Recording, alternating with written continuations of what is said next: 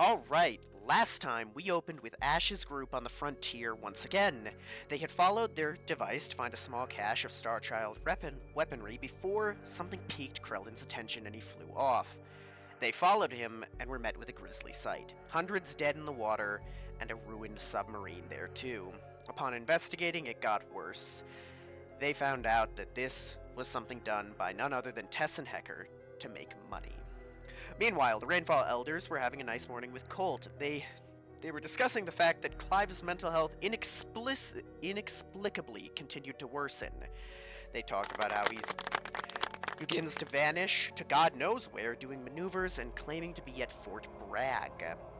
The adults came in with the babies to show off the new RV Icy had gotten for the family, and while they conversed, Jace seemed to get delusions of his own, that Sam was his girl. Hunk and Julius decided to let Rolly lead them to this Fort Bragg that the unit had constructed. When they arrived, they saw a legitimately impressive military complex that the two had built and filled with sand from Greece. They saw the madness at work as Clive and Scar were forcing Fwedwick and Samuel to run drills and fly cargo. They were armed to the teeth with paintball weaponry, including military prototypes they shouldn't have. Meanwhile, the kids were in the triple office waiting their debrief on what they were due today.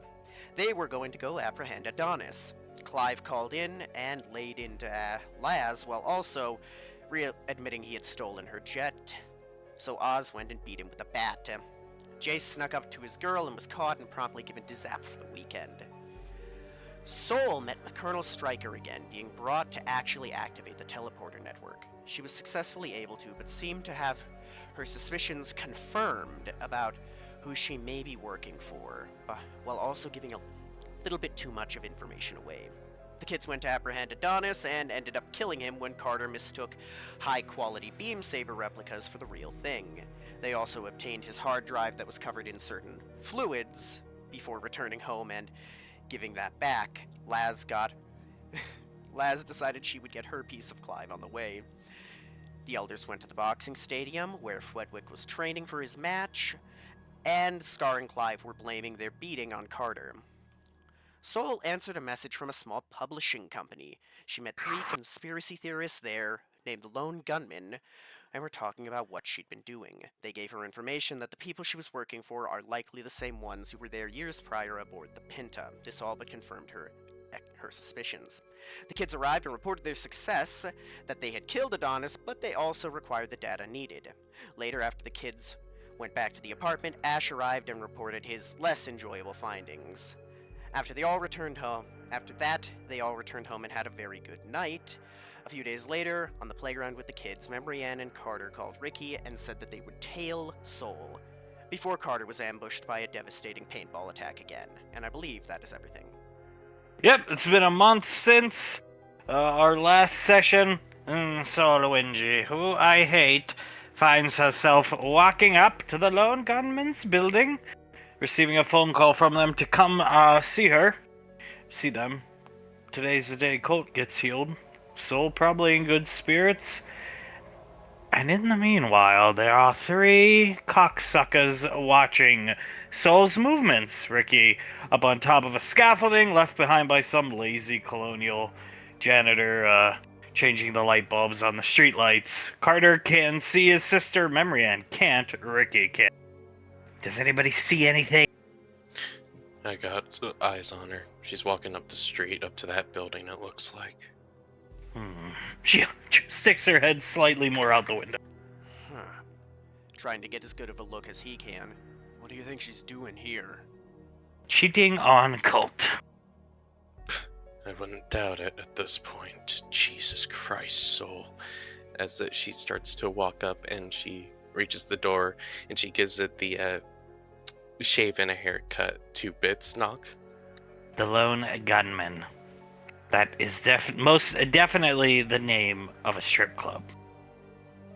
Wouldn't we hear like some type of music or something, even from the outside if it was a strip club? Oh, maybe it's discreet for high-end rich girls and boys like her. In this area? I don't know. It's a frontier colony, no regulations. The area didn't seem good enough for something like that to exist for rich people. Opening the door, Miss Wingy. Hi, F. How are you today? Good. He's rubbing his hands together, looks quite nervous. She'll take a subtle step forward, lean down to him. Are you okay, F? I think you should come in and see something. He'll come in. Of course. She'll walk in and close the door behind her. She sees a Sigint grunt standing there. She points at him. She puts a hand onto Frohicke's shoulder and looks down at him with the face of, "Are you okay? Is he holding you hostage?" No, it's me, waving his rifle. Oh, L! Oh my god! Yeah, lighting a cigarette. I got one of their disguises. Okay. She rubs the side of her head. I'm sorry, L. You sort of freaked me out there. Is everything okay? How do you get that? Well, turns out they're androids underneath that garb. She slowly turns her head to Frohicke. Old androids, too, that can be hacked from a wrist computer. Nodding his head. Oh my god. She walks around. This might be a stretch, but, humor me. Are they synths? Mm-hmm. Nodding his head. Right. Some type of old Max Tech model. This gear is all new, but I assume all of them are androids, ma'am. That would explain why none of them talked and they only ever gestured to me. With how indecisive you were last time you came here, and you dropped the... we didn't publish anything, but the news about it being about teleporters, we wanted to investigate for ourselves. She looks at F and then at L. And what did you guys find? Clearing his throat, opening a case. Whatever this is. She takes a step forward towards it, tilts her head. Would she recognize? Yes. Leans forward. Oh god. They had 6 or 7 of these in little cases like this. I snatched this one and got out of... Oh god. What is that exactly? Some type of leech? It's, She covers her mouth and looks like a bug to me. Coming up! That's how they're usually described, yeah. None of this goes into your paper. Get me all off record. As long as you don't tell anybody in EarthGov I destroyed one of their androids and snuck into one of their facilities, sure. She points at it. This is what we call a xenomorph. What's EarthGov trying to do with these? A new bioweapon? It's not EarthGov. Looking at her. She looks at Jay. We believe it's I'm not really sure what you would call it, a terrorist cell, something like that, called That can't be true. The guy in the aviator glasses, background check and cuts him off, checked out, remember? Pointing at her. That is true, yes, she points at Elle. But the thing is, we think they come from Strat, which was created and was a part of SIS. So if anyone would be able to forge documents like that, it would be SIS, right? Putting his hands in his pockets. So you've been played for a fool. She closes her eyes. Yeah, I think so. Oh shit. I've been played for a fool, but you know what? She points at all of them. It was for a good reason. I needed to get my husband back on his feet. But, oh god, they had 6 or 7 of these, you said? Nodding his head. Cases like this, with one of these in each. Okay, and they were all, about the same size and everything? Mm-hmm. Nodding his head. Oh god. From what I heard, this guy with the glasses talking about to a rather large woman with curly hair, African American, they're expecting you to turn the teleporters on today. She starts to pace around the room, rubbing her temples. Why don't you just take this and run? Gesturing down to it. Back to EarthGov. She looks at it and then looks at F. She also knows Colt is currently in their possession. I can't. My husband's with them right now. Your husband? Staring at her? And she looks at Jay. Like I said, I needed to get my husband back on his feet, and to do that, I needed to give them over to them so they could start to, check him out, to start to heal him and stuff. Sooner or later, they're gonna notice this is missing. They're gonna notice, and they'll also And if she doesn't show up, pointing at Elle, they're gonna kill her husband. He looks down at the embryo. Damn it. And I'm I not. shouldn't have taken it. She takes a step forward to Elle. It's okay. It's okay. I can just. I could take it with me. I could hide it with myself on my person.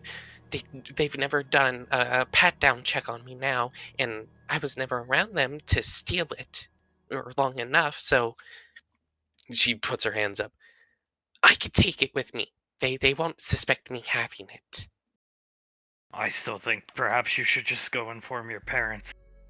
No, I can't, because if I inform my parents, they'll start to invade Strat, their base, and then knowing that they're being invaded, they'll just probably off Colt, or... Do you even know where he is right now? Looking at her? Does she know the exact position of him? Nope. She looks at Jay and shakes her head. Saw him last on Gateway earlier this morning. Last time I saw him, he was on Gateway earlier this morning. Oh shit. Looking back at the embryo, shaking his head. She looks at the embryo and then at F and J. If I tell my parents, high likelihood is that Colt dies, and I wouldn't even know where to tell them to go to invade them. They have my husband hostage right now. Or worse, torture. Or torture. Torture for information. Information that he might not even know. Because, well, he hasn't been in the inner workings of the squad for some time now. But they would still torture him anyway. Take the embryonic sac. Take the egg. Leverage. Looking up at her. She looks down at F. Are you guys sure? Yeah. Nodding his head over here. Take it. She'll look at, These are important to them, I assure you. There was this very large African-American woman guarding them 90% of the time I was disguised. I only got to them because she slipped away to talk to Aviator Man. The guy was always smoking. Smoky Man is what we usually call him. Striker is what I've been calling him for the past few months. She'll kneel down to the embryo and gently start to pick it up with her hands. You gotta be very careful with this thing, okay? Here, take a knapsack. We have one here. Put it in there. Wear the knapsack around you, and you have leverage over them. She nods. Okay, thank you guys. She'll take the knapsack, put the embryo gently into the knapsack, and put it around herself. Come back here when you're done. F looking up at her. Tell them you've told all this to a local publishing institute here, though we're kind of laughed at. We're well known one way or another. She nods. When I see Colt healed, or when I go to turn on the teleporters? If they know something's up. If they try to use your husband against you. Got it. She nods. If they try to use leverage against me, I tell them about you guys, okay? It's the only defense you have right now. God! She just basically face palms. I really fucked up, didn't I? Her wrist computer starts beeping. It's her alarm to report to Colonel Stryker. She inhales heavily and then exhales. Wish me luck, guys, okay? Come back, please, when you're finished, so we know you're alive. Of course. She'll pat F on the shoulder, smile at him with a weak smile, and then look at the other two. Thank you, Jay and Elle, for doing this. Good luck. Looking at her, nodding his head, smoking his cigarette. Be safe. I will. She starts to walk out, and then right before she walks out, she squints her eyes. I'll be very safe. Puts a hand on her chest and casts invisibility on herself. Yeah, And she's definitely cheating on Cole. then Carter is shaking his head, his arms crossed, leaning on this wall. Should we go, like, knock on the doors? That door, see what's going on in there? Sure. Looking around, Ricky, you go. As Soul has left the map for now. Alright, just keep your eye on me. Go with him, Carter, because if she's in there, grab her and beat the shit out of her. Got it. Ricky starts walking down. He will join. He's gonna take a good look at the door, go up, and just knock quite hard on it. You moron! Huh? You hear them arguing, essentially. Coming to the door, opening a slit on the door, and looking out the slit. What do you want? We're here looking for someone. Soul Rainfall. Maybe you know her as Soul Winji. We're members of EarthGov, and we're looking for her. We're working. That's what they all say. Slams the little slit and walks away, and then you hear the door locking multiple times. Carter squints his eyes. He looks back at Ricky. What the fuck? He looks over to where he knows Memory Ann is, and he shrugs and shakes his head. Memory Ann. Well, she's still in there, Carter. Knock on the door again. Let Ricky try. He'll step out of the way. Be my guest, Ricky. He'll knock harder this time. Damn it. The door, you hear like 5 locks being unlocked and the door opens. What do you want? It's still in the gear. Oh! Shifts into a defensive stance. Who are you and why are you dressed like that? Having a really bad day, buddy, okay? What, did you come to buy a paper? A paper? Here, you can have one on me. Lone Gunman Publishing latest edition. Closes the door. Looks down at the paper. What does it say? Mysterious EarthGov operation currently going on planet. Carter looks at the paper, looks at Ricky, and then on the radio he'll say, "They're a publishing company, Memory Ann." Okay, well, she never came out, so what is she doing in there? I don't know, but this guy, and it looked like official EarthGov armor. He came up to the door and told us something, and then pushed the paper into our chest and walked away. Come back here. Let me see the paper. Yeah. He'll make his way up to her. He'll bring it up. Taking it from Ricky. Coming outside. Mysterious EarthGov operation underway on planet. And there was a guy dressed in EarthGov uniform in there. Ergo, the man she's fucking. Carter nods. I would guess so. He points towards the paper. Does it say anything on the inside of what this mysterious EarthGov operation is? Dig site. Huh. He looks at Ricky and Memory Ann. I haven't seen any dig sites, have you? No, and I think we'd be able to find out something, or there'd be some chatter if there was something like that going on here, right? Maybe she left the building, crossing her arms, handing the paper to Ricky, and then looking back at the building. She could have invised. I'm sure Aunt Nicole taught her. He nods. She's always been pretty good at invisibility. She's probably not in there anymore, unless we want to break the door down and... No, that's the last thing we need. Special Forces Group B Squad, all over the front page, broke down Frontier Colony Publishing Company door. Ricky's flipping through it to try and see, get a sense of what kind of paper it is in terms of, quality. Oh, it's high quality production. It's, your checkout line tabloid type of deal, but it's high quality production. They care about their product. I don't think she's fucking anyone in there. Oh, come on, Ricky. They're crazy. Taking the paper back, looking at it, and there's a guy in there dressed in EarthGov uniform. It's probably her. Well, if he wasn't dead, I'd say it's probably Eric. Carter scoffs. Galleons are idiots. We've all figured this out. She's gone without for a while. She's probably about to make a huge mistake. Maybe, but I don't know. Looking at the other guy we saw, he didn't look like someone that... The little dude we saw through the slit, right? Didn't see much of him, but what we didn't look like someone's soul would be around normally. Little dude. Looking at Carter. It looked like a dwarf. Oh. Well, maybe she's into dwarves, Carter.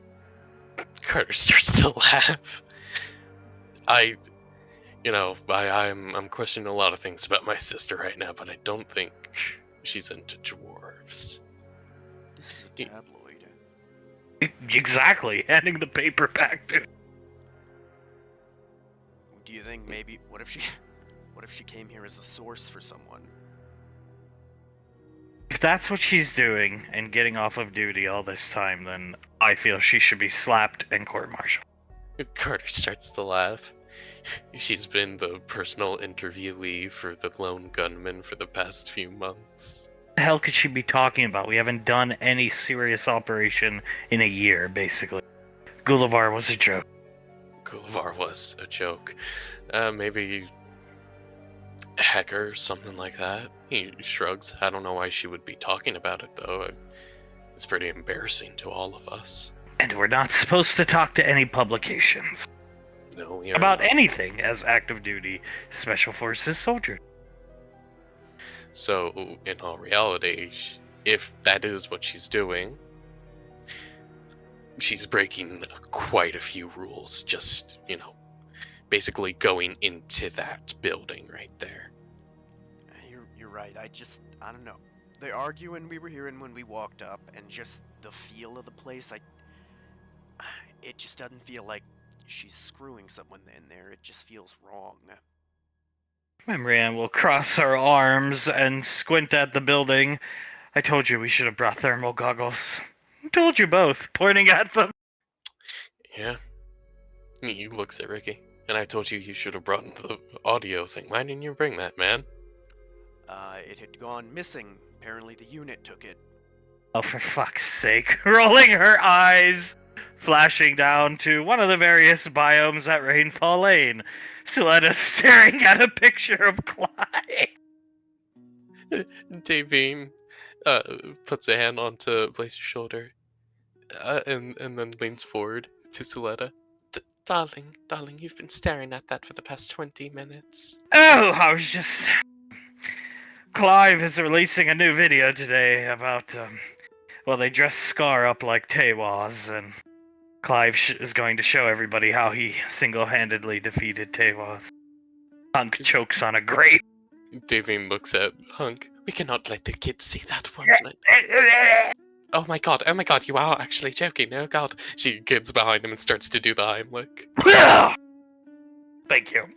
Oh, yeah, okay, honey. She gives him a kiss on the cheek. I'm good, just gonna have a... Actually, hand me one of Patricia's new teas, Blaze will. I'll start drinking it. Yes, quite unfortunate. Oh god, she looks at the picture. So, did anyone else impersonate anyone else? Like, did they have, I don't know, Krellin dress up as Julius or something and have him powering? And okay. No, it was Clive single-handedly defeating Tewaz because Julius was not on time because Nicole was the one who was supposed to get him there. Right, of course, and I suppose he brings up something about wasted movement also, playing into that. I assume. I didn't see the filming. All the filming was done at Bragg. At good old Fort Bragg, North Carolina. I just heard them talking about it this morning before they left for Bragg. Some days I don't see... Sometimes I don't see them for 3-4 days in a row. They stay out. They live out at Bragg. She tilts her head. Are you sure they won't allow you to go with them? Well, I've asked many a times. I am a civilian. I gave up that privilege and right when I retired. Oh, darling. Hunk laughs at her. Oh, darling, Well, let's think of it this way. It might also be quite good for you not to go with them, so you don't have to witness all of their shenanigans and tomfoolery, let's say, constantly. Yeah, from what me and Julius saw, you don't want to see that goddamn place. You do not want to see it. Davy looks at Hung. What was the worst part of it, do you think, honey? The fact that he imported enough sand to... Okay, so do you know you know the lake and the waterfall we always take the grandkids to? Of course. The mountain range right to the left of it, there's a giant bowl canyon. Mm-hmm. That entire canyon, save for the northern quadrant of it, about 2 square miles, is covered in sand, dear. Imported sand. He bought enough sand for that much. That canyon's bigger than 15 football fields, honey. Think about that. Stadiums. Blaze laugh. Oh dear Jesus. And I don't know why the northern coordinate of it is like, there's nothing there, no sand, nothing. But everything else, there's sand. And then there's just constantly Mercurius units working. Oh God, that is so much sand and a good amount of money. Cause didn't you hear Rolly said that they imported it from Greece, correct? Yes, the beaches of Greece. Oh dear God. But it's the same type of sand from Beirut, honey. Oh no, of course That's Beirut is where our very handsome, sound, stout, dapper grandson fucked Scar up the ass. Yes, of course. How could I forget, darling? Beirut declassified. Oh, Carter. He really believes Carter penetrated his anus. From how he was talking, darling, on the video, I don't doubt he fully believes it. I also don't doubt that Clive believes he managed to pick Scar up and throw him into a pool with nanobites made specifically to heal one's anus. Just in case, putting his arm around Davine, GL had him there just in case of anal rupture. Yep. Just in case, she read Carter like a book, didn't she? Oh yeah. Oh yeah. Davine chuckles slightly, or pick up a piece of food and eat it. Well, at least, it's quiet at the moment, and ever since they've gone to Bragg, it's been quieter around here. Which, isn't the most comforting thing in the world, because maybe they're planning something, but... Oh, they most definitely are. She looks at Suletta. Have you heard of any plans? Like, have they let anything slip or anything of the sort? Oh no, whenever any military activities are discussed, I'm told to leave the room. Darling, I don't know how you keep it together. I wasn't even part of the military, and I would be angry that someone like them told me that exact sentence. I just have to keep reminding myself he was a good man at one time. And he will be a good man again, darling. I know for a fact he will be a good man. Davine looks at Hung, especially since we have, direct confirmation from Krellin that those two will be assisting fixing them, right, darling? Yep, what's another 20 years, right? Suletta just... Oh. Davine looks at Suletta. It'll be okay. You'll always have us to support you through anything you may be going through, my darling sister. Anti-Carter operations are only the highest level of clearance. Anti-Carterist operations, yes, darling, I know. But...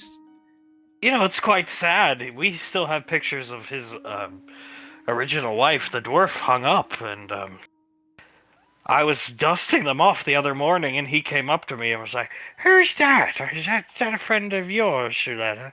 That must be a friend of the Rainfall family, right? Our family." Yeah. Oh, jeez. Putting a cracker to Davine's mouth. Davian starts to eat the cracker. And then I tried to explain to him who it was, and I even said, you remember, I was married a long time ago, and my husband died, and he didn't remember a thing. He has vivid memories of the birth of Memory.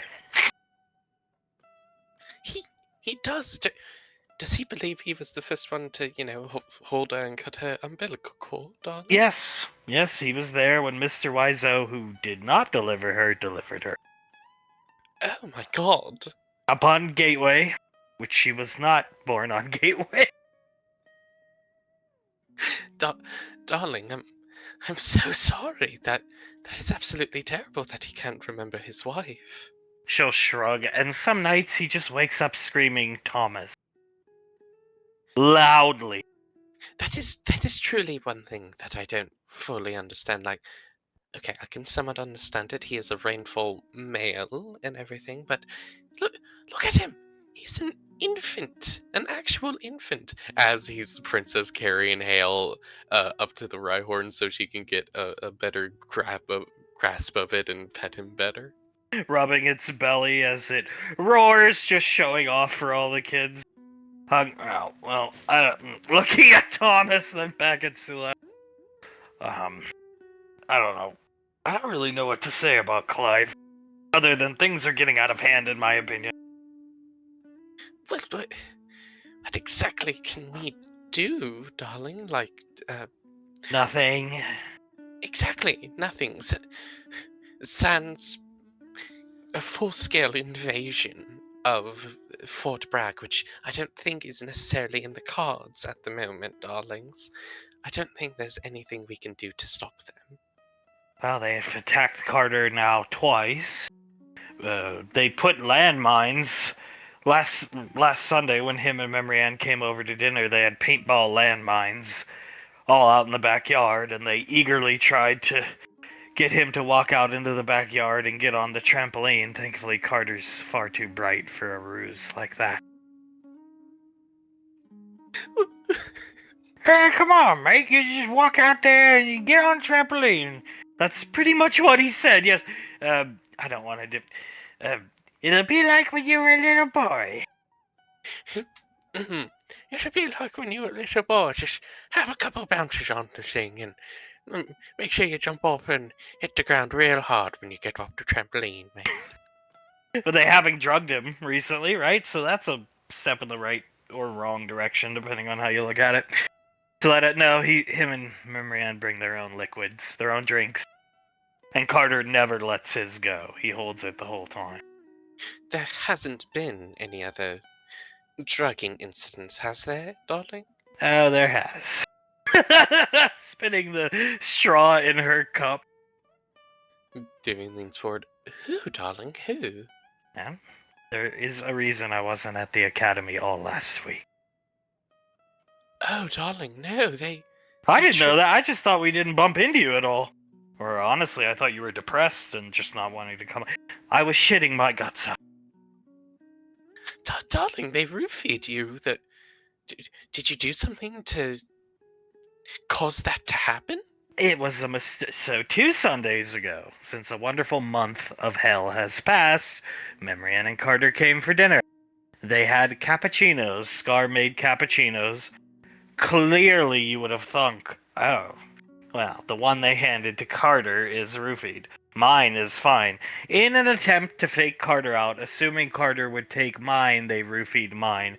And then when Clive came back in from the kitchen after I heard them high-fiving and mumbling something, he just screamed, "No, don't drink that!" as I had already drank half of it.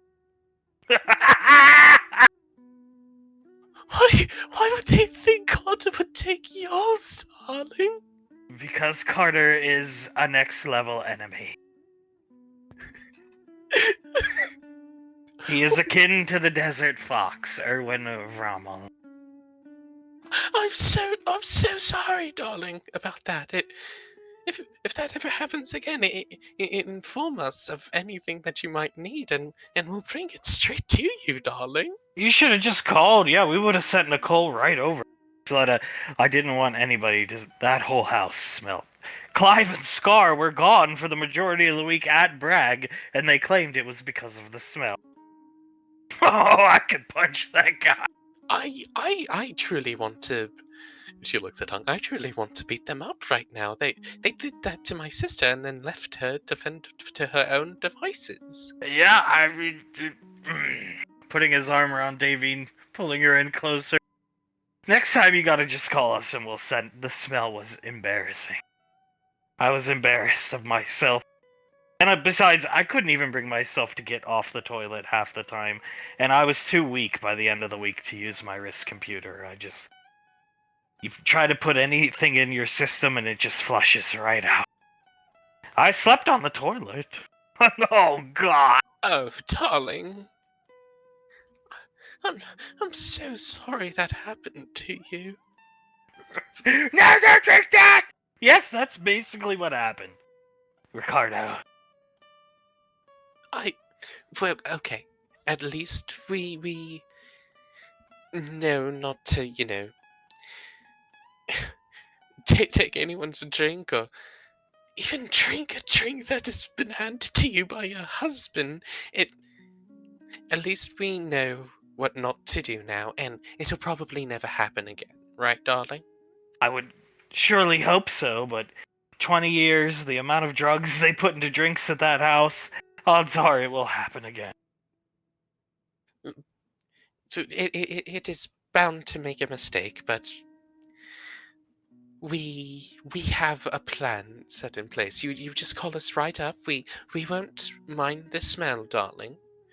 We won't mind anything like that. Just give us a call and we will handle it for you, okay? Darling Memory. sister. Okay. I mean, Memory and Carter, I, and the Stooges were actually having a wonderful dinner up until that point. You should have just seen the look on Carter's face when Clive screamed that. He just froze in place. Then he apologized to me, but it was too late. I had already...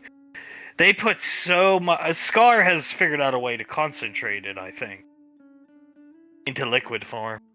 Oh my fucking god. Concentrate the roofies into her... And the stool softener. It's a mix of stool softener and roofies, and in case you didn't know, they always go heavy on the stool softener. I did hear that, darling. I did hear that. Is the concentrated version far more powerful than just the normal powdered version?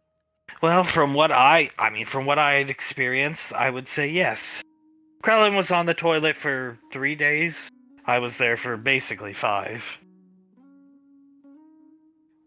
God, she looks at Hung. And if we keep on giving them more and more time to perfect their craft, let's call it, it's just going to get more and more powerful than that. She points to Suletta. Well, I'm short of me going out there and beating the shit out. Even beating them up doesn't really work, because the next day they get up and it's just like, hey, Hunk, what's shaking, brother?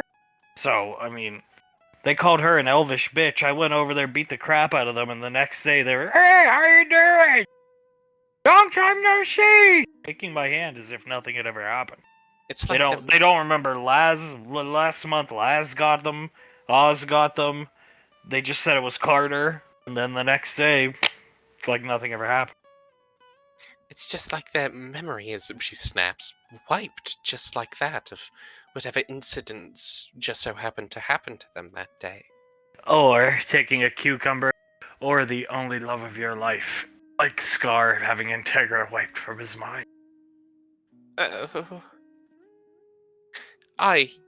She puts a hand on her chest.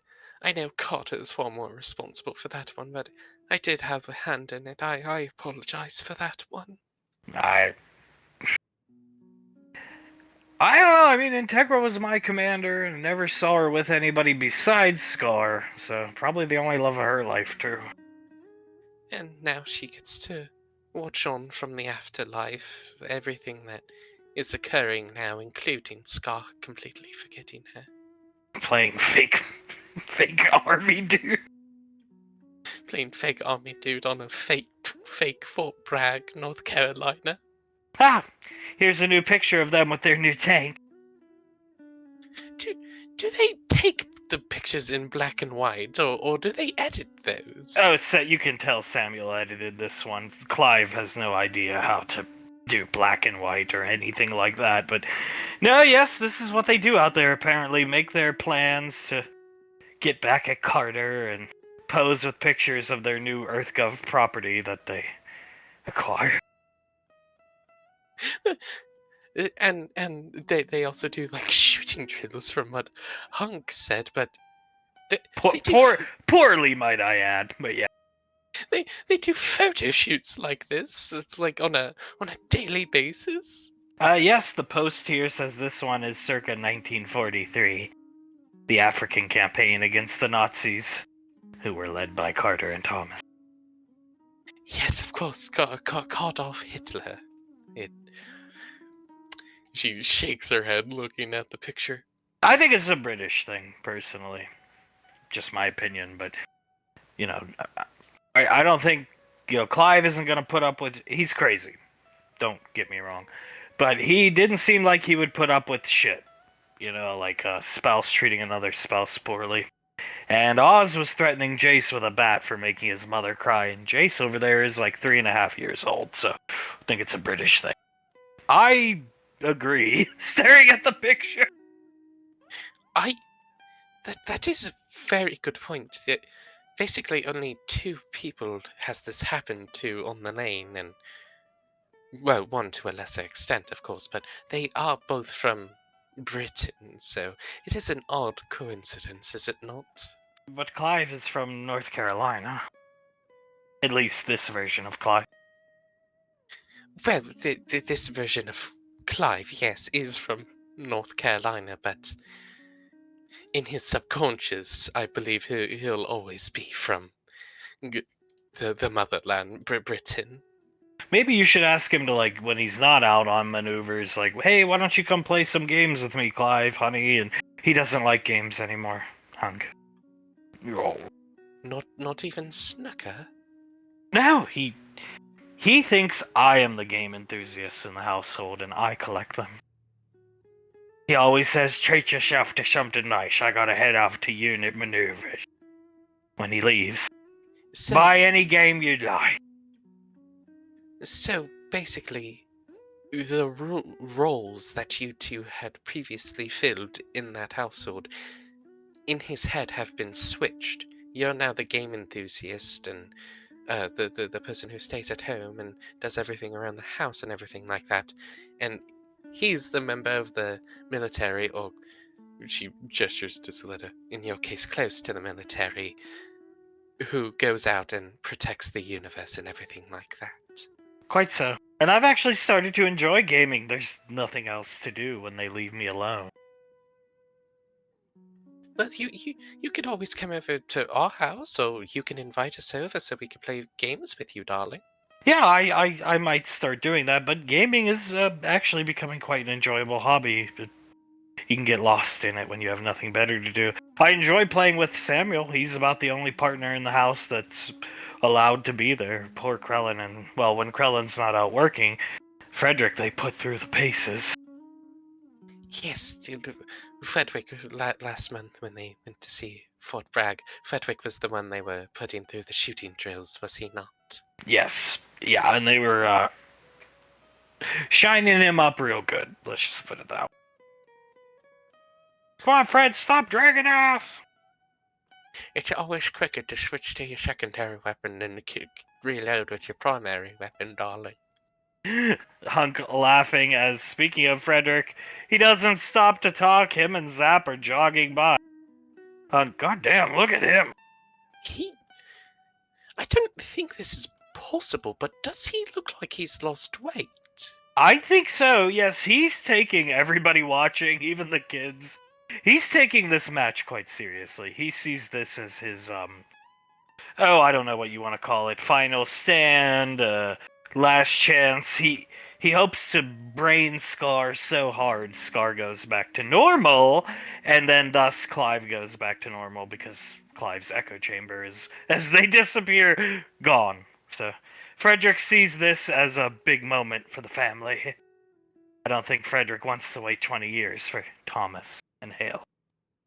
Which I completely understand if he doesn't, darling. I must be honest, I don't really wish to wait 20 years for them either. I don't think it's gonna work. So oh, it's not. Watching Frederick disappear. In all, It's not, but if it gives Frederick hope.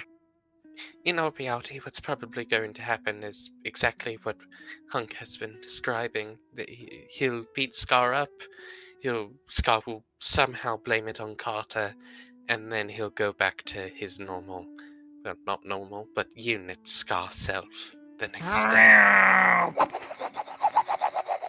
Flying low into the canyon over the group. Oh. Well, there goes the unit. Yes, that's Samuel piloting the bird. Probably picking up a small shipment from GL. Does General Lorelei legitimately give them these things? I think so, yes, actually, I do, yes. What else can you do? Just, they call, ask for things, she gives them paintball guns. It's better than them having real weaponry. If you leave them to their own devices, they come back. I mean, that is an actual EarthGov Titan tank. And an actual attack helicopter. And an actual ancient Chinook. And a fucking SAS V. I don't even know why they have that thing, but yeah. I don't know why they have that one either, but... Mountain maneuver training against Carter. Carter owns the mountains of the lake. Yes, of course, it isn't his mother that owns the mountains, it is him. Yes. Anything at high altitude. Yeah, another thing that I'm, confused on, correct me if I'm wrong, darling, but the SAS used to use them for desert maneuvers, right? Which Clive was the founder of, yes. Of course, yes, and I would assume they mainly use them in Beirut, where it is quite, desert filled. It is an arid wasteland, basically. To be more precise, Midgar. That's exactly where I was going with it. Why the hell would they believe Midgar is close to Beirut? Midgar is the capital of Beirut. Well, yes, but in terms of the game, in the game, it's a metropolis, albeit, but there are small patches of life in it. It isn't an arid desert in Midgar, so why would they ever put two and two together, but Beirut and Midgar? Like, why would they ever think to combine those two? Because they're fucking nuts. Putting a piece of cheese up to her mouth.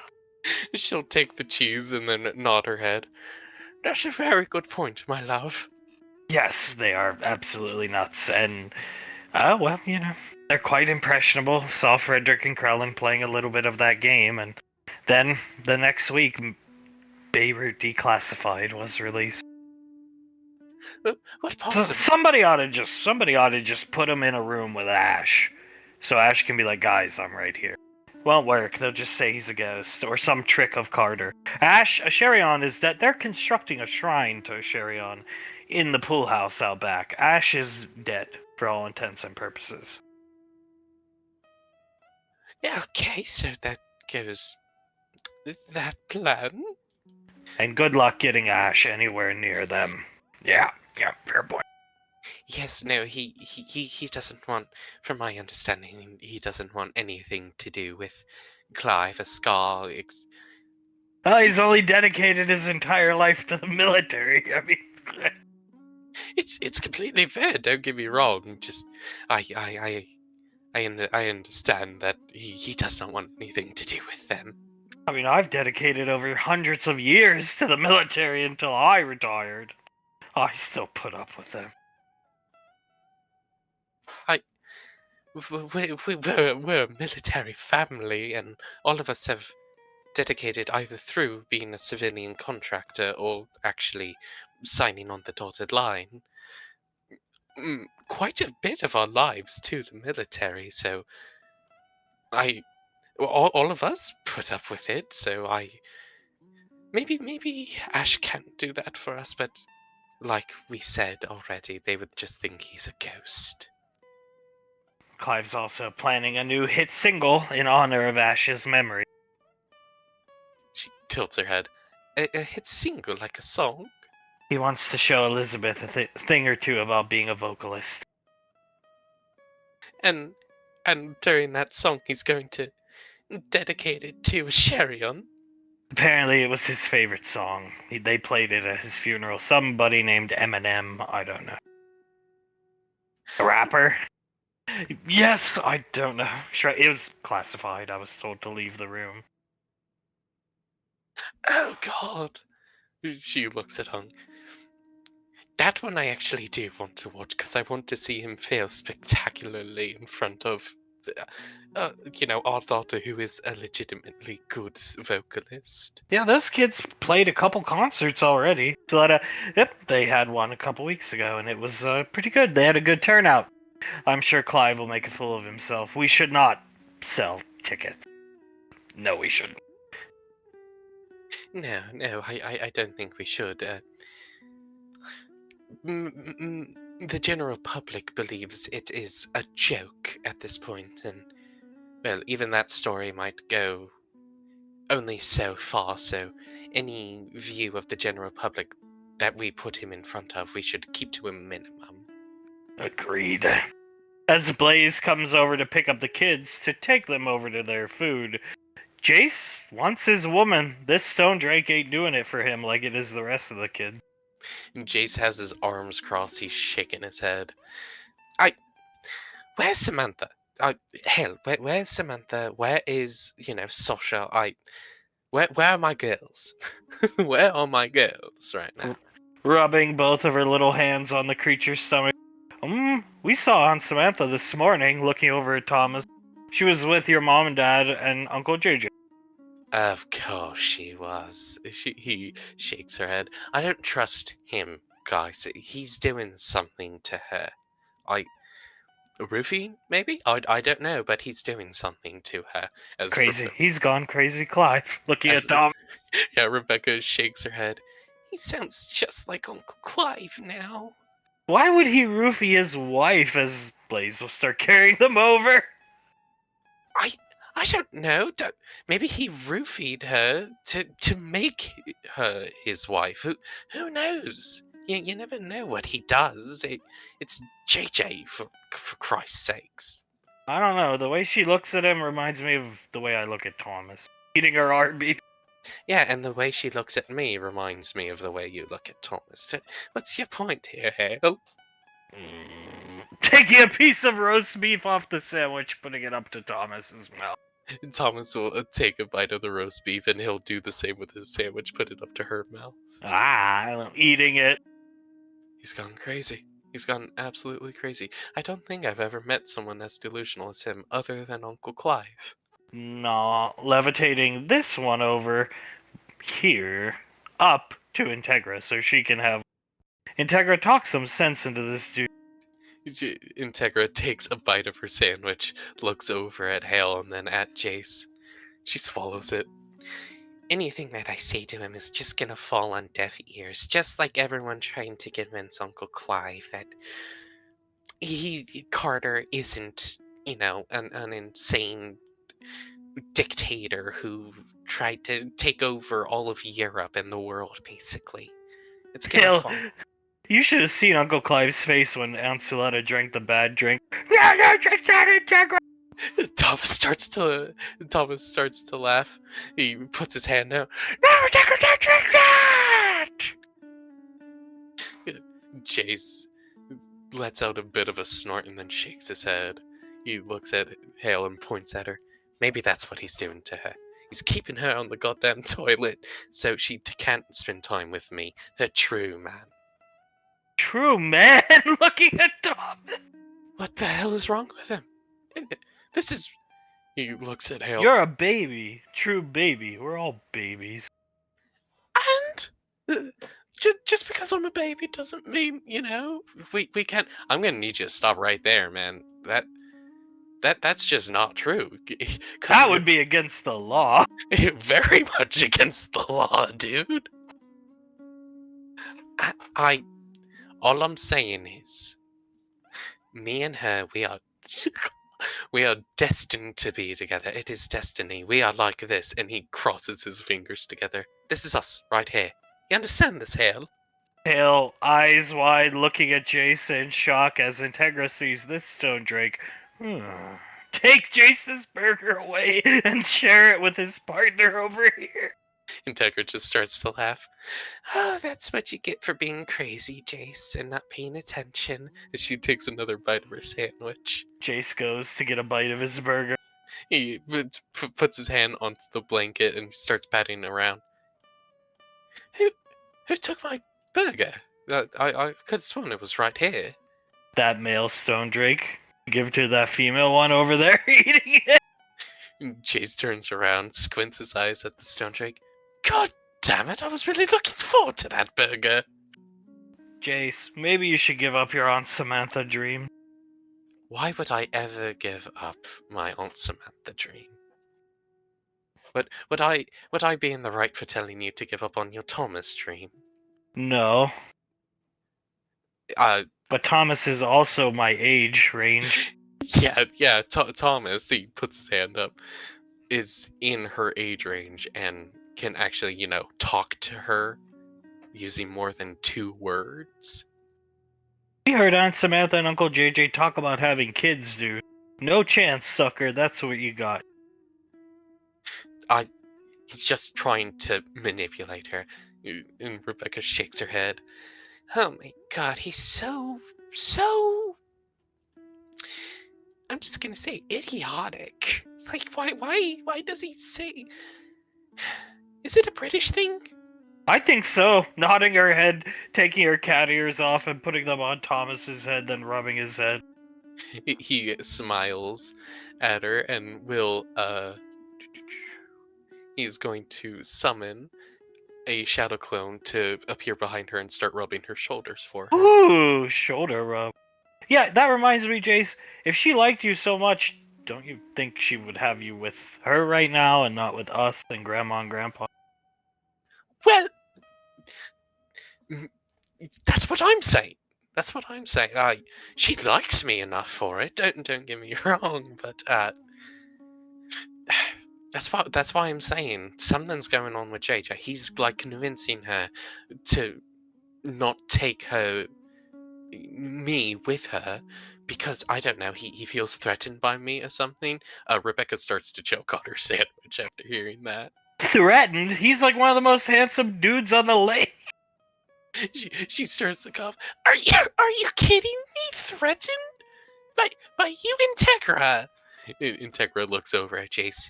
You are a baby, a child, a toddler, whatever word from the dictionary you want to use. You have no chance with her, Jace, please. Uncle JJ's gonna be head of the movie studio, dude. Pointing her Arby's, Jay.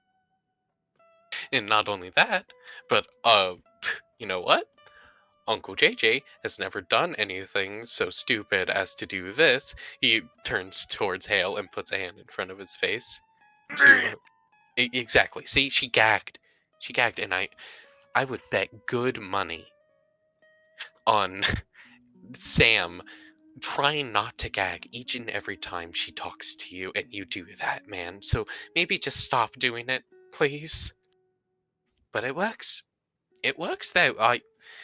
She, quite literally, every single time I do that to pretty much any woman on the lane other than your mother, it has worked. They have taken my hand, gave it a kiss, put it down, and then, kissed my cheek or my lips. It works, guys. You just can't see that. That's all I'm saying. Hey, Thomas, ignoring everything Jace just said. Watch this. Yeah, sure. Concentrate real hard, Rebecca, because I'll need your help. Yeah, I have a trick. Watch. Oh, sure. Yeah, Rebecca will close her eyes and start to concentrate really hard.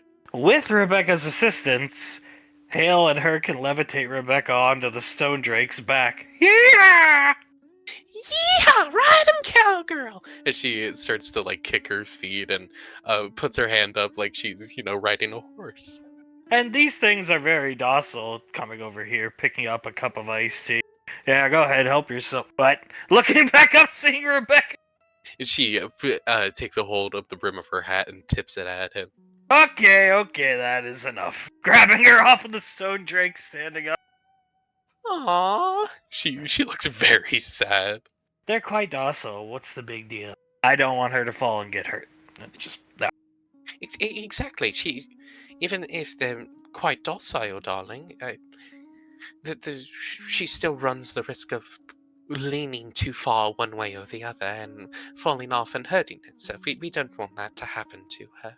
Makes me nervous. Very nervous. It's I think it's just a parent thing, darling, which of course you are also a parent, but we don't want her to be hurt like that. She looks exactly like a combination of court and soul, darling. We don't want that to happen to her. We got enough goddamn problems sitting down. Enough goddamn spinal injury problems going around as Hunk will set Rebecca back down, patting her on the head. Frederick breathing heavily. I like to think he has like fingerless gloves on. He's dressed exactly like the token. He has fingerless gloves on, a beanie and everything as he starts to roll his shoulders. Whew. Zap asked me to take a bit of a break. Yeah, you look like laser focused. When you ran by, we waved at you and you didn't even give us a second glance. No big deal. Just you're locked in, brother. Oh, I'm sorry I did that to you guys. Mind if I take a drink? Help yourself. Yeah, he'll sit down onto a little rock nearby and start to drink. Oh man, he shakes his head. Yeah, no, I'm sorry about that. Whenever I start to train, I start thinking about, my goal that I have, and I'm so sorry what I've told you, but I want to knock Scar so senseless that he comes back to his senses, like a full circle sequel type thing, you know what I mean? Yeah. Getting a piece of apple, dipping it in some butter, giving it to Davine. Peanut butter. Giving it to Davine. Just don't get your hopes up too high. When they called her and said what they said to her, I think I hit Clive as hard as I humanly can twice. And nothing happened. And Scar took me 7 punches to get him down because he was all hopped up on adrenaline. But no effect. I mean, Oz beat him with a goddamn... He cuts him off. Goddamn bat! A clap. Frederick nods. He looks down at his feet, then up at Hunk. It's a valiant effort. I mean, I really don't want to wait. Is there 2 Thomases? Oh, I'm never gonna get used to it. Yes, darling, I believe, You giving her a back rub? Yes, a shoulder and back rub. She reaches to rub Thomas's head in her hand, goes through the illusion. Oh, well, what a gentleman. Having to reach over and to the real Thomas scratches skull. He smiles at Soletta as he's giving Hale a bite of his sandwich. I just wouldn't get your hopes up too high, Fred, but it'll be a good way to let out some frustrations, because done loved lemonade, as the stone drake takes it from him. Lemonade. Gotta get you another one here. Pouring it out of the pitcher. It's a good way to, vent my frustration, but... They go hard on you. This was weeks back, but Rolly took us out to brag, and Julius and I were seeing it for the first time, and we saw them dogging you. Like you are actually in the military, but you're not. I don't know how you put up with it. Fred scoffs as he leans forward. Between you and me, I'm pretty sure they think I'm like mind controlled by Carter right now or something, because I've been talking back to them so much. Oh, they think you're mind controlled! Oh no! Frederick nods. Yeah, no, don't quote me on it. I'm not like 100% sure, but if I know Clive and Skull right now, and, I think I know them pretty damn well, they definitely think there's something going on, and odds are they think it has to do with Carter mind controlling me. Yes, they're trying to make a mandate rule in the house that everybody in our home must have the metal plates installed in their brain, but we always outvote them because it's 2 versus Krellin, Frederick, Samuel, and I. So. Which I have also noticed both Skull and Clive start to, give us a really suspicious look whenever we vote no, we don't want that to happen. Good thing Nicole can heal that easily. Yes, easily and, what's the word for it? Unobtrusively. She can heal that. How much of Patricia's money, taking a drink of the lemonade, did he spend on those 2 surgeries? 80 grand for scars, 400,000 for his. Right. He basically had the entire top of his skull replaced with metal. Oh, yes, it's quite interesting. At dinner, Uncle Scar will put magnets on his head when Thomas and Hale are around. Well, mostly Hale. They hate Thomas, but yeah. Yeah, no, wait, they've been, taking Thomas away from Hale and, like, sitting him away from her, just so Skull can sit in between them and put the magnets on his head. It never ends well. She always starts to cry, though. And scream. Yeah, I made that mistake once. I tested it in the captain's cab. Or the bridge of the damn yacht. Pulled her away for a second, kicking and screaming, put her right back down. Dumbasses, motherfucking magnets on the head. Put the magnets on her. That's, like, dangerous, right? Very fucking stupid. Yeah, like, I'm not very familiar with the human brain and stuff, but if you put a magnet on your head, can't that magnet, given its, like, frequencies and stuff, mess with your brain and make you, like, even more insane? Well, you see, that's the thing, Fred. Getting a grape, you gotta have a brain to begin with, and I don't think there's much left in there. I think they lost their minds quite some time ago, darling. It's all over but the crying, I think. What did Nicole say? It's like that big puzzle we built. 1.5 million pieces to a puzzle, and if she dropped you on the puzzle, Frederick, from a mile in the air, that's what both their heads are like. Oh, Jesus Christ. Then he shakes his head. He looks at his drink. Guys, I don't think there's enough punching in the world that can fix this. No, but you deserve a way to vent. So get your frustrations out on him in the fight tomorrow. I will. Oh, trust me, Hunk. I very much will. Hunk nodding his head, giving Davine a kiss on the cheek, as Clive, normal Clive, somebody we haven't seen in a long time, finds himself on Gateway. Yeah, Clive opens his eyes as he starts to look around. What am I doing up here? I don't remember coming up here. He starts to walk forward, looking into the rooms and everything as he notices Sasha and Towns. Ranger General, Mr. Towns, hello? Towns actually passes through Clive, coming up to Sasha, puts his arms out in front of him. Sasha, he's in jail. Okay, alone. I can get to him, and Lorelei says if he dies, the bond's broken. That girl doesn't know what's good for her. Not now, Towns. Towns keeps ranting. She doesn't know what's good for her. Let me loose. Let me go down there. Quick break of a neck on an RC flashback. Not now! Towns actually... Usually he's very meek with Sasha, because he's submissive. He shakes his head and throws his hand at her face and walks off. And she lights a cigarette. Oh my god. He watches Towns leave.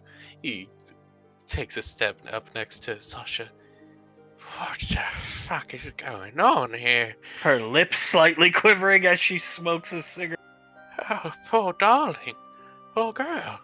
He starts to walk up further up into this room.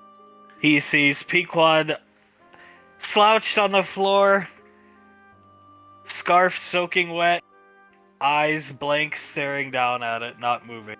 He immediately gets down onto his knees and tries to touch her face. His hands pass through her, of course, but he tries. Oh god! Oh god, Pequod, darling, now talk to me. What's going on here? Just the blankest, deadest stare ever at the scarf. It's her scarf that she's taken off. Oh god. No. So he stands up. He's in jail. The bonds. It has to do with Thomas, doesn't it? As he takes a step further into this room. Icy is crying, arms wrapped around Julius. I don't know what Davine's doing, but Hunk looks like he's about to explode in anger, looking at Hale, who's on a respirator in a very weak EKG machine. Davine is in Hunk's arms, her arms wrapped around his neck, holding him close, and he can't see her face, but her entire body is obviously shaking and, sadness, crying. And Julius, he's just staring at Hale with, I don't want to say a scowl on his face, but very disappointed look as he shakes his head and is petting the top of Icy's head. He walks up. I am gonna kill that kid myself. No, you know what? Thankfully, we might be able to resurrect him. Because I know you want to kill him first, son. And then he's gonna get resurrected and I'm gonna kill him. I'm debating on it heavily, Dad. I think I'm gonna drop him from a very high altitude, finish what he started a long time ago. Hunk looking at Hale, and then he just looks angrily out into the galaxy behind her hospital bed. Julius leans down, gives Icy a kiss on the top of the head. It's okay, sis, it's okay. She's too hysterical to speak, really. It's her only daughter. Clive looking at Icy, then over at Hale. He starts to walk up towards her. No, Thomas did this to you, didn't he, sweetie? No. Oh, you poor girl, you. Why don't you just break the bond? No. Someone needs to go kill him. Why doesn't Thomas just go do it? Why doesn't he take a hold of him and break his little spindly neck? He has RC grenades, flashbangs, whatever they're called. Why doesn't he just go do it? No. This can't happen. He gestures out to Hale. This can't happen. That can't happen. That can't happen. He's Thomas pointing, laughing at him. Oh, you bastard. You sick bastard. You're laughing at me. You're laughing at me because I couldn't stop you. Well, guess what? You sick Hitler-like individual. I'm gonna stop you if my name isn't Clive Rainfall, Brigadier Commander with 45 stars on his goddamn shoulders. Clive waking up screaming, Thomas! Commander! Coming into the room!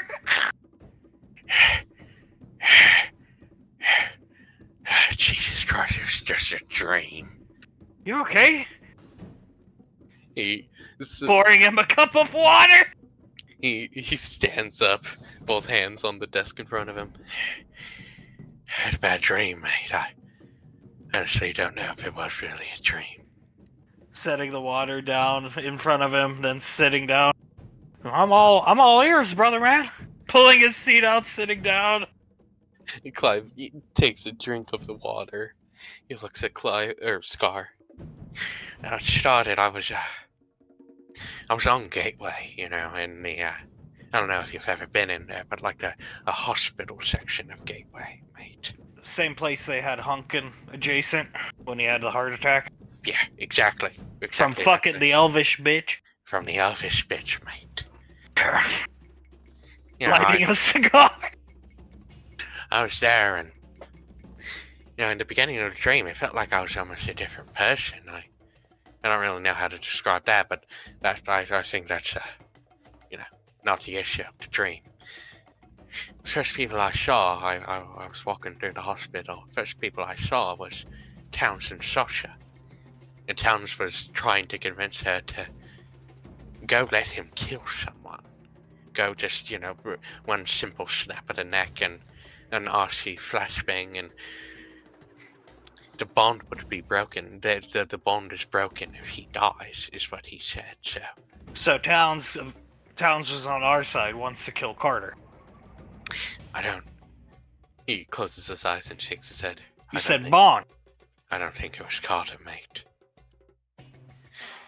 I kept on walking in and... Well, something that I forgot to mention. Town said he was in jail. So Jail? He was easily reachable. Whoever he was talking about, whatever his name was, he said he was in jail. So he was easily reachable and, easy to target and do the whole neck snapping thing. He looks off into the distance.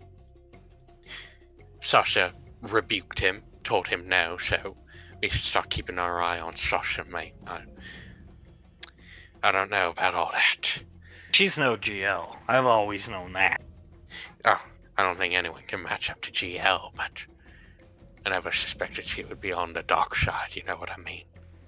Well, Carter has his ways with women easily. Well, here's the thing, mate. I started to walk up further and, I came across Pequod. Completely broken, mate. Like, holding her scarf just like this. He takes off his scarf and sits in the chair and just starts staring at it. She was just like this, 1,000-yard stare, just staring at the scarf, and it was completely soaked in what I can only assume to be tears. I tried to help her, I tried to get her attention. I couldn't talk to her. It was a vision, a dream, I don't know. So I just kept on walking into the room, and I saw Icy, inconsolable, and Julius doing his best to comfort her with a scowl on his face almost. Davine obviously crying in Hunk's arms, and the two men in the room, they started talking about how they would kill him. How it's lucky that they would probably be able to revive him, because I know for a fact that you want to kill him. Hunk talking to Julius, and then Julius saying something about dropping him from a high altitude to finish what he started years ago, and he closes his eyes. And I saw her in the bed, mate. And she did not look good. It was Hale. Thomas. It was Hale, and she looked sickly. She looked malnutrition, and I could see her bones made against her cheeks. She looked sickly, beyond sickly, mate. And well, I was there, and I was talking myself through the situation. I saw a visage. I saw a visage of Thomas, mate. And he was pointing at me, and he points at Scar, and he was laughing at me. Crushing the cigar in his hand. With a sickly, weasel-like sort of squeaky voice, made a squeaky goddamn voice. Like a goddamn witch, is what he sounded like. Thomas has had that girl cleaning his hand off roofied since the womb. You know that. I know. I don't know how. Do you think this is a stretch of all stretches, mate? Do you think that Thomas was controlling Pequod from like the inside to give Hale roofies, even when Yes. Yes, I do. We already know Carter has mind control. Tapping his skull where the blade is. I know, we know. He knocks on his head, but to have that sort of power at such a young age, like he wasn't even born yet. He was literally a fetus, mate. He's evil. All evil has power. All evil has power. Look at Carter. I mean, he roofied your fucking wife 2 weeks ago. I know. And on your watch. He convinced her to drink the damn drink, mate. How did we let that one slip past us? I feel like a bad husband for that one, mate. I gotta be honest. I feel like a bad roommate and friend. We can't let that kind of thing happen again, mate. We can't let Carter hit Shaletta again. If he hits me, fine, so be it. He roofies me. But he can't do it to my wife, and he sure as hell can't do it to my goddamn daughter. Holding the picture of Edith Finch, looking at it. I mean, look at this poor girl. Ash's only girl. Ash's only girl. Ash's only grandchild that never got a chance to be born. They're evil, Carter and Thomas. Pure, bona fide evil. The capital E, brother. Like, well, let's just say it, mate. Like Lucifer and Beelzebub themselves. My thoughts, setting the picture down respectfully. Exactly. I've been convinced since the first time I saw them together. Thomas is just using Hale, as Carter uses Memory Ann. No, I agree, mate. I agree. They're just using their significant others. He puts quotations up. And he shakes his head. And on top of this all, mate, you've been keeping an eye on Fudwick, right? I have. Close as I can, but he's always slipping away for... Scar will actually stop and look around. Training with that. What do you think's really going on there, mate? I don't think he's just training. I mean, he's never trained that much with us, and we're part of the goddamn unit. Personally, I think Carter's got control over him. At least partial. What kind of control do you think? Do you think it's like a... Brain control. Brain control. Brain control, yes, but do you think he uses that brain control for his, of course, his own nefarious deeds? I think Carter's trying to figure out what's going on here in Bragg. And he's using Frederick as his puppet. Like a familiar, like my wife can see through their eyes. That's what I was on the phone with GL in the other room. She told me the only way to break mind control like that is blunt force trauma to the head. Now, I got a boxing match with Fred coming up, but...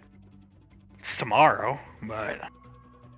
Well, I mean, He shakes his head, crosses his arms. Fred's a good fighter, I ain't gonna lie. He's training hard. I think Carter's mind controlling him to train him. And Zap. They all refused the surgery. That's another thing that worries me. All of them have refused the surgery, and... Well... That just opens us up. It's a weakness that Carter will most definitely use against us. He starts going, he has a stack of papers. I've been going through some papers here, and I think I might have a solution to our short-term Carter problem. Thomas is another beast entirely, but I see Carter as the head of the snake. If we cut off the head of the snake, the body dies. So Thomas hopefully dies with Carter. They're linked together. But I've been going through some research here, and I think I've found somebody who might be able to help us with Carter. Okay, who's that? You'll probably recognize the name, Edward Knight on YouTube. He comments on all of our unit videos, always asking for a tryout with the unit, blah, blah, blah. His real name is Xander Haas. I think he's our guy. He wants to join the unit, he's got to show he has the moxie. What if we sicked Xander Haas on Carter? And if he can deal with Carter, then he can join the unit. If he can't, then no go. Clive leans back in his chair. He looks like a stud of a man to me. He looks like he's capable of taking on Carter, that's for sure. Hell yeah, and fucking... And definitely Thomas. And anybody Carter's mind controlling. That is a thoroughbred man. He's actually an elf. He's an elf, you say? Wow. Check out the ears. Yeah, oh yeah, clearly elf ears. Yeah, now I see the point. I see the point on them. I'm thinking maybe a distant relative of Davine, I'm not sure. Looks too much of a thoroughbred to be to be a galleon. Yeah, no, I don't think he's a galleon per se, mate, but definitely from the same lineage, maybe a wood elf, perhaps. I'm thinking so, and he's a stud. He honestly, I think he could take Davine in a fight one-on-one easy. From what I'm seeing right, from what I'm seeing right here, he definitely seems like a capable individual that can, well, give maybe even hunk the old 1-2 half for. You know what I mean? Oh, easily with Hunk. He's well past his prime, my friend. Yeah, no, I think I could take on Hunk right now. You know what I mean? You could take on Hunk with both arms tied behind your back, blindfolded, and your mouth duct tape. Goddamn right, I can. I ain't the fucking brigadier commander of the unit for anything, you know. You want to sign off on these documents here, and I'll get in contact with Xander, and we'll set something up. Problem is, we gotta wait till Carter goes off the lane, not for work, because we can't get Xander up onto Gateway. But I'm sure he'll take memory in somewhere, and Xander can be lying in wait. I'm sure he will. One last question about Xander to make a break point. Is he willing to get the surgery made? Yes. He's gonna get it done ahead of time. Like, if we okay this, him trying to jump Carter thing, he'll have the surgery done, then go after Carter. He'll nod. Full dome job. Full dome job. Full dome job. Good man. My personal choice. He'll take the paperwork, start signing off on it. I mean, I would have rather had the full dome job, but I mean, she ran out of metal using it on your head. But this is good enough for me. Yeah, no, you'll be protected adequately, just not as great of defense as I have against the mind control abilities. I mean, every morning I wake up, my anus is throbbing, and my catheter is filled. Mate, if we could get more of those nanobites from GL, trust me, mate, I'm gonna do my best to get them. They're out of production. Carter destroyed the facility. Oh, god damn it, fucking Carter! Carter likes to keep his victims raw. He hits his hand against the desk. fucking raw, and I'm sorry that happened to you, mate. If I was just a bit fucking faster. Helicopter landing. Staring out the window. Clive will stand up, make sure Xander Haas gets the information to the surgeon in Mexico. We don't talk about this any further with other members of the unit, even, especially someone who isn't part of it. Copy that. Looking at Samuel getting out of the chopper, inspecting it, making sure everything's okay. I got a question, Commander, and if it's classified right now, no problem, but the northern quadrant of the basin, why is there no sand over there? Well, he puts his hands up. That is classified at the moment, mate. No problem, no problem. Trust me, I think you're gonna like it. But the little secret that I have in store for the unit. Is it gonna help us finally beat Carter? And if this vision of Thomas comes to pass, Thomas, because I don't want to see that happen to Hale. Clive. I won't be able to live with lighting another overly expensive cigar. I won't be able to live with myself if we let that happen on our walk. Clive walks up next to Scar, puts a hand on his shoulder. Mate, it is going to be our trump card, what I got in store for you. Scar putting out his hand for the Predator handshake. Gives him like Arnie does to Carl Weathers. Sol Winji finds herself here. Colonel Stryker looking up at the statue of Kamul. All teleporters excavated. His soul swallows hard as she starts to walk in, fiddling with her hands, like while they're in her pocket, she's like fiddling with her hands in them. Excited? As if he knew she was coming. Excited. A little bit nervous. You know how it is. Even though I know I could do it, I'm still a little bit nervous, sir. Well, today's a big day. Hands in his pockets. Your husband will walk again. Yes, he will. She smiles at him, looking up at him. I'm very excited about that, trust me. As you should be, admiring the sword on his back. To him, or she walks next to him, looking at the statue of Kumul. You seem to have taken quite a big interest in Kumul, sir. It's a grandiose statue. Yes, it is. It's very, very high quality, very detailed, isn't it? How many men can say they have statues of themselves strewn about the galaxy? Not many. Not many at all, sir.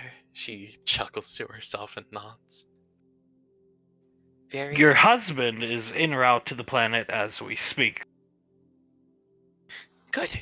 Good. This planet, correct? Yes, picked up on Gateway. Nobody's the wiser. Good. Good. So he's en route with Siget members, I assume, as she gestures to what she knows now as androids. Siget members and Biosyn science and doctor personnel.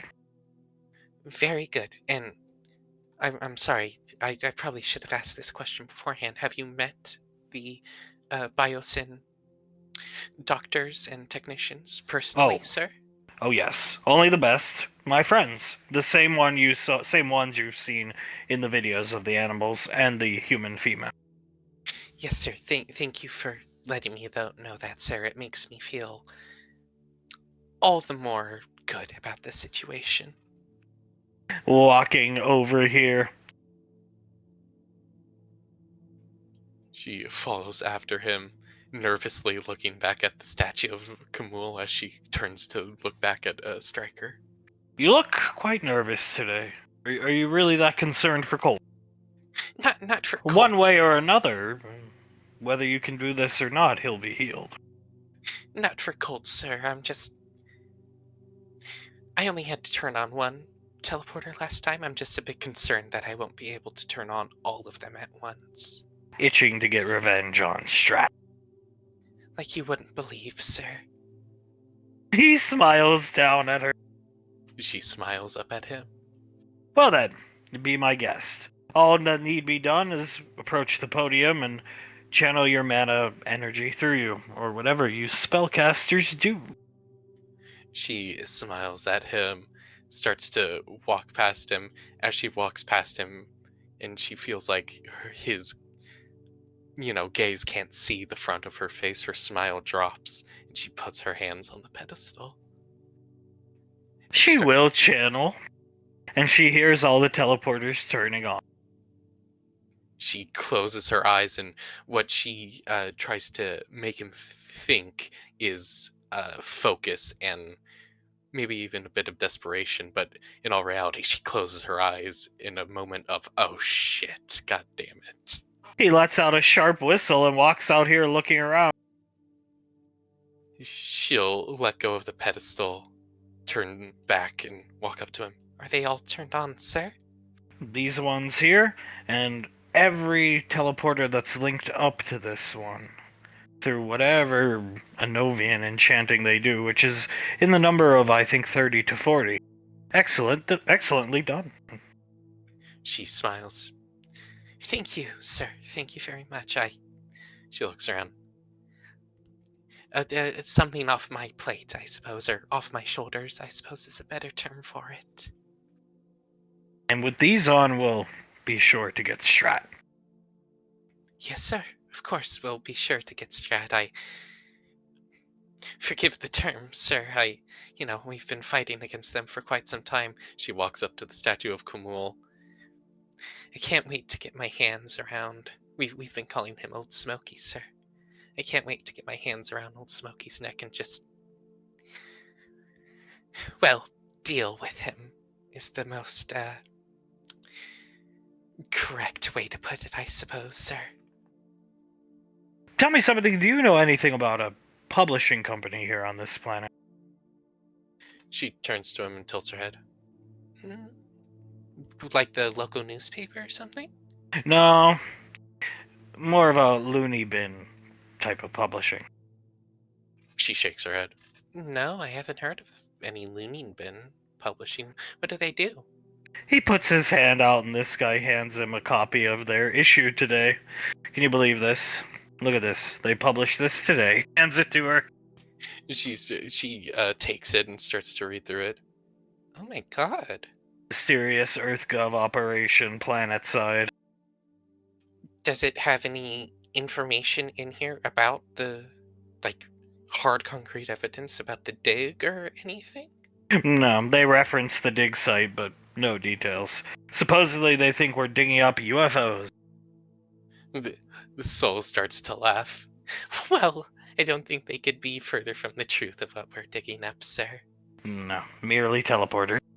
Yes, only teleporters. She starts to flip through the pages and shrugs. Well, I suppose conspiracy theorists will be conspiracy theorists, no matter what you do, sir. That is correct. Walking this way, putting his arm out to her, hand out to her. Now, come with me. We'll get your husband healed. Join me in that, and then you'll have your revenge. Yes, sir. I will have my revenge. He'll take Miss Wingy off. As Memory Ann and Carter, well, Ricky and Carter come back, they can't find Soul. They looked for her. If she's not in there, they don't know where she is. She's gone. Memory Ann's waiting here with a cup of coffee. Carter with his hands in his pockets. Oh, that's a great sign. Sitting back down on the bed. We couldn't find her. No sign of her at all. Gone. Unless she's in there and, he looks around, he looks at the building. Are there any windows or anything on the building? She's not in there. I went in while you were gone. They let me in. Unless she's invisible hiding in there, in their smelly little office. You got Carter. it, huh? Yeah, they let me in. I asked nicely. They questioned me about what EarthGov was doing here, and I lied and said we were here on a recruitment drive. Carter chuckles. Looks at the building. Any chance Soul's sleeping with any of them? I retract my statement, Carter. Looking at Carter. They that weird looking, huh? Dorks.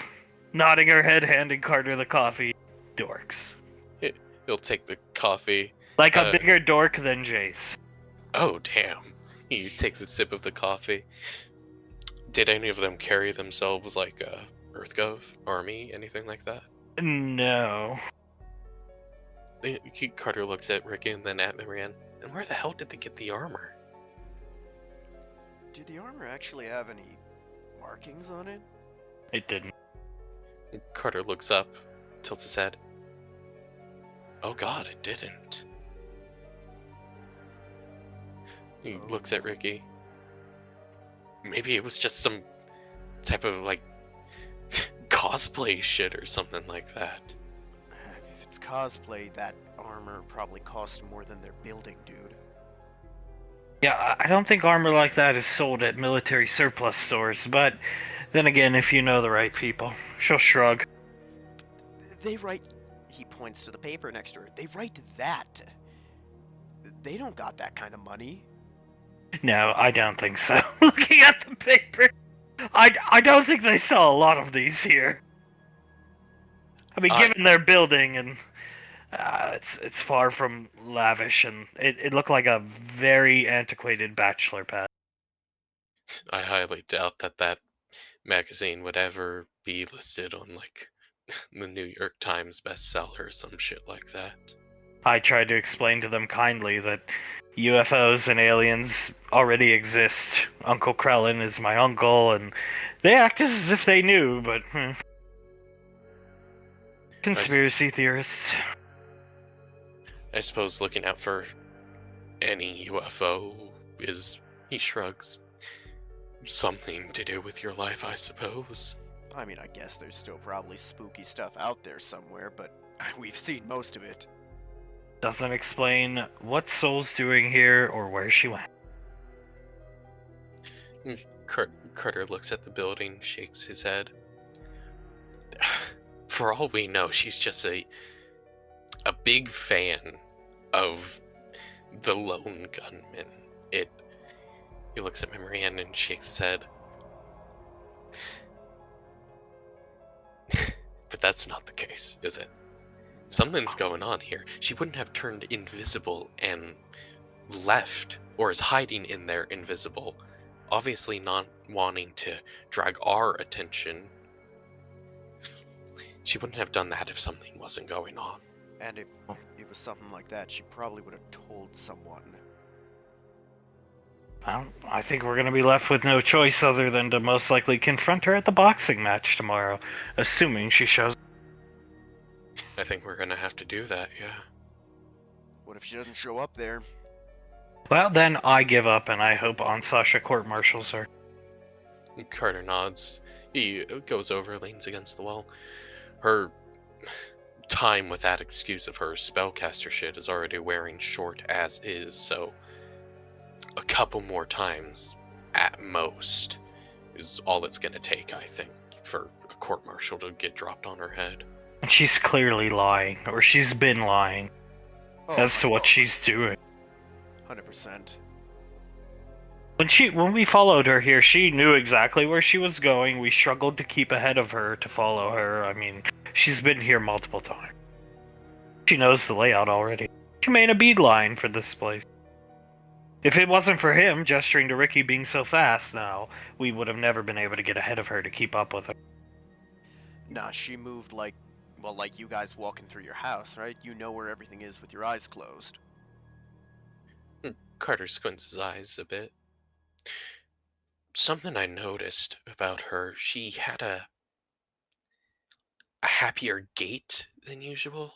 Like the way she was walking. Yes, give me the coffee back. He'll hand the coffee to her. Take a drink. She seemed vibrant. Like, normally, he'll walk over here. She's been walking like this, you know? And he slouches his shoulders and he makes his eyes look tired. But today, for some reason, she was basically walking, and he starts strutting across the other way, and he looks at the two of them. As if to show her butt off for Cole. Exactly! Exactly, that's how she walks while she's, like, walking in front of Colt to really, you know, like, swing her hips or some shit. It's also how she walks when she's excited about something. I don't know. Take your drink of the coffee. Maybe she's found a way to heal him here. Some snake oil salesman technique. On this backwater planet? He points to the building. Do you think they got it? No. Looking back at the building, no, I do not. Any cure that they have, do not drink it. Carter starts to laugh. I wouldn't accept any drink they give me. I mean, just from the looks of the building. Sit, Carter. His eyes go wide, and then he immediately goes over and she sits on her lap. I would sooner accept a drink from the unit than... Or I would sooner accept a drink from those three rather than the unit, though. So. Yes, no, that is very true. He looks at Memory Ann and puts a hand on her cheek. You don't want to drink any drink they give you, trust me. Oh no, I never will. Thank you, my love, thank you. They roofied my mother. They did. They really roofied her. I felt so bad about that one. It was meant for me. I should have just taken the bullet for her. Poor Miss Suletta. She never deserves that. No, she didn't. No, don't drink that! Carter starts to laugh and puts a hand over his mouth. I feel bad for laughing about it, but just like the look at his eyes and the sound of fear in his voice, he turns towards Ricky. Imagine you're about to drink a cup of coffee or something, and my father-in-law comes in and he, you know, juts his arm out like, Ricky, not to drink that! I think the last thing he'd see is the cup flying at his head. Because at that point, I'd had nothing to lose. The best part was when Mother tilted her head back to begin drinking, there was just a C in magic marker written on the bottom of her cup. Oh. Carter closes his eyes and shakes his head. I should have noticed it. I really should have. I did, but it was too late at that point. So is that 4 or 5 people they've roofied now? I stopped keeping track. Yeah, no. After the mayor, I just stopped keeping track of how many they've roofied. So, who do you think they're gonna get next? Because they're gonna get someone. They're gonna try their damnedest for it to be me, that's for sure. Public enemy number 1. Carter closes his eyes. You know, Dad's not a huge fan of Thomas. What if he tries to go after Thomas? Oh my god, and then I'll have to just beat Father up because Thomas is an infant. And he's not annoying like Jace. Jace is annoying. I mean, going after a kid like that, I think the Primarch might even go after him. Even poor Samantha gets tired of hauling him around. You can see it in her eyes, but she never says anything. He's like a girl. He wants constant attention. Just say it, honey. I know you're thinking it. He's just like me. No, I don't, actually. I really don't know. Nah, You are not a dweeb. You might have been. There's a marquee difference between bitch and dweeb. you are someone who knows what he likes and is with a girl who's willing to give it. He's a nerd. Agreed. Drinking the coffee. Carter starts to laugh. I mean, I don't know if you saw this, but like last week, I think, honey, I saw Jace like ninja sneaking around trying to get closer to the front door. I think he was sneaking off to go try and see Sam, but luckily Laz and Oz caught him, and then Oz threatened him with a baseball bat again. Yeah, I mean, he snuck up to Gateway to see her. You can just see it in her eyes. She gets tired of it. Like, he's constantly hanging off of her, and it's, well, I'm glad he's not that attracted to me, because I would get annoyed. I feel bad for the kid, because there's gonna come a day when he ain't cute enough to get away with that anymore. Yeah, I don't think Samantha will be allowing him to do that when he's like 16 years old, and if he tries, he's going to get beat up. Hell, if he does the hand thing in front of her when he's 16 years old, he's bound to get beat up. He's still doing that? Of course. I'm so glad we get Thomas and Halen, not Jace. Sipping the cup! You know, I was really worried that I was a bit of a fuck up in the head after all the shit I've messed up. At least I've never done the hand thing. No, it's... He did it to me, last week, and I refused to kiss his hand. Then he cried, and I just looked away from him, and he immediately stopped crying, so... Little bastard knows what he's doing. He's trying to manipulate people. Just wait, one day he'll annoy Samantha enough and get punted like a football. Or heaven forbid, her mom. Oh, that would be so... Could you imagine her punting him? Just like Carter does the hand thing, and then he does a little sound like a... Ah! Punch him. I think Oz would applaud. Carter laughs. I think he would. I think he would be a goddamn ref in a football game. Puts his hands up. Touchdown! Carter shakes his head. Yeah. Jace, he is certainly interesting, and like Memory Hen said, I am just happy that we get Thomas and Hale, and sometimes Becca. Bing. Carter. Hello, Father. Hi, Memory Hen. Anyway, I know what you've been doing, mate. I know what you've been doing. You took Memory Ann out tonight. Just to fucking roofie her. Just to roofie her like you did to everyone else you know, like you did to my wife. Well, let me tell you something, mate. You don't roofie my wife and get away with it. There's gonna be some goddamn hell to pay. Hell like you can't even believe. Trust me, you crossed a line. And when you cross a line, little boy, there's no coming back with the unit. There's absolutely no coming back with the unit. And you tried to drag in Sherian Valorius' son, Ricky Valorius, one of the best men that I know, into your little, shenaniganizing. Whatever the fuck you want to call it, you sick bastard. Well, you're gonna anally rape him too? Wouldn't put it past him. I wouldn't put it past him at all. We have no more of them nanobots, mate. He pulls up. He points towards Scar. Show him the picture, mate. Show him the picture. You remember her face, Carter? You remember watching her eyes die as you strangled the life out of her and injected Mirasame into her? Mate injected Mirasame into her. So deep that it killed the fetus inside her as well. You remember that, mate? He points at Edith. You remember her? What was her name, Carter? What's her name? Carter closes his eyes. Edith Finch. Edith Finch. I'm surprised she even remembers it, aren't you, Scar? And you better keep your hands off Integra, because that's my goddaughter and Clive's goddaughter.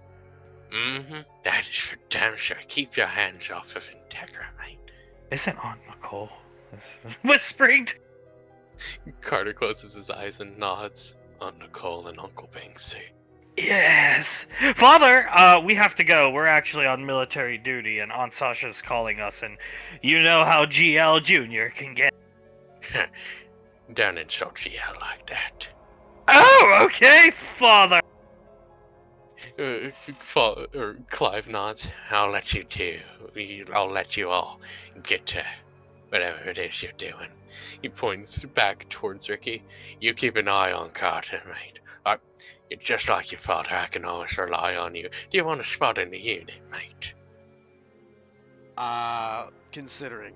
I'll consider it, sir. I have, some things I need to take care of in my personal life. Good man. Good man. We could use you. You got the moxie. And you, pointing at Carter, I'll be watching you and Thomas, motherfucker. Okay, understood, sir. You and Thomas. The sick bastards that you are. Hanging up! How in the fuck am I one of the best people that they know? I don't know. How did Carter kill a video game character who was pregnant? How did I kill a fetus with just my penis? Well, it is 25 inches long. What can I say? What can I say? I lost control of it. I lost control of Mirasame. Gesturing down to his crotch, it's so long it must be kept in its own sheath, you know. Didn't know you were dual wielder, Carter. Oh, he is. Trust me. Not only do I have a third leg, but I have a second sword. What can I say? Okay, another thing. The fact that I got invited to the unit does not leave this sidewalk. Oh no, I won't tell anybody. I feel like I feel like it's an embarrassment on your good career you've had so far. Yeah, no, you've had honestly, a pretty damn spectacular career.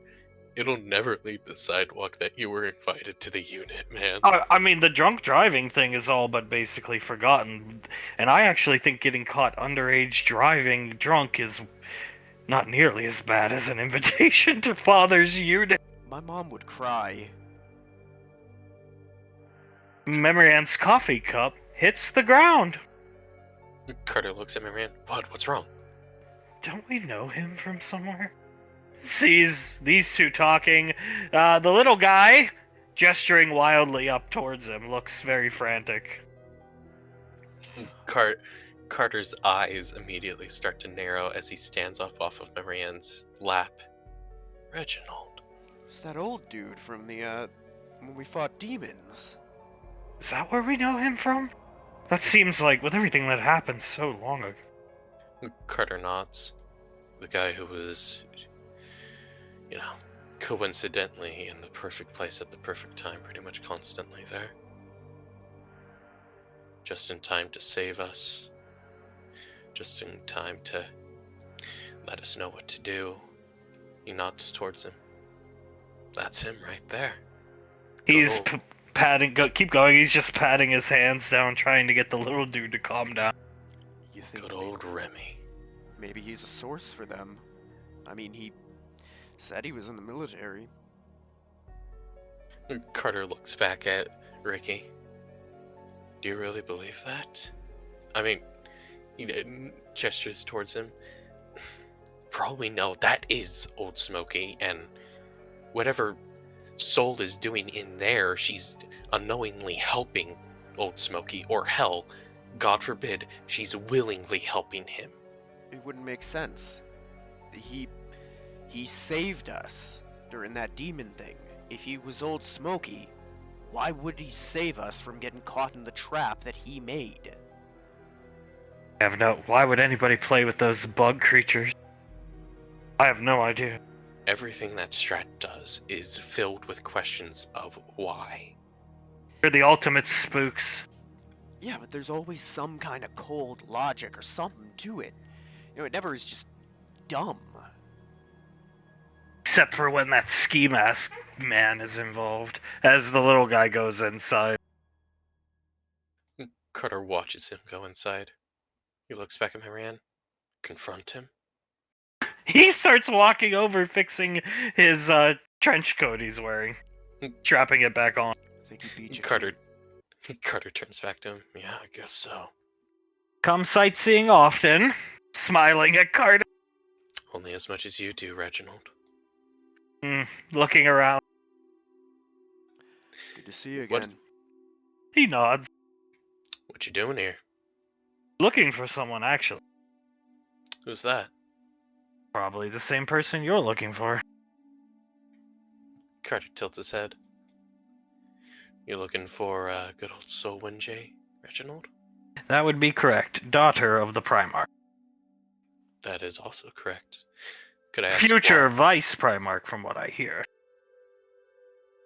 I don't doubt it for a second. Could I ask why you're looking for her? Trying to figure out what she's doing here. As am I. And did you get any information from the lone gunman, sir? Putting his hands in his pockets, looking back at the building. Yes. And no. Well, that's cryptic. Anything you're willing to share with us? She's here working with EarthGov. Carter raises his eyebrow.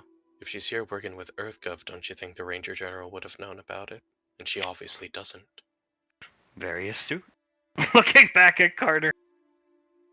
And if she was working with EarthGov, she would have told us. Again, a very astute observation. So obviously she isn't. Carter steps up closer to him. And I think you're hiding something from us. A piece of information that you, for some reason, know, and we just don't. It's for your own good.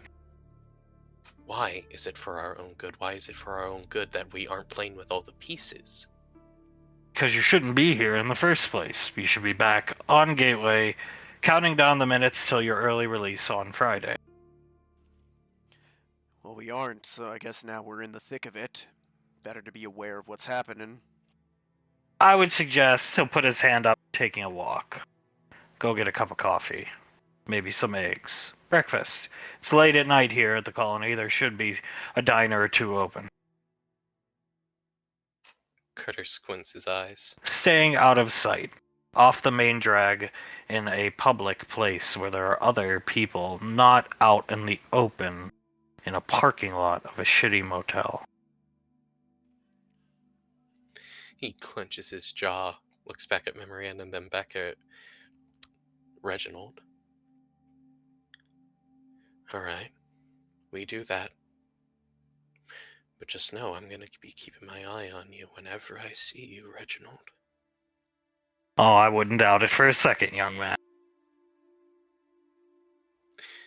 He tilts his head. You know so much more than you let on. That's the best part of the job. I've been watching you for a lot longer than you've even known. Chuckling at Carter.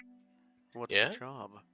So good luck keeping that eye on me. Smirking at Carter. Carter smiles at him. When's the first time you started keeping an eye on us? Saturday?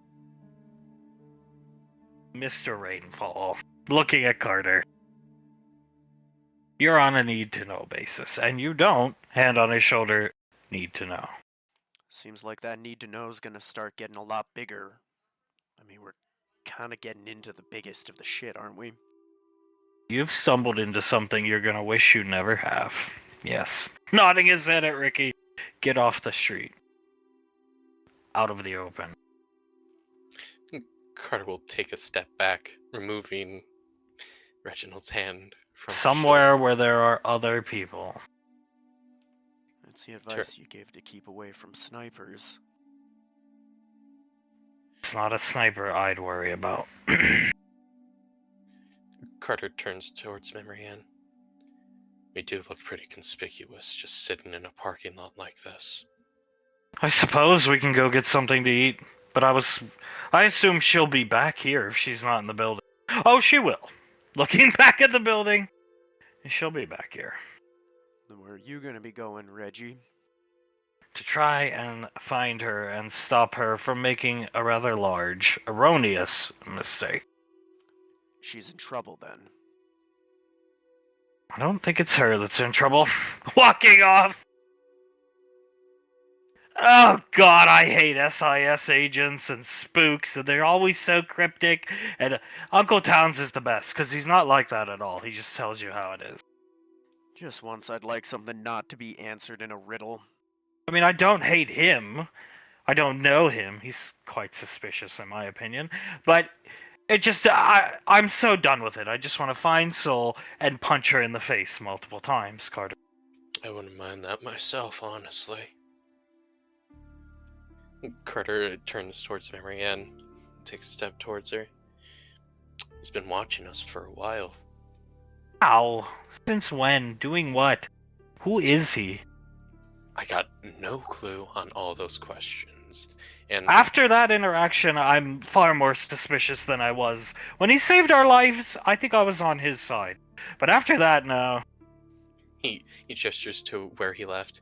He's obviously smart enough that any attempt in me getting any information from him at all wasn't gonna work. Yeah, but I don't know. I'm sus to him, but I just can't shake a gut feeling that we should do what he said.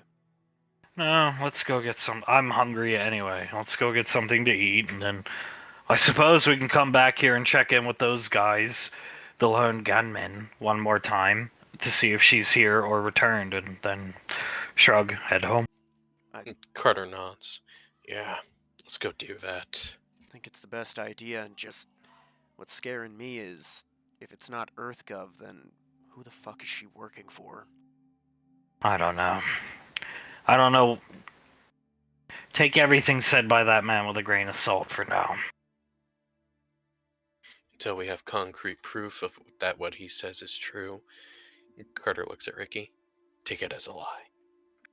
Carry me, Carter. I'm not walking. Carter will pick her up. Ah! And they will go off. As out here, Oz cooking steak and eggs for everybody. Sam on JJ's lap, holding Jacoby, Monkey Boy here, and even Zanzibar. Enjoying yourself without Jace. I don't mind Jace. It's just nice to get to hold my pet. JJ nods. He looks at Sam. You two could look quite good with the pet, and, well, he looks down at the fire. I'll just be honest, any other kid other than Jace. Not that Jace isn't a cute kid, just I do like to see my wife hold other kids other than just Jace. I mean, I want girls. I really don't want a boy. If we have a boy, fine. I'll love it, but I want to raise a family of girls that are just like me. Oh, lordy lord. Laz lets out a bit of a chuckle. Always wanting to hang off their father's arm. Always wanting to hang off their father's arm. We'll have to find men that take good care of them. Ultra beautiful, yeah. Well, I think that is a very astute thing to strive for. Laz looks at Oz. If we ever do have a girl, I would certainly want to raise her to be just like me. I want a girl. A little girl. And a boy, maybe, but Jace has kind of put me off on boys right now. Sam laughs loudly. Same here, especially adopted. Especially adopted boys. The other night we were putting him down for bed. Laz was reading him a story. He typed on her wrist computer and pulled up a picture of us. And then he uses little fingers to blow it up and stare at guess whose face. Sam laughed. JJ starts to laugh. My wife's, I'm guessing. Of fucking course. Flipping the egg. And then after that, he, moved the picture along so it was on your face, JJ. And Oz, do that face that he did. You do it really well. The scowl like this. He does it to JJ. Showing his bottom teeth. I look like a fucking pug or something. Oh my god, he hates me, doesn't he? We call it bulldog face, yeah. It's like this. Yeah. Exactly like that. She points towards Oz. It's my personal theory that he thinks that you're trying to steal his girl away from him. That's just my theory, though. Well, he's already lost. By a damn good margin, I would have to say. How old was I when I was in 10th grade and saw the poster? I don't know. By a lot of years. Looking at last. Probably like 16 or so, she gestures towards Sam. He lost by a good 16 years. Yeah, I don't mind the attention he requires, but it is a bit much. Oz, no, I know. Granddad won't let me beat him with the bat yet. She laughed. Well, honestly, mate, that one I sort of have to agree with. Beating a 3-year-old with a bat, that seems more like abuse than a fitting disciplinary action. If somebody had beat Julius with a bat back in Gallia, would have solved all the problems. A good father figure, not like, the fabled evil Cyrus. I mean, a stern father figure. Never would have had an Izzy problem, my friend. Sam looks at JJ and nods her head. That is very true. Yes, it is. But he's still only 3, mate. Wait until he is at least 5, maybe 6. Yeah, maybe 4. Laz nods. Maybe 4. Maybe 4 is good. Okay. 4 years old it is. That's when you guys can start beating him with an aluminum baseball bat. Granddad won't let me, believe me. How long do you think it's gonna take for us to convince Granddad to let us start beating him with the bat? Until the first time Jace does something dumb, like, I don't know. Actually, I don't know. I think Granddad, patting his lap for Laz to sit down, has his hands full with the unit. Laz will take a seat, and she lets out a whistle and nods. I think he definitely has his hands full. I think the entire family has their hands full with the unit. A long time ago, I probably would have been rooting for Scar. Not because I have anything against Frederick, I just think it would have been funny to see him get his shit pushed in, because he's fat. Now I'm rooting for Uncle Frederick tomorrow. Oh, same! Oh, honestly, yeah, same. If I could see, Frederick getting punched one time in the face and then him... exactly! Him flopping down onto the ground and people, crying, saying, "Throw in the towel, Fred! Throw in the towel!" I think that would be so funny to see. Come on! Come on! Put him up! I mean, that's how their first fight went all those years ago. Apparently it wasn't televised, but yeah. Oh, Laz nods. Yeah, no, that's exactly how it went. Except, Frederick didn't get up and say "come on" to him. He was completely knocked out with just a single punch. Well, apparently this fight tomorrow is going to be a big to-do. Even the Ranger Major and Miss Saris are coming down, Ricky's girlfriend. So that means the unit will be in the same arena and or room with somebody who they claim has been dead for the number of years. Changes depending on the day. Sam laughing loudly. Probably just gonna think he's some type of ghost or a distraction that Carter set up for Scar. Evil summons of Carter. Oz handing a plate to Laz. Clean your plate. Laz smiles at him and nods. Of course, my love, and she'll start eating. Evil summon of that cock-sucking, butt-fucking, catheter-making Carter. JJ puts a hand over his mouth and starts to laugh. My favorite part is catheters are for urine, not shit. Making the circle with her finger. Oh, here we go. Oh, God. Laz starts to laugh. JJ looks at Sam, then looks at Oz. She does that randomly throughout the day while it's just me and her at the house. Oh, well, I mean, it's not every day your fucking fabled manly uncle claims he got fucked up the ass by your fucking nephew. I mean, I'll just be cooking dinner or something like that, and from the other room, like across the house, I'll just hear "Ah!" just randomly throughout the day.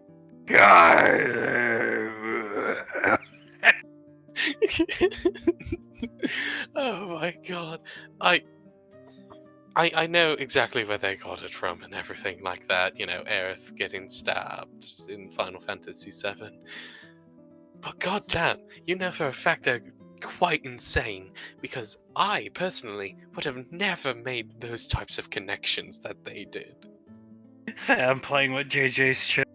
Has anybody noticed when Clive gets like hurt or something, he always does the thing, right? Oz, yes, unfortunately. Yeah, no, every single time he calls out for memory in. I made this compilation of every time Uncle Scar got like knocked out by people.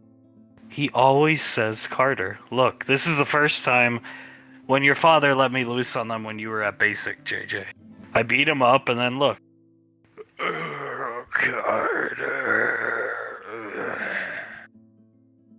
This is when they hit the light pole.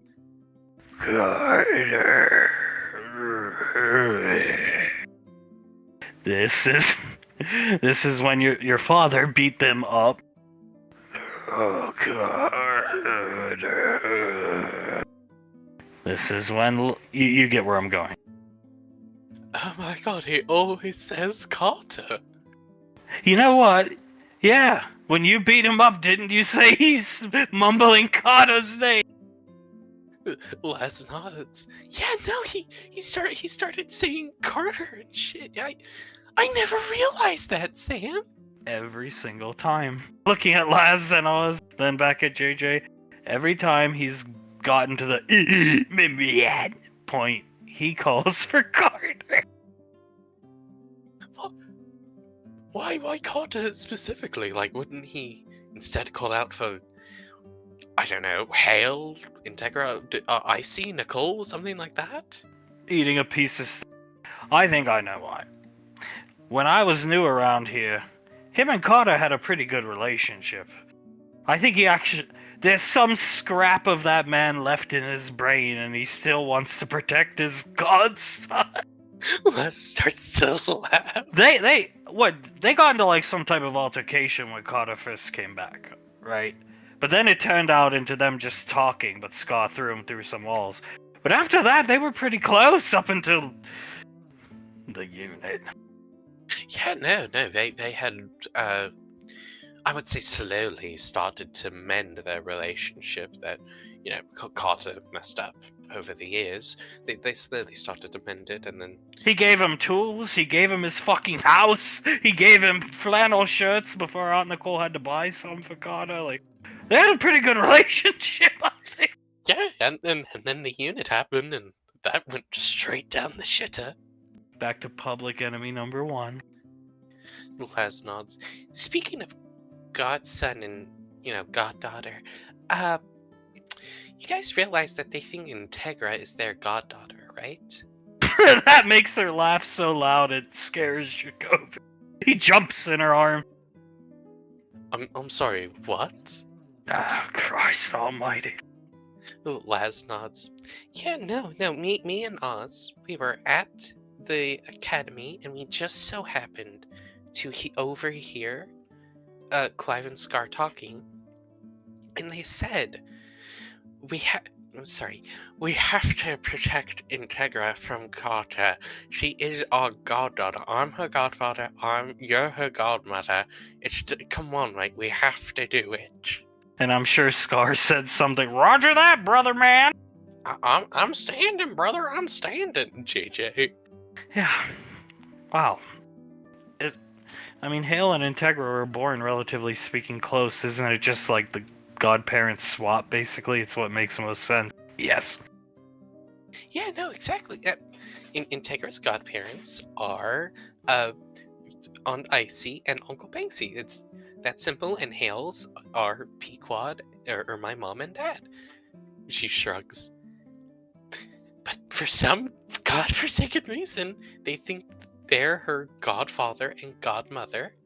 Well, I assume Scar is allowed to be the godmother because he was, in fact, Scar Gainsborough for a little bit there. Whoa, step back, Laz. Nah. Rebecca's my goddaughter, okay, bitch?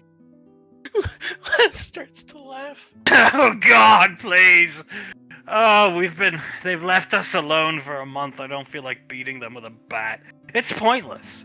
Beat the fuck out of them, they wake up and just nothing happens. So it's just like wasted effort. Let me tell you something, JJ. You're not the godfather of Chase. No. I am. I'm the godfather here. I like being the godmother because I get to be the sexiest godmother ever. Goddamn right you get to be. He grabs her ass. She moves around in his lap. Well, maybe they'll be everybody's godmother and father. Other than Thomas. Oh yeah, they hate... Makes no sense to me, but they hate Thomas. Thomas displays traits of actually being a good spouse, which, coming from Julius, is, at his age, should be rare. Yeah. He's just 1 year old, and he's already doing stuff that me and my father are doing for our significant others. That's pretty damn big, in my opinion. I actually like having Thomas and Hale around. I like watching them, it's adorable, but good luck getting them. Pequod, Grandma, Grandpa, Carter in memory. Instead, you get Jace hanging off your neck and your breasts. Yeah. Laz looks over at Sam. You could always just put him down, you know. She closes her eyes and sighs heavily. We all know that it's just him fake crying whenever one of us sets him down, so you could just set him down, you know that, right, Sam? I feel bad. JJ clicks his tongue. She's got a heart of gold, Laz. She feels bad when he starts to cry. Well, if he's doing it when he's like 10 or 11, it's time, it's over. I'm gonna home run that little greenhead of his. I would fully encourage you to do just that, honey. If I saw my son doing that to her at 11 or 12, hell, I might want to get a couple swings in with the bat myself. Monkey Boy, playing on his little wrist computer, has pulled up the new Clive video where he talks about inventing Halo and hey-ho jumping and free falling. Hello, everyone. Welcome back to another the Unit Area 6 video. Here today, we're talking about something that's quite close to my heart. I'm just gonna get straight to it, boys. I invented the paramilitary. Yeah, that's right. Halo jumping, free falling, just basically, you jump out of an airplane in the military. That's all me. I invented it. In fact, I invented parachutes. Did you know that? Yeah, no, especially the parachutes that you use while you're jumping out of airplanes. You have to, he looks up at the ceiling, and all of these people who are trained by the military know for a fact he has no idea how a parachute works. Yeah, no, you have to pull the blue wire, and then and then you pull the red wire, and that's how you make your parachute, you know, pop out. And here, I have a couple pictures. This one here. This was taken by Scar32. He was my jump partner. You know, you always have to have a jump partner when you jump out of a plane. He was my jump partner a lot of the time, and he snuck that sneaky picture of me while, you know, I've done it so many times. I was pretty uninterested in the entire situation. And then here was actually the first Halo jump ever conceived. I had this thing that I invented on my back, and we were flying over Beirut, and I was like, "See you on the other side, boys," and I just jumped straight out of the plane. They all thought I had killed myself. But then, when they eventually landed, and I was already in Beirut having a drink at Seventh Heaven, well, they'd be quite surprised, wouldn't you say? They were quite surprised. Scott walked right up to me, pat me on the back, and he said to me straight up, "How the hell you do that, brother, man?" Oh, Clive, why? Oh. Jesus Christ!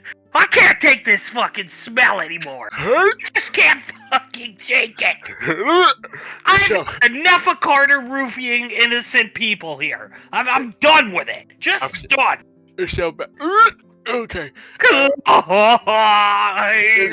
Okay, honey. Just drink fluids, okay? Just drink fluids. We gotta get the fuck out of here. Come on, brother man. Frederick's gonna put an IV in her on the toilet, and we gotta roll. We gotta get out of here. We gotta get GTS out. I'm sorry, honey. I'm sorry. I'll get Carter back for this. Don't worry. Sam left. Kobe and Zanzibar clapping. Monkey Boy is clapping, standing ovation from Monkey Boy. That man should be ashamed of himself for what he did to poor Aunt Soletta. Oh, he should be, but he legitimately thinks it was just Carter doing it to her. You know, that video really annoys me. I'm the youngest Halo Freefall jump school graduate. Yeah, no, you should And definitely... I have the record for highest freefall. You should definitely feel offended by that one, then, more so than we usually feel offended by his videos and stories that he may or may not tell. Yeah, I couldn't get into jump school. Ricky's dad got me into it. As soon as I got stationed to Gateway under him, first class, but a month after I was assigned to him. But I actually am the youngest, highest freefall ever. That really annoys me. Do you think that's what they're doing out there, jumping out of planes out in Fort Bragg? No, Samantha, he doesn't know a goddamn thing about parachute. He said he invented parachutes, sweetie. I don't think he's jumping out of planes. No, trust me. Might solve a lot of problems if he tried. Sam laughed. It might, actually. Yeah, no, it might. Do you think if he died and Aunt Nicole somehow resurrected him, it would be like a horror show? Like, she resurrects him and it's like, he's gonna be back, but then he just comes back as Unit Clive. Sam shudders. What is absolutely crazy, mate, is I was about to ask that same exact question. And Aunt Nicole just has to banish him to the Shadow Realm or something. Send him to the realm of nightmares or wherever she sent you when you guys went to Port Nowhere. Oh, that creepy place. Well, I'm glad she was there that day. Sam nodding her head because we were getting our shit pushed in. I'm very glad that she was there to help you guys out with that one. Opening a tea, putting it up to JJ's mouth as JJ goes to drink the tea. Knocking the tea out of Sam's hand. And there goes that. JJ sighs, looking over at the tea. Laz, her hand is like on the top of her head. Her eyes are squinted as she looks at where the helicopter flew off to. Looks like old Samuel's going to pick up more goods from old GL. Looks like it. Which is highly illegal, that chopper flying around civilian airspace around Earth. But, yeah. I mean, honestly, mate, what are they gonna do to him? Not only is he a rainfall, but he's an ancient robot. Yes. Just, it used to be so peaceful here. I mean, there was a lot of drama, but once you get your own house, you can just hide from the drama in your own home. That's what we would do, right, honey? Oh, most definitely. Now, every day, if it's not some goddamn chopper flying over, or that gigantic old Chinook that sounds like it's gonna fucking explode, you hear the unit fucking driving around in that ridiculous Jeep, and I've even seen the tank maneuvering around the hillsides up there. I was pointing it up direction. JJ, looking up in that direction, he tilts his head. What if we go check it out? I would like to. Looking back at JJ, it pissed your dad off so much, I kind of want to know what he saw. So do I, honestly, and whenever that helicopter flies overhead, I want to go see it more and more. Just everything is piquing my curiosity about that place. Well, I mean, Oswald shrug. Finish up breakfast, drop the pets off back at your place, let Zanzibar head back to the academy, and we could go. I wouldn't mind that at all. Laz sort of raising her hand. Curious, are you? Kissing her on the cheek? You want to see the illustrious Fort Bragg, North Carolina? Oh, most definitely. It couldn't be at all that I want to go see the Chinook at all. Want to steal it? Her eyes widen. You think I could steal it? No. Laz looks over at Sam and then at Oz. If you steal that, they're just gonna, Carter stole our Chinook. Can you believe it, mate? And then World War 20 will break out across the lane. Well, that's Carter's problem.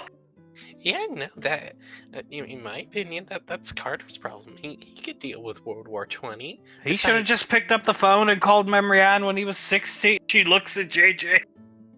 JJ looks over at them. Let's not steal the Chinook, guys, please. Well, think about it. If she wants it, she gets what she wants. Laz smiles. It would be pretty cool to have on the helipad. I suppose maybe we could help. I'm sure they'll just get another one. Looking back at JJ. Yeah, good old GL would probably get it for them. Hey, GL. Samuel must have taken it out for a flight and then crashed it. You know, classic Samuel, not as good a pilot as I. we're gonna have to get another one from good old GL then. Worst comes to worst, she'll shrug, pinching JJ's chin. We just beat them up and then they'll forget you ever stole their fucking ancient helicopter. If we're lucky enough, they might even forget that they had an ancient helicopter. The unit's nothing but precise. Oh, I know, Samantha. The unit is nothing but precise in all that they do. Sam laughing at Laz's comment. Flashing up to Gateway, Julius is carrying €1 and Icy's levitating the rest. Julius, coming in with Icy and all these euros, sees Pequod's head in her hands. Icy, oh, what's going on, Julius? I don't know. He starts immediately just walking up to Pequod. What's wrong, honey? Pequod and Sasha having somewhat of an argument. Sasha, yes, it's on your goddamn streaming service, Pequod. Look it up now. No, I refuse to believe. Or just ask your goddamn husband, who was in the fucking movie. She looks up at Julius. What movie? Here, sit down. Julius will sit down. She'll sit down on his lap. Thank you, Nicole. Icy levitating euros around. Did Malcolm make a movie called Future Force? Julius closes his eyes and he grits his teeth. Yes, he did, honey. And is it on our streaming service? Which it is. It would not be under the name Future Force, but it is under the name Colonel Force, my love. Oh, she groaned. Sasha, here's the fucking piece of shit movie right here. Pulling up the picture on the streaming. There's the piece of shit movie right there. There's Julius fucking scar before he lost his goddamn mind the first of many times. Yeah, there it is. Oh, she groaned. And Julius puts his arms around her. It exists, honey. I'm sorry, it exists. It's one of Samantha's favorite movies, actually. She saw it when she was 5. She took it as a comedy. She just laughs when she sees it. Why is it that big of a deal? Oh, God. I don't know if I want to talk about it. Julius looks at her. No, if it's bothering you this much, please talk about it. This is what Clive sent me this morning to pitch a movie. Oh, God. Oh, God. Julius just puts a hand on his stomach. Oh, God, I'm feeling nauseous now. Well, so much for my fucking lunch. Closing the lunchbox she just opened. He wants to call it Unit Force. We're not gonna let him do this, are we? They even sent me a production still.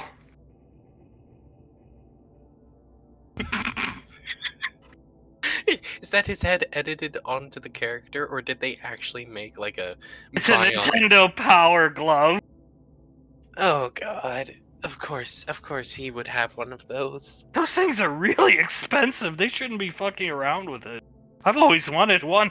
Looking at the picture. They shouldn't be fucking around with a Chinook either, Icy, but that's not gonna stop them. Fair point. Looking at her lunchbox. Yes.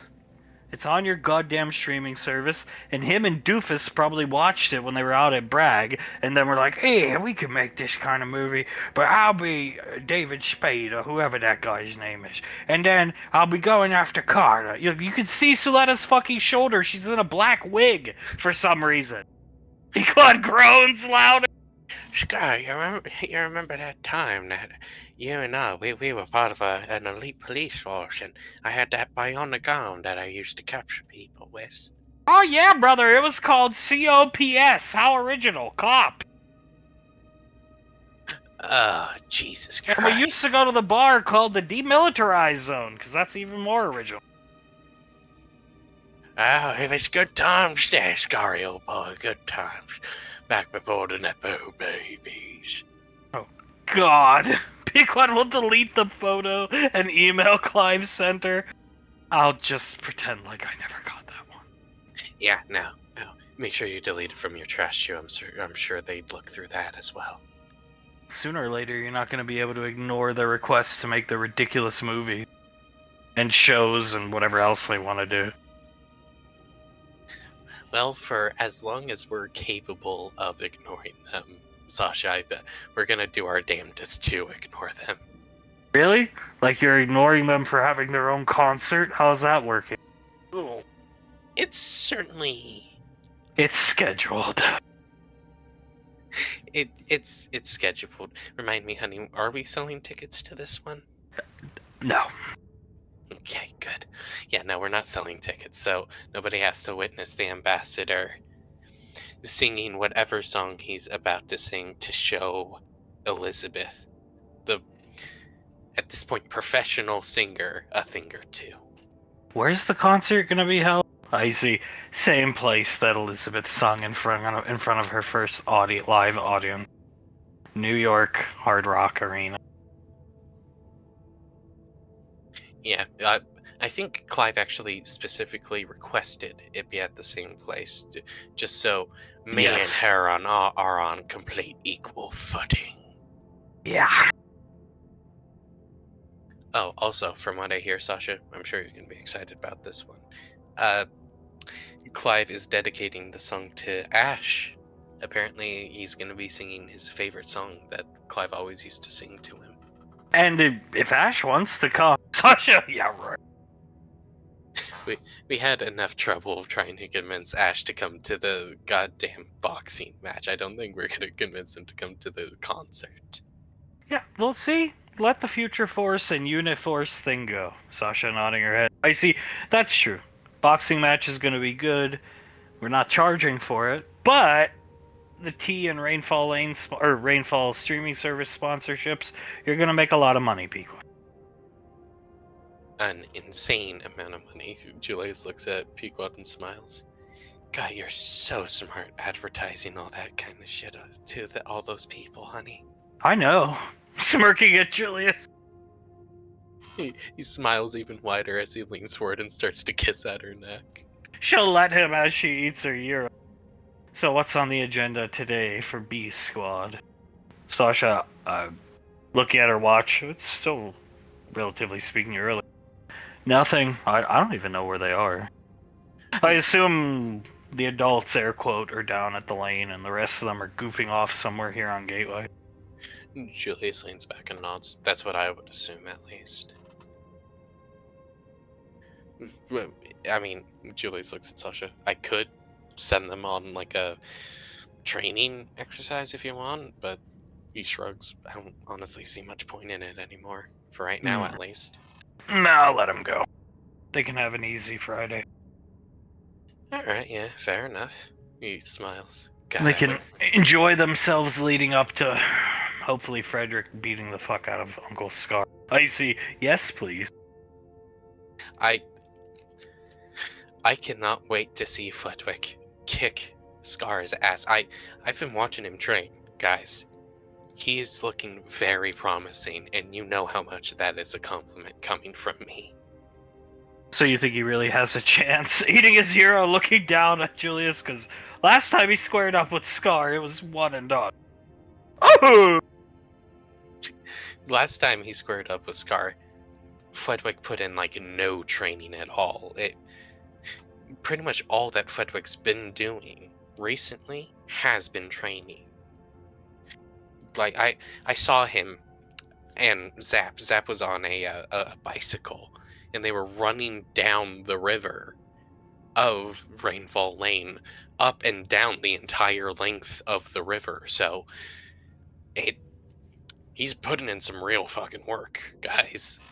He also didn't consider Uncle Scar an enemy back then. That is also true. He did not consider Uncle Scar an enemy back then, and now he does, and he also wants to vent so many of his frustrations out on Scar. Icy opening up her lunchbox. I'll give you some gumballs if you move to the lane. Yeah, I'm not moving to that lane, not after hearing about what happened to Suletta. God damn it. No, don't drink that! 1 step forward, 2 steps back. God damn it. It was... I can't believe they left her. They did. They did. It's in their most recent video if you've watched it. They're like exactly. Clive actually got like that. Jesus Christ. Fucking ditch the poor lady. They made Fledwick put an IV into her. Cowards.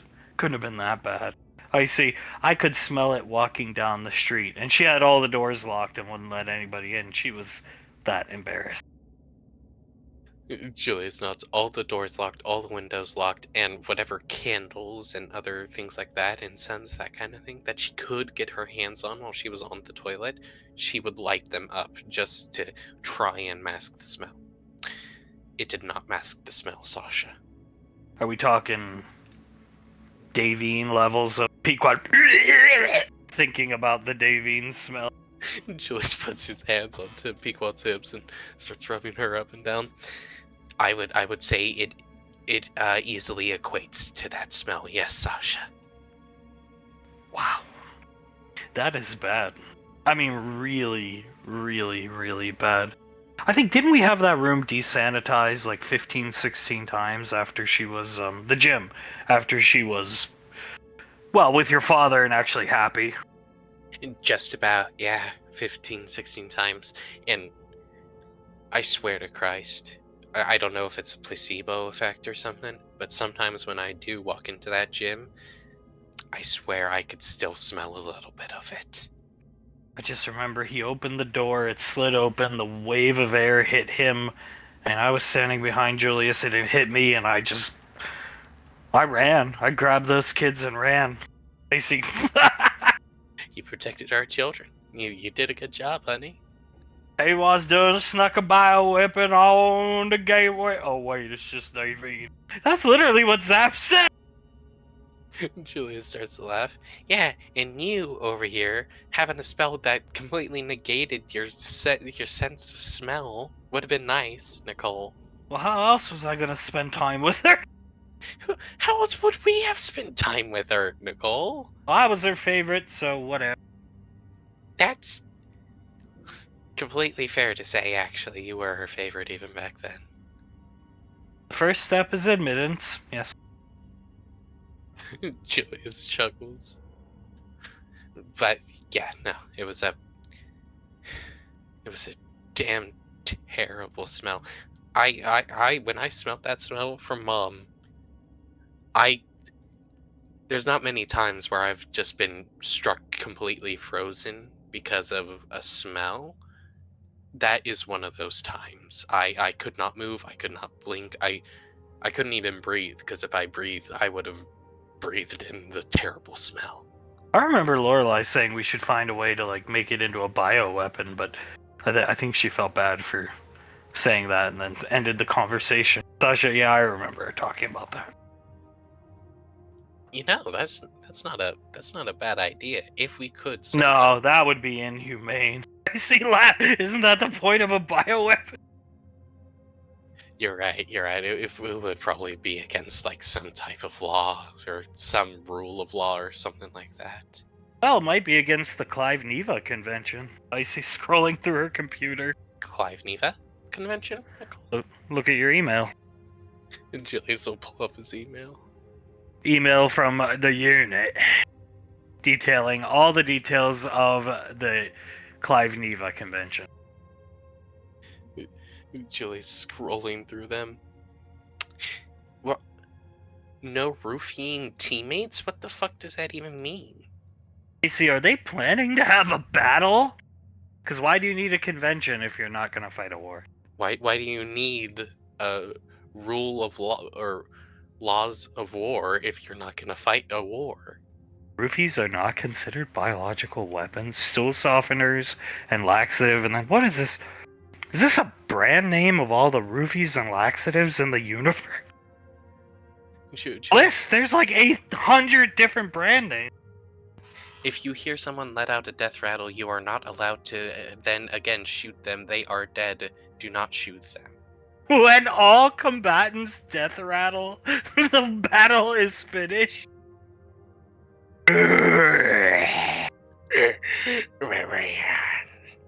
Alright, let's pack it up, boys. Let's go home.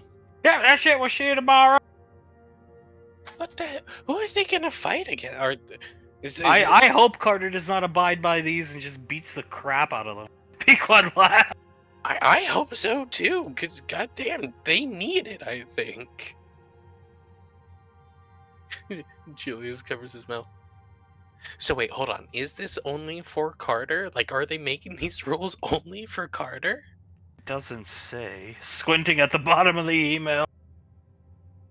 So if it doesn't say specifically for Carter / Thomas for whatever reason, then they must plan to get into more fights in the future. Carter reaps what he sows. Shrugging, biting her ear off. Julia's looking down at the email. Then he looks up at Icy. Icy, I have a weird question for you. Yeah. I know you can't read their minds right now anyway, but do the metal plates in their heads actually affect your mind reading at all? Like, can you even see the Giga Ego Clive Pikachu anymore? Yes.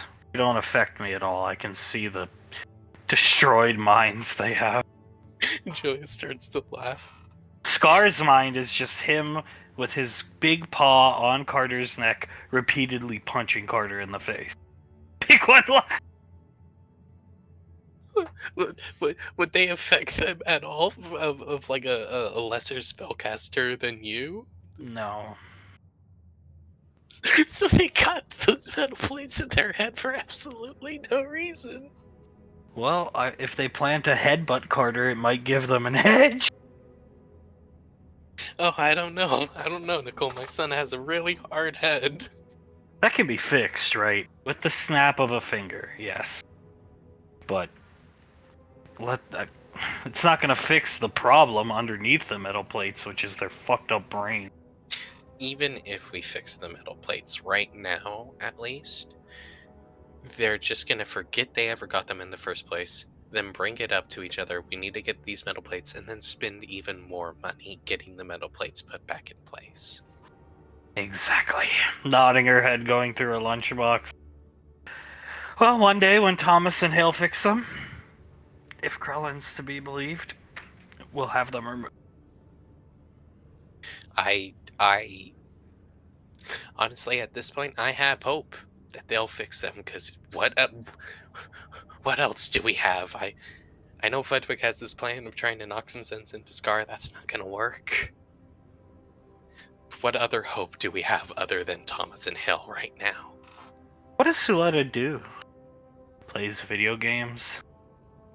That's about it. Her and Samuel are pretty close. Shrugging and laughing. Oh, that's just so sad. Suletta's been like that, depressed woman my entire life of knowing her. That's so sad. It really is. It really is. I was so happy to see her happy for Like one fucking calendar month. for one calendar month, and then everything started to go downhill. Oh, did I say the unit? I didn't mean to say that. Black bag shit. It's black bag shit, Marianne. You wouldn't understand. I'm sure Memrian would have always liked to seen somebody who treats his mother really well. And she got it for 1 month. She got a taste of greatness, and then it all was grabbed away extremely quickly. Like I keep saying, Carter reaps what he sows. Yes, he does. Yes, he does. He does reap what he sows, and he deserves every single second of it. Why didn't somebody just beat Carter up and be like, hey, Carter, call Memrian? That's a good question, Towns. That is Because I was getting there with Colt. But, Colt didn't cause a lot of drama like Carter did. Towns, I trust me, I realize now that I should have just kicked the kid's ass. We all should have. I Other people made excuses for him. Looking over at Icy. Meh. I should have just kicked his ass and knocked some sense into him, and hell, I probably should have just flown him over to the fucking headhunter space and had him talk with Memory Ann. Just had him come over and walk in naked. Such a laugh. Julius laughs. He looks at Icy. Would that have worked? Oh, probably, yeah. She was always thirsty for Carter. Always. Oh shit, I should have just done that. She should have just been more like Thomas and Hale and expressed her feelings at whatever age she started feeling them. Nobody bats an eye at what they do. It's cute. It's cute when kids do that. It's strange, for sure, but cute. No, for sure. It's absolutely adorable. What do you mean? What's strange about your infantile son walking naked out of a room to get a carton of milk and then waving at you and winking and walking back in to get his diaper changed? That one was really weird. Yeah, I didn't like that. That was just sort of the tip of the iceberg. Tip of the spear. That's the unit. That's the unit. Tip of the spear. First one's in, last one's out. Hoorah! Semper Fi unit never die. Semper Fi unit never die. He makes us a fuck ton of money. We're just so lucky people think he's like the greatest showman to ever live. His YouTube channel, bi-monthly, his YouTube channel brings in billions. Sasha, good God. I mean, if you look at his comments, I haven't seen many of them, but I certainly have seen a few where it's just like, does he ever break character? In comments like that, like they think he is the best character actor to have ever existed. I mean, I wish he was. I really do. So do I, because then he could drop the character and not roofie Aunt Suletta and not have her sit on the toilet for 5 days straight. Yeah. She wasn't Screwdriver Suletta that week. She was shitting her pants Suletta. She was diarrhea Suletta. Diarrhea attack Suletta. Julia starts to laugh. No, don't drink that! Not gonna drink that! In other news, they're claiming that Integra is their goddaughter. Huh? But what? They're like the furthest thing away from being their godparents. What is Integra just? Are they both the godfather? Pequod looking at Icy. Icy, no, Scar's the godmother.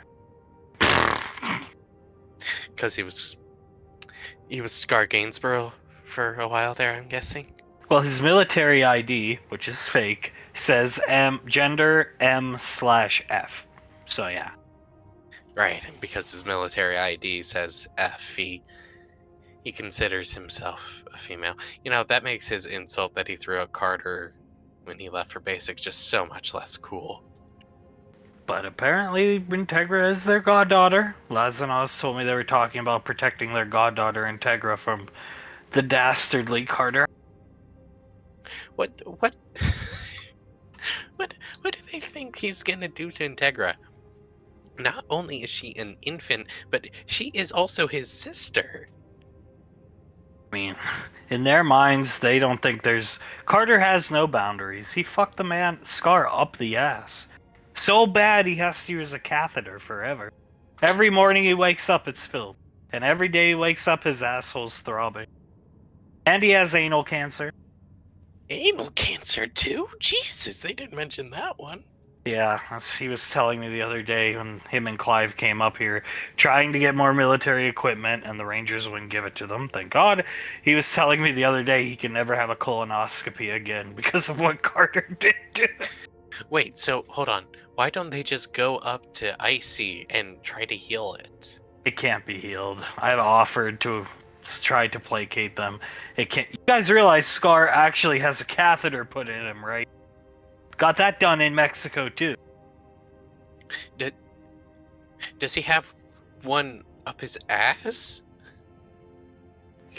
Looks back down at her lunchbox, not talking. Because that's not how it works, Nicole. He has a shit bag. Okay. I forget what they're called, but like a colonoscopy bag or something like that. Yes, yes. He told the doctor he needed it done because of his injuries in war, and the sleazeball fake doctor that took them both for a ride did it for him. Well, that is certainly. That's why his asshole throbs every morning, not because Carter fucked him, but because the person doing what they were doing really didn't know what they were doing. Pequod laugh. So goddamn, it actually throbs then. Okay. Every morning. Oh god, Julius leans back and he rubs his forehead. You have got to be kidding me. I wish I was, brother. Oh, hey, listen, Sky. I know you go through just the roughest time in the world. Every single day, at the beginning of the day, you have to empty your catheter bag, everything like that. But just know I'm always there with you, mate. They did come up here 2 weeks ago asking for VA disability benefit. Wow. We didn't give them that, right? No, they're not getting any benefits. I told them GL would hook them up, and they said, oh, okay. I'm no GL in their mind. Right. Yeah. No. I think I heard one of them say, "There's no GL, mate. That's well, let's just say this. She's not even the Ranger General, in my opinion." That's what I heard. Of course. Eating her year, of course. But hey, You want me to move down there? Julius puts a hand on her shoulder. We will give you everything that you want, Sasha. You're lucky I'm coming to the boxing match tomorrow. Understood, yeah. I'm only coming because he really wants to go, and he'll whine if he doesn't get to see it. Towns nodding his head. I really want to see Frederick knock Scar's fucking block off. Fair. Hey, we all do. We all very much want to see that happen. Wait a minute, so fucking biological roofie weapons are legal in the Clive Neva Convention. but actual weapons aren't. Huh. 5.56, 7.62, 9x9 millimeter. You can't use any real gun. What the hell? Only paintball guns. I see. Yeah. Well, I can't believe I'm saying this. Maybe we should start outfitting some people with paintball guns, just in case. I see coming over to make some tea for herself. Pequod looks over at her. Make me sees the picture of Integra. Cup. Looks down at her lap. Julius looks over at the picture of Integra. Ah, Jesus, I can't look her in the eyes. She would be ashamed as to what happened with Scar, I think. You see, why'd you have to say it? She would be so disappointed in us. Not us. Hopefully Carter. Coming over giving Pequod a cup of tea. Hopefully, Carter, yeah. But, you know, I did raise the boy so she would have reason to be disappointed in me. And maybe, I don't think it's Mom's fault, but maybe slightly Mom. Slightly? Mom played a much bigger role than slightly. Yeah, no, I think, let's say Carter is 75%, Mom is 25%, at least a quarter of the fault. Seeing one of the most well-known figures in all, even beyond Earth's space, Hunk Rainfall, almost die in front of you, pleading for you to let him die. Sasha, oh god, I'm so glad I wasn't there or involved. Not only that, but lest we forget, the man who killed his wife was shortly before introduced back into his life. Because why? Dad needed to go to the Yankees game to get steroids. Why? Because of Mom. Man, I like baseball game. Yeah, well, we're never going again. No. Never going to a baseball game ever again. I used to take Colt all the time when he was a kid, and Samantha. Sasha, I don't think there's any games in our future town. No, there is no games in our future. By the way, do you want the ban on your dad lifted from the sporting? No. No. We can't risk it. If it's really a cyclical thing, like every 20 years type thing, we can't risk it at all. Davine. You LVB. Julia starts to laugh. Do not let my father hear you say that. I say it all the time. I cannot believe the balls on that guy. I see, not balls, just lack of common sense. Julia starts to laugh. I mean, that's like calling you up. He looks at Pequod and being like, this isn't what I believe. Pequod, you useless bitch. You useless excuse of a prime. Julia starts to laugh. I ought to be the Primarch. I've never given birth to the son of Satan like God. 2 sons of Satan, because for some reason I hate an infant. Speaking of that infant, he's ours this week.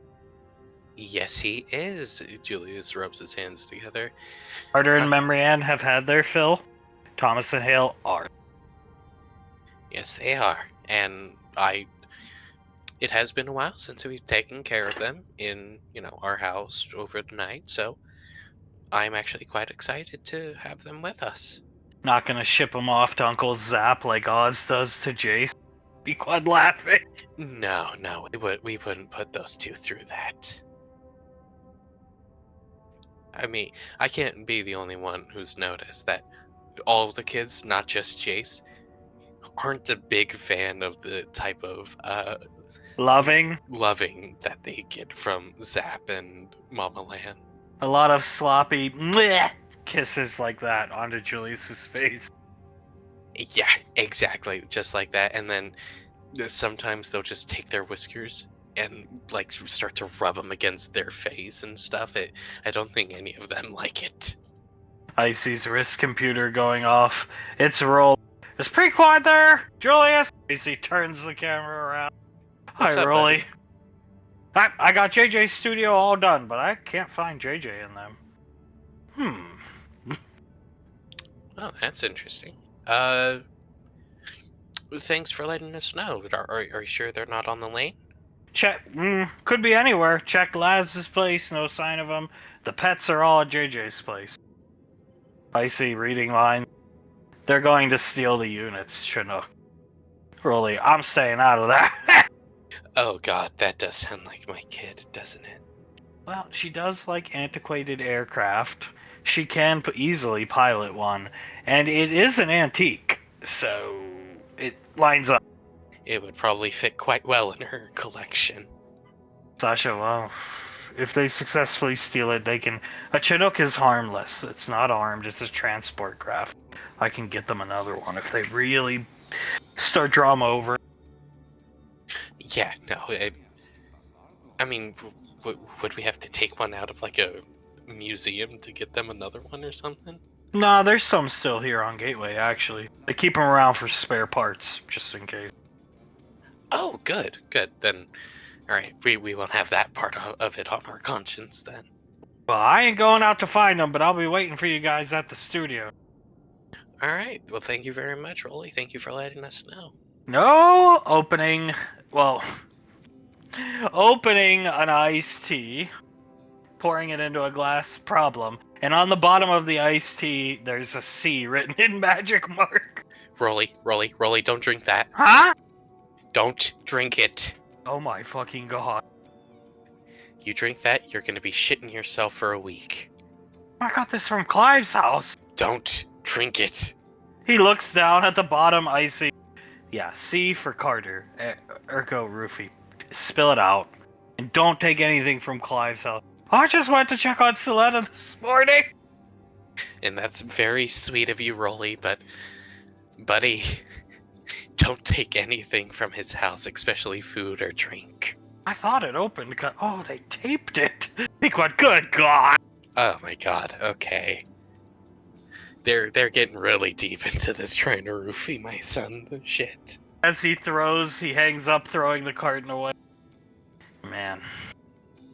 They fucking mark the bottom of things with C. How fucking stupid. And they still end up roofing fucking his wife. they thought, apparently, they thought that Carter would have taken Suletta's drink away from her and drinking it himself. I see the logic. Carter thinks he can outsmart me, eh? Well, I'll roofie Suletta's drink and he'll take that, cause he knows I won't roofie my own wife. Pequod, and then he roofied his own fucking wife. Julie starts to laugh. It makes no sense. Carter brings his own drink. He refuses to drink or eat anything they serve him. I mean, yeah, no, he brings all that stuff with him. And well, how does he eat then? He brings his own food. Him and Memory Hands come up here and get like pizza, and then he eats out of the pizza box, and everybody else eats the food. Julius laughs. They're being smart. They're putting, plans in place to prevent him from being roofied. Suletta's cooking is good though. I feel bad for her, actually. Her food is so good. I really do feel bad for him to not be able to eat it. Just having a crappy Little Caesars pizza while Suletta's like meatloaf is in front of you. Just imagine her meatloaf, mashed potatoes, green beans, the works right in front of you. Your wife enjoying the meal while you got a shitty personal Little Caesars pizza. Want to come down to the lane, Sasha? We're gonna take all these to mom and dad, feed the kids if they haven't eaten yet, and then no. All right. Okay. Julius looks at Sasha. I mean, are you sure? We would love to have you down there. That studio is your daughter's future as well, and she's seeing it for the first time. No, leave now. All right. Okay, fair enough. Don't want to get shot. And check the bottom of all your drinks. Pequod, good God. Okay, we will. As they get up to leave, levitating all the Euros, Miss Winjay finds herself here. waiting with Mr. Striker for Colt. She's rolling back and forth on the balls of her feet to her heels over and over and over again. She looks at Stryker. Is he almost here? This is the third time she's asked. Running on a tight schedule. Okay. Are you running on a tight schedule? No, I just want to see him, like really bad. He'll put out his hand gesturing to the door. And it looks like two female scientists wearing masks bring him in. There you go, and walk in here. You can join me in the office when you're done greeting him. Of course. She walks right up to him, gives him a very hesitant smile, and hugs around his neck and gives him a kiss on the cheek. He'll hug her back. These girls, scientists, maybe they're men, coming up here. Who are these people, so? Strat. He looks around, eyes wide. They're all the androids, they're all the synths. What have you gotten us into? I don't fucking know. I believed him when I shouldn't have believed him. I should have seen the signs, but I think they're all fucking Strat. Colt. Just get us out of... As they start blocking the entrance. I don't think that's an option, Colt. You sure they're Strat? She looks at him. Why would they help me? To get what I wanted. What they wanted out of me. I wanted you to be healed, and they obviously wanted a strong spellcaster to open up teleporters. His eyes go wide. As this lady will come, take Colt's arm around her, and this one will, to the office. She smiles at the doctor and nods. Coming up behind! Of course. Let's move to the office. Come on. Colt won't take his eyes off her as the signals intelligence grunts guide her into the office. She walks in and will continue to stand, but sort of lean against this little table right here. Huh? The magic and wonders of technology. Gesturing to the tank out here, filled with some type of liquid. She tilts her head. I'm sorry, I'm sure you've told me this before, but how long will this take by chance? Oh, not too long. You've seen the videos yourself. As they start loading him into the tank. Right. She smiles as she sees him being loaded into the tank, and then looks back at Stryker. And we're 110% sure this is completely fine, no side effects, nothing. Absolutely. Accidentally knocking something off the table, bending over, and if her fears weren't confirmed, they're confirmed now. Seeing a pack of cigarettes in his breast pocket of his military dress. She sees the cigarettes and looks at him. So how long have you smoked, Stryker? He'll pull the pack out. All my life. At least, as long as I can remember. Back when they came in soft packs. Putting it in his hand, waving it back and forth. Does she have any idea how long that's been? It's gotta be a long time, because she's never seen one. Do you smoke? Opening the pack. She lets out a whistle. At times when I'm really stressed, like recently. Have one. Oh, I'm okay. Now that Colt's being healed, I'm trying to cut down. Do you mind if I? No, go right ahead. He'll light one up. She smiles wide at him. So how long are you gonna keep the charade up, Stryker? Charade? She tilts her head. You know what I mean. She looks over at Colt and then at Stryker. You have me trapped. It's like a rat. In a maze. You have me trapped. I can't do anything to you. And, well, she looks over at Colt. Anything that I would try to do to you, you would just prevent by killing my husband. The ultimate shield. Shrugging at her. packing a cigarette on the top of his pack of cigarettes. So, pounding the cigarette into the top gently, tapping it. You played me like a goddamn fiddle. Oh, no matter how powerful you are, everybody has a weakness. She starts to breathe heavily as she leans back further onto the table behind her. Do you think your husband was randomly targeted that day? Do you think Hornet just threw away trying to kill that SIS agent? No. Lighting his cigarette? No. You knew. You knew that this would happen, that he would get targeted by Hornet, that he would be paralyzed, and then you had the tech ready to heal him when I eventually got desperate enough.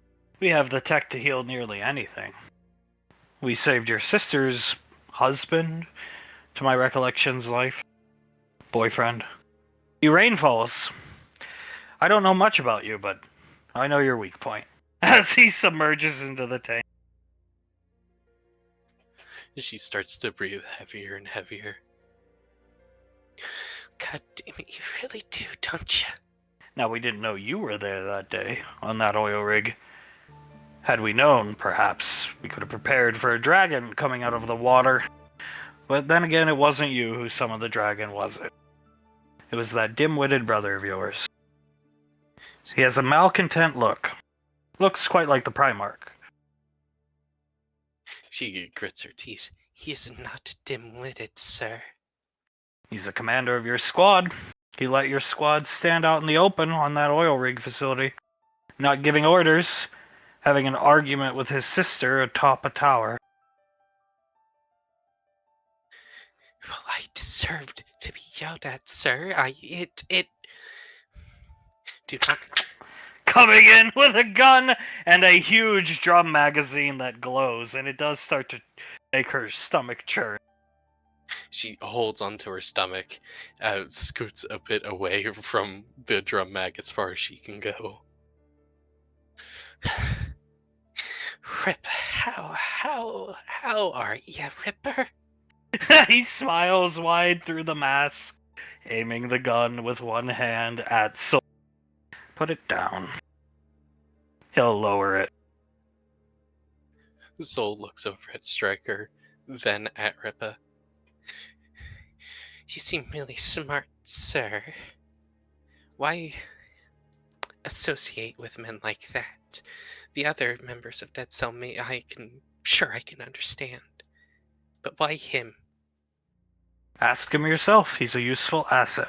He knows the frontier, knows his way around the frontier. Managed to avoid... He had quite a big bounty on his head.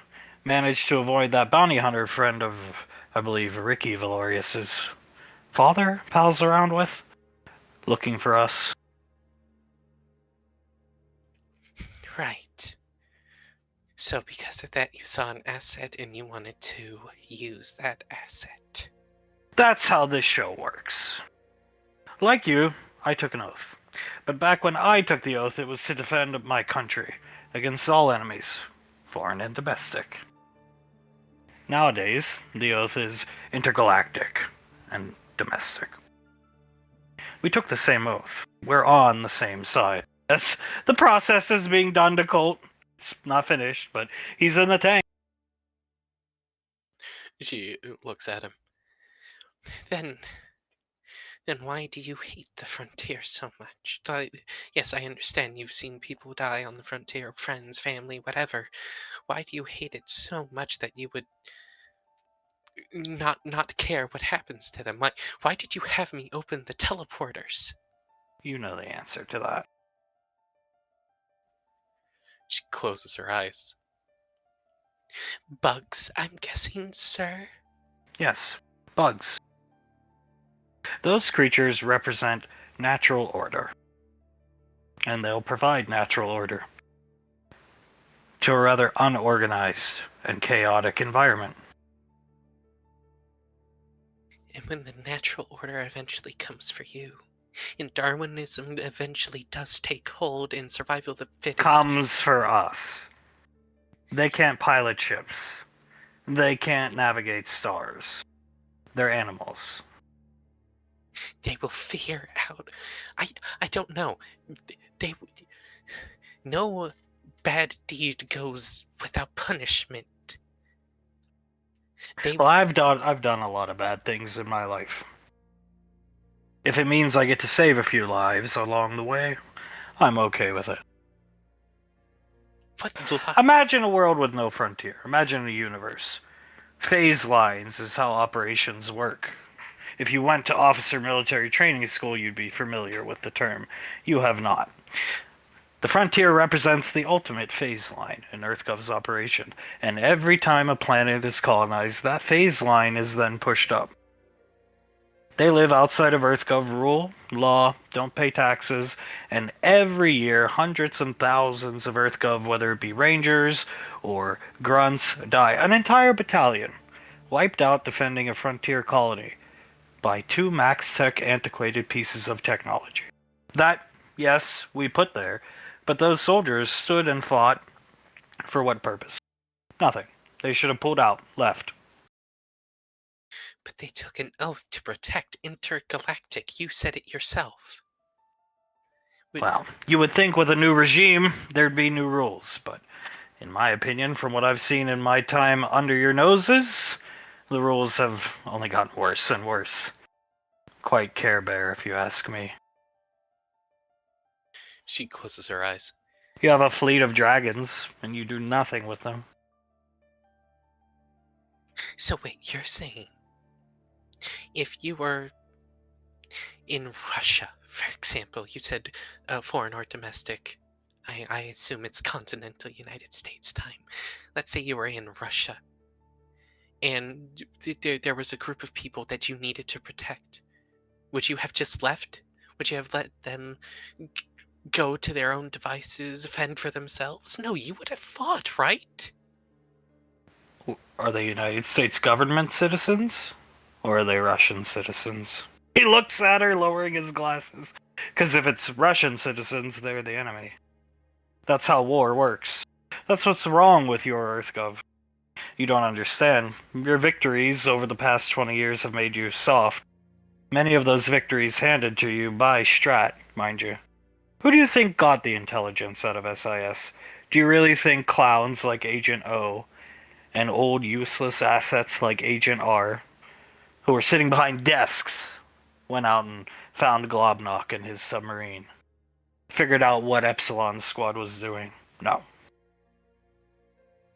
It was you? It was always Strat then? The only thing your parents' squad ever did without our assistance was simply finding Krellin, your alien uncle, who has become quite a thorn in my side. Killed one of my men. Yet, here we stand, still on the same side, differences, gesturing out the window, aside, as Colt is like, he has a shocked look on his face. He's actually walking around. Colt assumed they were gonna kill him. Soul looks out of the window door, looking at Colt, and they both see her breathe out a breath of relief as she looks at him. And here you stand. Here I stand. She looks at Stryker. I don't feel like I should thank you for anything, really, but thank you for healing my husband, even though you manipulated me to do so. I'm a man of my word. If you're a man of your word, then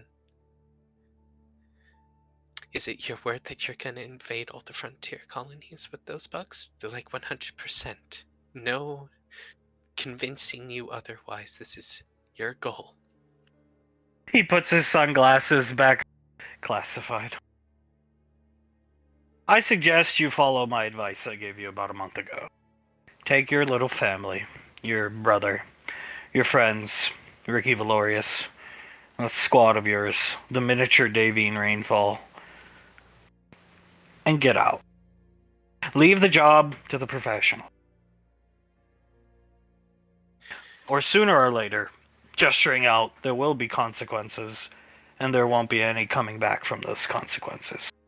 By the way, your brother, the dim-witted Valorius boy, and Memory and Rainfall are planetside looking for you. What? That's Shit. right. That's right. It felt like I was being followed. Fuck. They take Colt away, Where are and you now taking he'll him? be returned to Gateway. Not a scratch on him. Why would I have gone through all the trouble to bring him here, secretly heal him, with the only piece of technology to my knowledge that can do so? To hurt him. Unless, of course, you'd like to get... He racks the slide on his weapon. Physical. All I need is your word that you won't lay a finger on him to hurt me. Or to hurt him. He'll be Just give returned me to your word. Gateway. Okay. He will be returned to Gateway. She looks at Ripa and then at him. Last thing. Where's the embryo? What embryo? Moving closer to her. She takes a step back. What embryo? There were 6 embryos induced with royal jelly. 6. I have 5. So you have No, 5. either one of my combat androids decided to steal one, or somebody in my own organization took one, which I refuse to believe. If You're the only outsider that knew about the dig site. Unless, of course, you spilled the beans to the goons and their publishing company. Sir, if I had the embryo, do you think I would be here right now and I wouldn't be at Gateway informing my parents? Do you Let me think that search would her. allow me? Let me search her. He'll stare, lock eyes with Soul. She locks eyes with him. I'm a woman of my word. And I give you my word, I don't have it. Let her go. He gestures, and the door behind her opens. She starts to walk out, keeping her back towards this wall, so she's, keeping her face on them. She starts to back out with her hands up. They follow her for sure. Turns, keeping her eyes locked on those two constantly. Holding her hands up. She reaches right about here. Call the synths off. He'll snap his finger, tear the place down. The dogs on planet. She grits her teeth, looking at these two. Karma always comes for those who do bad, and she will leave.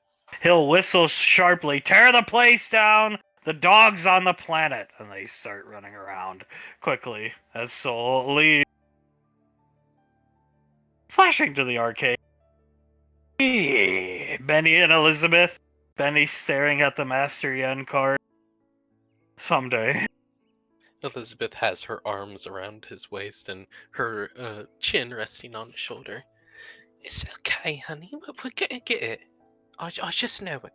We're gonna get it someday. And God, just to see the look on Icy's face, it is gonna be 100% worth it, my love. Do you think we should have went with Ricky, Carter, and Memory Ann? I feel kind of bad we didn't go, but I don't feel like spying on Soul. I don't think she's doing anything bad. She purses her lips and shakes her head. I don't think we should have gone with them. So Yeah, but made I the just right feel choice. bad sending Ricky alone with them. Hey, Carter, here, massage my feet.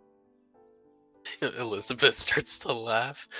I'm sure at this point, love, that Ricky is completely used to Carter's and Memory Ann's certain Strange activities. relationship. Their strange relationship. That is a better way to put it. Yeah. Worship it, Carter. Worship my feet, Carter. Wait, who am I? Get out of the machine. She'll step out of the machine. Nobody talks to my wife that way. You understand me? Pointing at this machine over here. Elizabeth starts to laugh. That's a really good impression of my dad. You get me, you little fucking freak, JJ. Elizabeth, You and your fucking pompous hairdo. Elizabeth starts to laugh even harder. You really think his head is pompous? He turns around, smiles, kind of, looking at her as Hunk. Very funny, Elizabeth.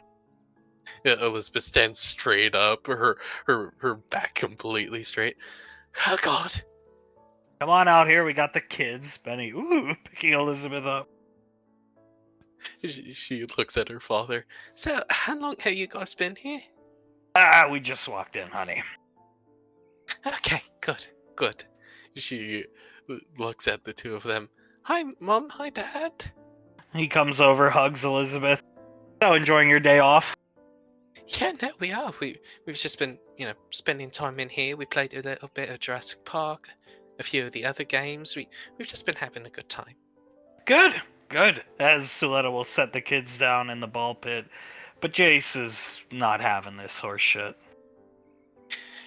Jace shakes his head. I mean, I don't know.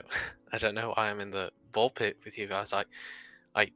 He gestures towards Suletta. I could be being held by her or Grandma Davine or someone. Like, I think I deserve to be held by one of them. Don't you guys? By a woman. It has to be a woman.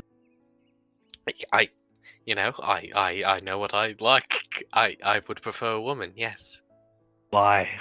Looking at Jace, holding up one of the balls with telekinesis. Because women are just I like when my mom holds me and I'm a girl, and Thomas's mom. I enjoy it when my father holds me. He's a very loving and caring individual. I enjoy it when he holds me. But that I just prefer women holding me, okay? Dude, you're such a fucking loser, Jace. I am not a loser, thank you very much, Hale. She'll levitate the ball and hit him right in the head with it. Ow! What was that for? Like that one? Looking back at Thomas. Thomas smiles big and nods. Do it again. Why just one person? She can do it now too. Pointing at Rebecca. Rebecca smiles and she puts both of her fingers on her temples and starts to lift balls up and starts throwing them at Jace. Hale will rapid fire balls as well at Jace as he scrambles. Oh Jesus! Coming under fire! Selena, help! David, someone help me! Hey, what's going on here? Putting his hand on Rebecca's head. Thomas and Integra are both pointing at Jace, laughing as Rebecca lowers her fingers, looks up at Hunk, and gives him a little giggle. He'll reach down and kiss her on the cheek. Go easy on the poor guy, Hale. Rebecca. Hale will stop and lean back into Thomas. And Thomas puts his arms around her and leans down. Always saved by the bell, isn't he? Saved by a guy. Meanwhile, he wants all the women's attention. Jesus Christ. Maybe it would do him some good to have a man's attention every so often, you know what I mean? His dad would be an excellent role model. Yeah, if Chase fucking listened to him, sure. He never will. Leaning back as she'll look over slyly at Rebecca as Hunk comes back over here. Rebecca smiles big, leans over to Hale. You want to do it again? Fire! She starts firing balls at Jay. Not only are these two firing balls with telekinesis, but Integra picks up a couple of the balls, looks around so no one's watching, and just tosses some. Shadow clone attack! Shadow clone! He actually manages to summon two, and all three of the Thomases start to throw balls at James. The adults not paying attention as Suletta. So, do you like this tea, Elizabeth, Benjamin? I love it. I actually don't really like normal unsweetened tea, but that sugary sweet tea is, why is there a C on the bottom of that? As Suletta's about to put it in her mouth. Davine actually uses her ODM gear, rushes over and smacks the carton out of Suletta's hand. Good fucking God, none of the liquid hit my lips, thank God. Thank you, sister. Looking up at Davy. Oh, it's okay, darling. It's okay, I got your back. Good Lord, picking it up. Oh my God, there is a C on the bottom of it. Did you get that from yours and Clive's house, darling? They hadn't been home in 4 days. They've been out at Bragg for the past 4 days. I thought, oh God. Elizabeth points towards the carton. Then that means that that's been there longer than 4 days, which also means that they've been prepared for quite literally anything for longer than 4 days. Now this is getting out of hand. Throwing it away. Okay, I think we should input a new rule, darlings. Always look at the bottom of whatever drink you're drinking from, be it a carton, a cup, what have you. Look at the bottom of it. Yeah, nope. Even in our own house, we're gonna start looking, honey. Good. Yes, no, I would feel much safer. Just, you never know when the unit is going to strike with their roofies, apparently. Nicole. You Novian bitch. So I'm sorry, what did you just say, Benjamin? Oh, just something Colt and I were laughing about because he was like, Clive's so fucking crazy, he's gonna call Nicole, and then Grandma Davine's gonna beat the fuck out of him. Slapping Benny over the head. Please, don't even joke about it. Davine points right at Benny. And I would too.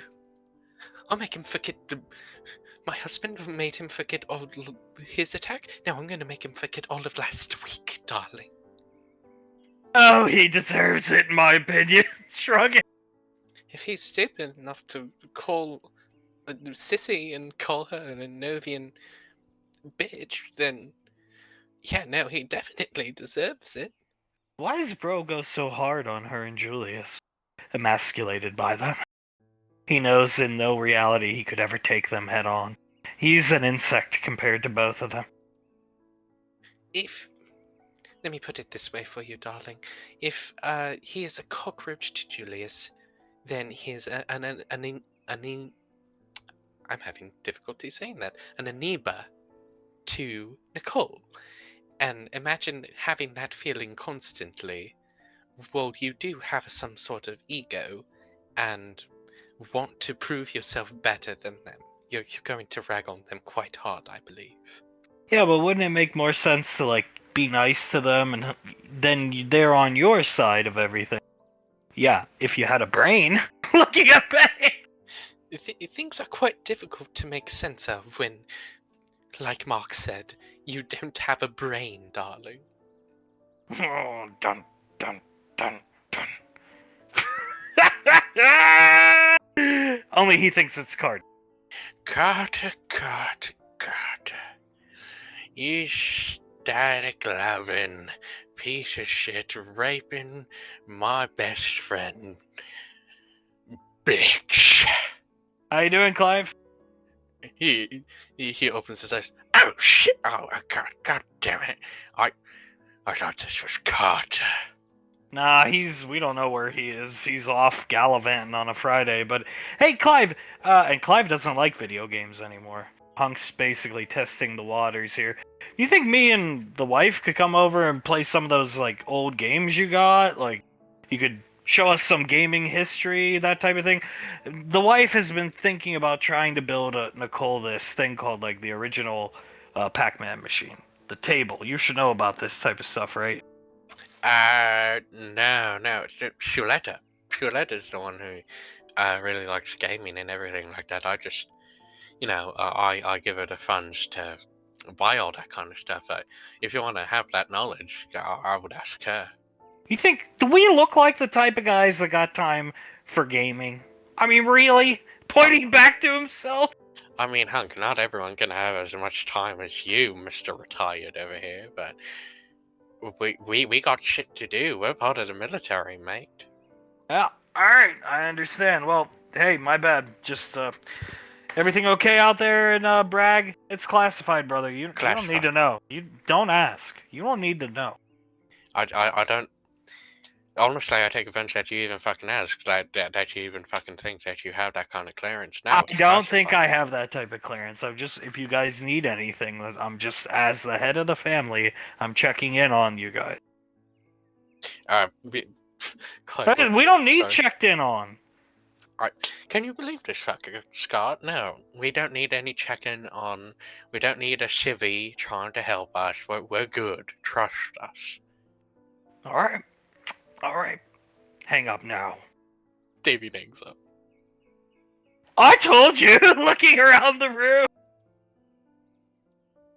Davy will. Doesn't matter that you helped save the universe. It has no relevance that you're the father of the two strongest beings in existence. They don't give a fuck! Hunk's angry. Davy walks up behind Hunk, hugs around his waist, and starts to kiss his cheek. It's okay, darling. Let's just breathe for a couple seconds, okay? Yeah! Clenching his fists very tightly. Look, They don't care! They do not fucking care! even Elizabeth is gonna hold Hunk's hand. It's okay, Dad. It's okay. You know for a fact they didn't really mean what they said. They're crazy, Dad. They're really crazy. Yeah, and more head trauma right now isn't gonna help them. He'll finally relax.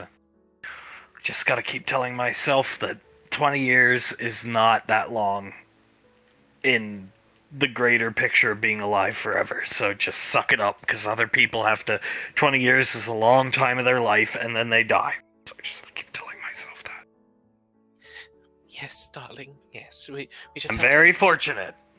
I am a very fortunate man. Just keep telling myself.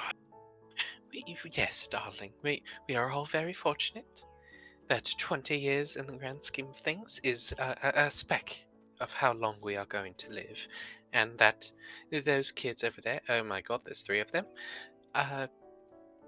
They are going to fix it. What the hell? Looking over what's happening to Jay. Jace has attempted to completely submerge himself into the balls to get away from the onslaught that Rebecca, Integra, the 3 Thomases, and Hale are incurring onto him. Ho ho ho ho. He comes over, pulls Jace out. Settle down now. Jace is breathing very hard. His eyes are wide and his pupils are dilated, looking at all of them. Hale trying to throw a ball at Jace hits Hunk in the head. Oh shit. She starts laughing. Hunk. Oh, and he melts. It reminds him of a young Icy. Thomas, hand over his mouth, points at Hunk and starts to laugh. Yeah. Laugh it up, Mini Pequod. Rebecca, you might as well get in on it. Integra's looking down at the ball pit, and she just starts to laugh. He sees her shoulders shaking. Yeah. What's she doing? Rebecca is completely on her back, kicking her feet, laughing at Hunk. Oh God, Nicole hit me with stuff like that a long time ago. When he doesn't go in the pit, he puts Jace back, pats him on the head, comes back out. Nicole used to throw things like that at me. It was cute. Oh, and like mother, like daughter, look at her. I'm fucking picking on poor Jace. Alright, Jace, you learned your lesson yet? I think so. I very much appreciate that he picked me up and saved me from all of you, so you guys don't have to throw anything more at me, please. Aunt Sasha is not your girl. Or Aunt Samantha. Well, okay, let's not go that far. But I do appreciate that a man came over and picked me up. Those 2 are still my girls, though. Annoyed look on her face looking at Jace. Thomas just rubbing his eyebrows. He puts his arms around Hale. Let's just ignore him, honey. There's no getting through to him, I think. Why aren't you with Aunt Samantha if she wants to be with you so much? Like, really? JJ, Wait, Thomas, watch this. Do you think JJ's working with Uncle Clive to roofie her? You got to. Oh shit! Jason covers his mouth. You got to be. Integra, you're supposed to tell me about these things. And Integra starts looking around like, what the fuck? Oh my god, hand over little mouth. Uncle Clive and JJ both have a British accent. No. No, you're right, they do. Oh no. Oh no, they're in cahoots, Hale. Hey, you guys have to help me. We have to save Sam from Uncle Clive and JJ. Uncle Clive's scary. He does things like yell, Tommy! Yeah, no, I don't want to fuck with Uncle Clive, man. He scares me, dude. He will hit me with a baseball bat. More like Uncle Chunk. He's getting chunky. Oh my god, yes. Rebecca puts her hands out in front of herself. He's like this, and his voice has gotten deeper like this. Falling onto Thomas, laughing at Rebecca's imitation of Clive. Chunky Clive. Thomas starts to laugh as well. General Commander of the Chunk Force. I'm the general commander of the Chunk Force. You better feel me, Thomas. How would we ever stop him? Looking at Thomas, but talking to Jace. I don't. I mean, like, we could figure out a way. Like, maybe. You know they roofied on Suletta, right? Looking at Jace. What, they roofied on Suletta? You guys gesturing over to Suletta. Yeah, so I don't know. I just can't believe they did it to me. You know what I mean? We've been over this though, Suletta. Like at some point, maybe you ought to just move into your own place and take Samuel with you. No, I can't do it. I'm sorry. Well, maybe if you don't feel comfortable like moving in a place by yourself, maybe you can move in with like Cotton and Marianne with Samuel. No, I want to give Carter and Memorian require their space. And to be frank, I don't want to be around them. I want to be around them, but not when they're supposed to be in their intimacy. I walked into the cabin, a week ago, and saw one of her... He was on the ground like a plank, and she just had her foot on his face, and he was licking it. I don't want to be around that, Elizabeth. Betty laughing! Yeah, no, fair enough. That is completely fair, Auntie. He was getting all up into it. Yeah, like between the toes and stuff. That's fine. I was never like that with my my deceased husband, I should say. So, no, they need their space far away from everybody else. I don't want to hear Carter howling in the middle of the night as he gets spanked.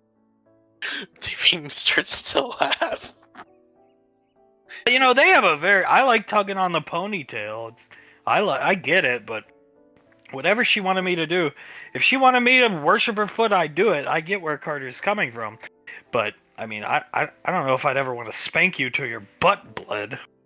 I wouldn't want that either. If you did do that, and you didn't have my express permission to do so, I would be quite angry at you, actually. So they have quite a unique dynamic that, you know, it's gonna be weird for their child growing up with them. That's all I can say. Yeah, you can say that again. Elizabeth looks at Benny. You know, when we eventually do get our own place, we can always do Marianne and a favor and have their child come over to our house so they can, you know, get up to their own type of thing. You know that, right? He looks down at Elizabeth. I don't think they're going to care if their kid's around or not. When Memorianne gets Dommy Mommy, she gets blinders on. She's done it in front of Ricky before. That's why I say I feel bad for us not going with them. Devine looks at Benny. Oh, where did they go? To follow Soul. Huh? Looking back at the... Devine leans in closer. Follow her where, darling? Some frontier colony. They gave the planet name, I don't remember it off the top of my head, but Ricky, Memorianne, and Carter think she's cheating on Colt. Oh god.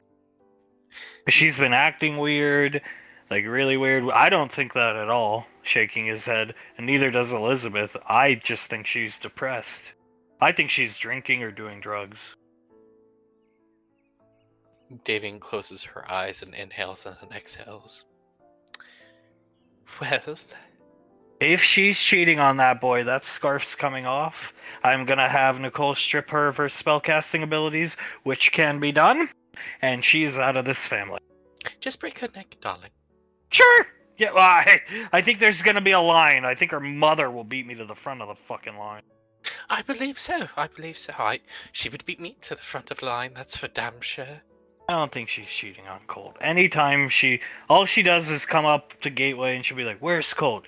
He's not here. You know he's down at the lane. They didn't let him come up today." She goes back to the lane.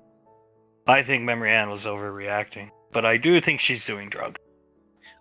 Something's definitely going on with her, and let me just say, it's not just studying that she's doing. It has to be some type of, like Benny said, drugs, alcohol, other vices, or just not cheating on Colt. She wouldn't do that. Oh my god.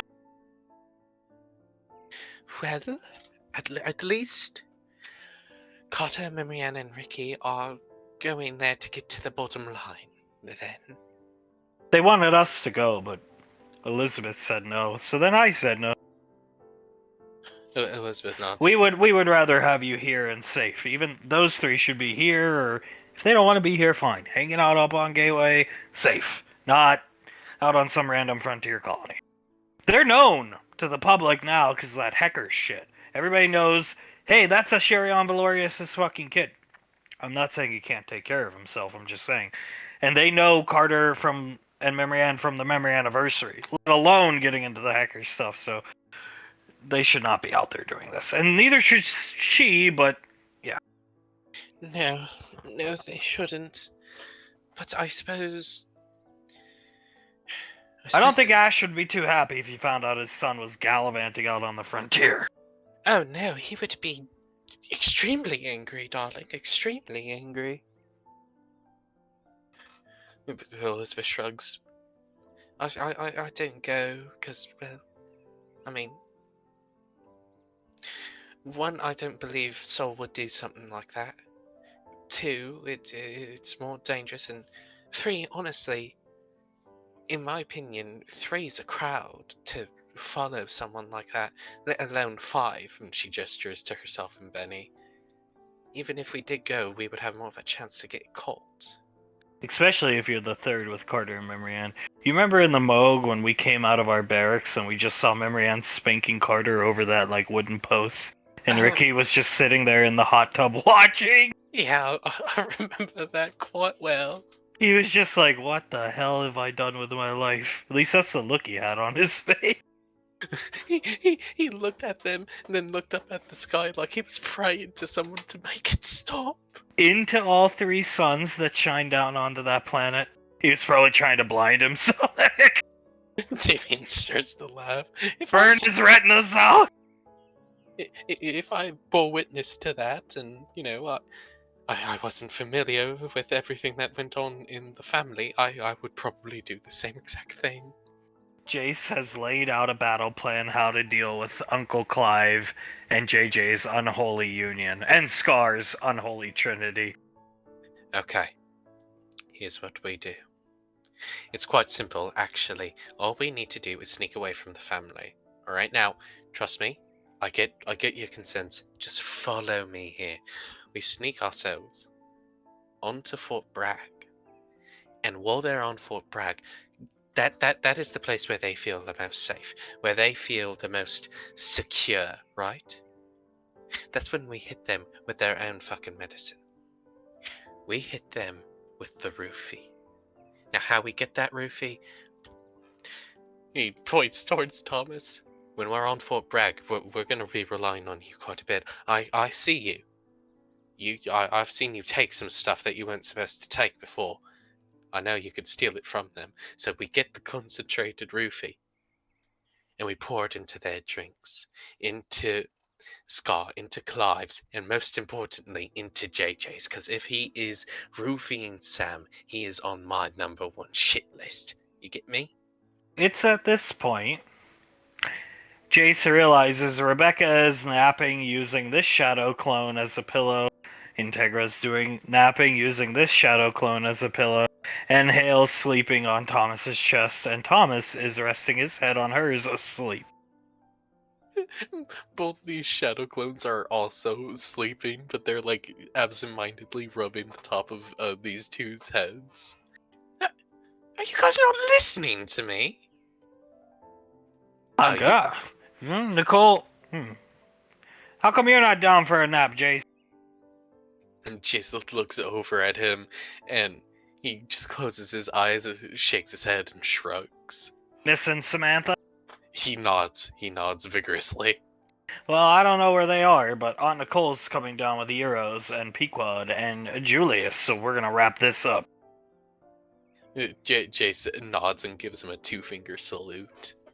Hunk and the rest of the adults will begin picking the kids out of the ball pit as, following Agent R's advice, Memory Ann, Carter, and Ricky are enjoying coffee. She's just staring down at her coffee. Well, I don't feel like we've been followed. Carter shakes his head. No, I didn't notice anything. You, Ricky? Nah, nothing. Unless they're really good at hiding. I don't think anyone's around here. Did we get fucking played? Did we get played by that guy? Turning her coffee cup legs in Carter's lap. Rub my feet, Carter. Carter starts to rub her feet as he puts his head onto the table. I think they might have gotten fucking played. I knew I shouldn't have trusted that guy. Well, I don't know. Here's my thing. We wouldn't have anyone following us either way. If we got played, wouldn't we be walking into a trap? Yeah. This was the only place open that we could find. Yeah, and I mean, he was warning us about something, right? So the fact that there's nothing here kind of implies we didn't get played. What does that? You have the paper from the lone gunman. What does it say? EarthGov dig site? He pulls it back out of his jacket and looks at it. Oh yeah, something about that. Here, he'll hand it over. She'll take it. In Town Square. An EarthGov dig site in Town Square. Carter looks up at Marianne and shrugs.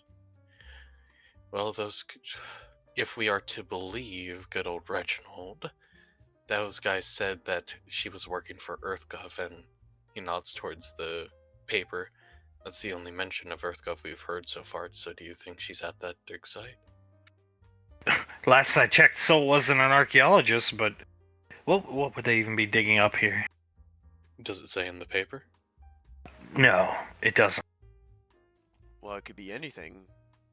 Dad has said they found all sorts of shit in far out colonies. It just says Mysterious EarthGov Unit. Mysterious EarthGov Unit. He looks up at the ceiling. He shakes his head. I mean, maybe it's some... They're UFO nuts. Maybe they think it's UFOs or something like that, right? Maybe. I mean, we could ask our parents if they know of anything going on out here. That'd answer the question pretty quick on if it's EarthGov. That is true. But then we have to explain what we're doing, because, Carter's mother would be like, Carter, where are you? Yeah, and then I don't think it would end too well if they figured out what we were doing here. It's not like Father. They're not as dim-witted as Father. He saw me sitting on a bench alone with Carter and you. Hi, Memory Ann! Back to instructing you, Carter. In the middle of, clearly it's nighttime on this planet. Father had no questions as to what we were doing. Yeah, I think he's living in another universe right now. Most definitely. His own goddamn universe in his head. He chuckles. He goes to take a sip of his coffee, and then he stops himself, lifts it up above his head, and looks for his C. Oh, for God's sakes, Carter! I have to check. I'm sorry. It's all good, by the way. It's all good. I would check. Lift your fucking cup, Rick. He looks under it. Nothing there. What, are you expecting your Uncle Scar to be behind the counter or something? You never know. Looking at the bottom of her cup, the more I think about it. Just watch you turn around and see your dad staring at all of us from the little window where the cooks look out. You thought you could escape me, Carter, as you rub Memory Ann's foot sitting in that booth, planning to roofie her through her foot. Planning to give her a special drug that goes in through skin contact, specifically the sole of the foot. You motherfucker! Carter starts to laugh. Motherfucker. Fucking Carter. Oh, God. He takes a sip of his coffee. You never know when the unit's gonna strike. I truthfully would not put it past them to see them in random places. Like, could you imagine if he was working at Walmart or something and he gave us a Dr. Pepper for free or some shit and I drank it on accident? Oh, he's the Uncle Scar, the Walmart greeter. Hi, welcome to Walmart. Yes, Uncle, we see you. No, I'm just a Walmart greeter, ma'am. Who was this uncle you talk about? He seems like a real cool guy. A man filled with valor and bravery. Surely not a member of the most secret military unit. God, they're so annoying. Curtis starts to laugh. They are extremely annoying, yeah. I mean, just look at this fucking photo Father sent me this morning. Oh, God. Is that... What? It's him during Vietnam. The first Vietnam, not Space Vietnam. He served in both. He did not make that. Oh, most likely Samuel. Carter with his hand over his eyes, just shaking his head. Oh, I'm damn glad he fought against the Viet Cong for the good old US of A. I mean, has anybody played the demo game Elizabeth and Benjamin made, Onimusha 3 Dawn of the Unit? Play as Clive Rainfall, taking on all of Russia. So you die at the end of the game. You get killed by the Yakuza, even though Father thinks they're Russians. And he thinks he's the hero. And then, first time he saw it, he's like, alright, I'm the hero. Then I was like, Father, but this couldn't have happened. You die in the game. No, it actually happened. GL had to resurrect me. That's how important I am. But she did resurrect his apparent best friend, Asharian. Sherion's body was never recovered. Carter took it to do things with it. Necrophilia. You know me. Right. Carter's a known necrophiliac. Apparently Carter's an everything philiac. He sends, every morning I'll get these ridiculous photos like, thinking of you, Memory Ann, wishing you well, and he writes them here. Just read. She'll pull it up on her wrist computer and read it in Clive's voice. It reads like a father sending a letter to a daughter from a war zone. Dear Memory Ann, thinking of you always. Thoughts and prayers with you always. It's quite dangerous what I do, I know, but I know for a fact that when I come home and I see your smiling face, after I free you from the clutches of Carter, it's all gonna be worth it. To finally see you completely free of his ESP powers is roofing everything, my dear daughter of mine. Look at the bottom. P.S. Please consider getting metal plates inserted into your head. Your loving father, Clive Stormin Cliven, Stormin Norman, Stormin Rainfall Cliven, Rainfall, 28-star Brigadier Commander of the unit.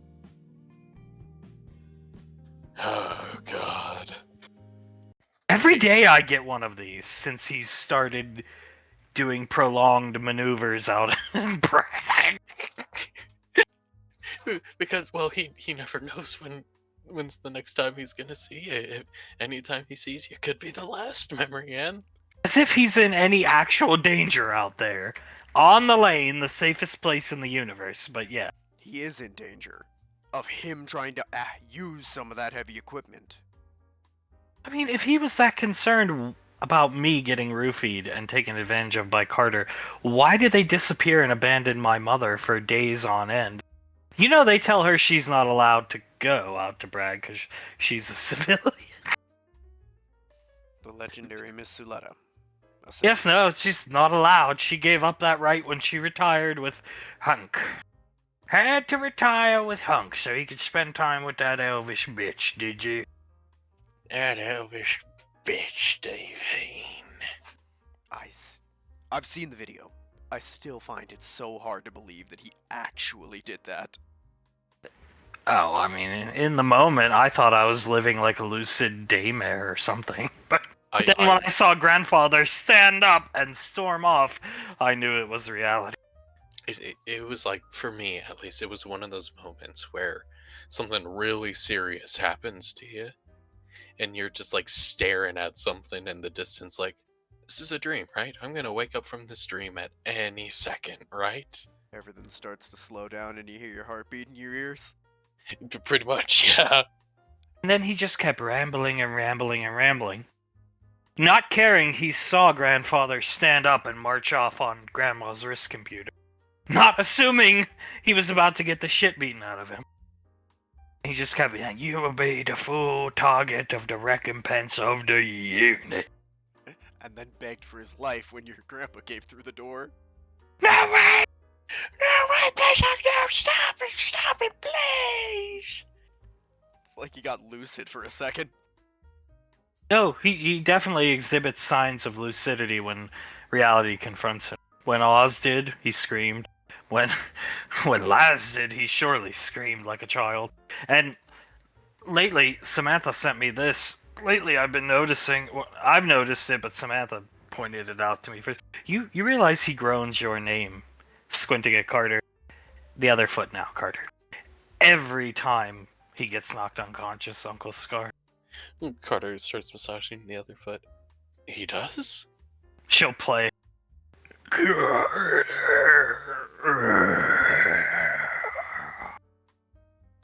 And here is the bicycle incident.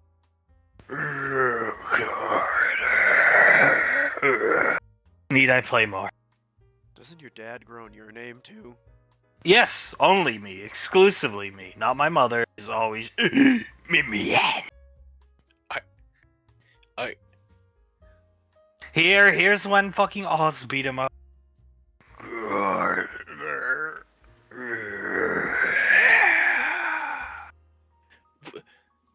Why me, though? I don't know. Shrugging. I think we should put it to the test more. I mean, a sample size of 3 is too small, right? Samantha made this compilation, so shrugging at her, pointing to her wrist computer.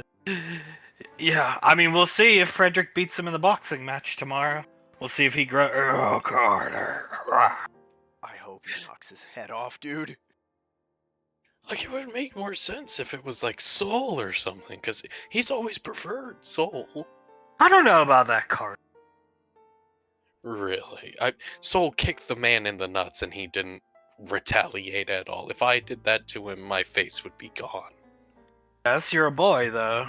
You two had a good relationship, in my opinion, up until him and Father started getting... Invented the unit. Yes, no. He invented the...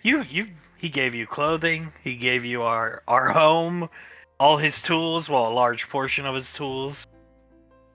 He liked hanging out with you. He did care about me quite a bit. Doesn't it make you feel even worse? Grimacing? Absolutely terrible. I think he just had high hopes for you, Carter. And then he saw you come back and you were happy. He didn't even beat you up when you first came back, you said. Well, he didn't beat me up. He threw me through a couple walls, but he didn't, like, fisticuffs with me or anything. I miss old Father, and I definitely miss old Scar. That 1 month of both of them being, normal, your mother being happy, it was absolute pure bliss, my love. He was so nonchalant about the house, too. We expressed interest in a house like it. He was like, you like this one? Well, yeah. Well, just have my house. It was really all he took was the spit roast. Yeah, that's it. He left everything in the house for us as is. And now he would have tried to spit roast Carter with that thing if he had tried to ask that now. Well, now the story in their mind is that Carter launched an assault on the house, drove Scar and the unit back with roofie drugs, and Carter took over his house to fuck me in his bed. I overtook the territory, if you will. Which they plan to take back, so they say. They're doing it for Edith. They're calling it the Edith Finch offensive. Oh my god. Whatever the fuck that means. The offensive for in honor of Edith Finch to finally get recompense for what I did to her, I guess. Just wait until they roofie the wrong person on that lane. Just wait. Oh my god. Imagine if they roofied Grandma Davine by mistake. Oh god, I don't think they would wake up the next day to forget the beating that Grandpa Hunk gave to them. Imagine Roofied Colt. Sam. Oh, that's scary. JJ can be scary. Yes, he can. He can be extremely scary. Jesus Christ, that would be terrifying. Imagine if they got the Primarch. Lights out. I think I don't think they would have a second to compute that they were dead. I think they would just be fucking dead. Carter's wrist computer going off. Carter looks at it. It's Aunt Sasha. Oh shit. Aunt Sasha. You'll answer it. Carter. Yes, Coming ma'am. up here. Where are you, Carter? Looking around the diner? You're not on Gateway. No, we're not, ma'am. It's nighttime outside. What are you doing? He looks off to the side, then at the camera, at the wrist computer. It's a bit embarrassing, ma'am. I had another nightmare, and it was really bad this time, and I asked Marianne and Ricky to come with me for just a little getaway to some random frontier colony and get some coffee with me just to calm me down. Okay. She'll shrug. I can't find you guys I couldn't find you guys on Gateway. I was just calling to tell you, like, wherever you are, you're dismissed for the day. We're done. It's earlier than usual, but that's fine. But you should come home, Carter. Of course, ma'am. I apologize I didn't tell you about this sooner. I just, like I said, it was a bit embarrassing for me to admit. I know I don't need to be embarrassed about it, but it was embarrassing.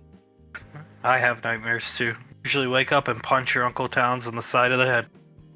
She laughed. Marianne laughed. Carter lets out a chuckle. just like your daughter, aren't you? Yes, nodding her head. Take as much time as you need, but don't spend too much. Are you on a frontier colony? Yeah, like I said, I wanted to get as far away from EarthGov space as I wanted to, like something really secluded, just so it could be just us, and we could all gather our thoughts together. Yeah, he Okay. had me pick off the map. Okay, no problem. Just don't stay out too long, or your parents are going to start looking for you. Have you seen your sister, by the way? Because nobody's seen her since Wednesday. And I don't even know where Cold is, honestly. Carter lets out a breath. He takes a sip of his coffee, looks at Marianne. Have you seen her? No? Drinking your coffee? Nope. I haven't seen her. Ricky? Nah, I ain't seen her. I hope Colt's alright. So do I. She'll shrug. Either way, take some time, but get back soon. Of course. Thank you for being so understanding, ma'am. She nods and hangs up. Well, that's twice we've lied to her. Yeah, we just lied to her again, bro. Oh boy, we are not. If we plan to make a career out of the military, we are not starting off well, Carter. Carter sighs, takes another sip of his coffee. We couldn't tell the truth. You think I gotta start exploring other career options at this rate? Only if we get caught. Eh? And really, we're not doing anything that bad, honestly. We're tailing Soul. I mean, in all reality, the only thing I truly lied about was having a, a terrible nightmare. I had a nightmare last night, uh, and we went to this frontier colony, and we decided to get some coffee. Mom calling his risk computer. Oh, Memory fuck. and eyes go wider. And I thought the Ranger General was bad. Oh, fuck. Okay. He'll answer his wrist computer. Carter, Yes, Mom. where are you? Frontier colony, ma'am. Why? I had a nightmare, Oh, Carter. and I wanted to get somewhere really secluded, and I brought a really good friend and my wife with me to help, calm me down. I'm Alright. sorry. I'm sorry I didn't tell you sooner. That's okay, we were just looking for you. We got a bunch of Euros. Your Aunt Nicole got you guys some, but we'll just put them in the fridge. Of course. Thank you, Mom. We really appreciate it.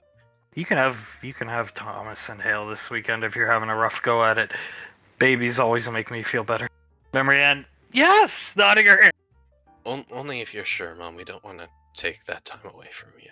If you're really struggling, Carter, you can have them. Do they help you? Always. Babies are the best cure for everything, right, Mom? Right. Get back within the next 2 hours, though, Carter. Don't hang around out there. Everybody knows your face, Carter, and his now. Pointing at Ricky. Understood, Mom. I apologize. I didn't think of that. Good. Okay. Get back soon, Carter. Of course. Love you, Mom. Love you. As she hangs up. I'm gonna fucking barf. And now you've lied to your mother. And you kind of just used the lie to get the kid she wants to keep with her. Both kids. Very protective over those two. Clearly her actual favorites, contrary to what people say about the Stooges. She's never threatened to beat anybody up over the Stooges where they're staying on any given day. Should we just start running now?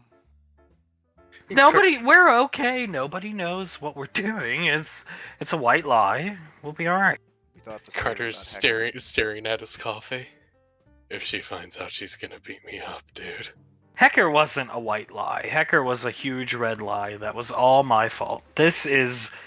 We're not letting a suspect go. We're not on any orders out here, nor are we ignoring any orders because we've just officially been dismissed. So, and it's Friday anyway, and we knew we had nothing on the docket when we actually showed up to intake this morning to muster. So, she'll shrug again. It's okay. She did get us sandwiches, though. God, you are a horrible son. I am sorry.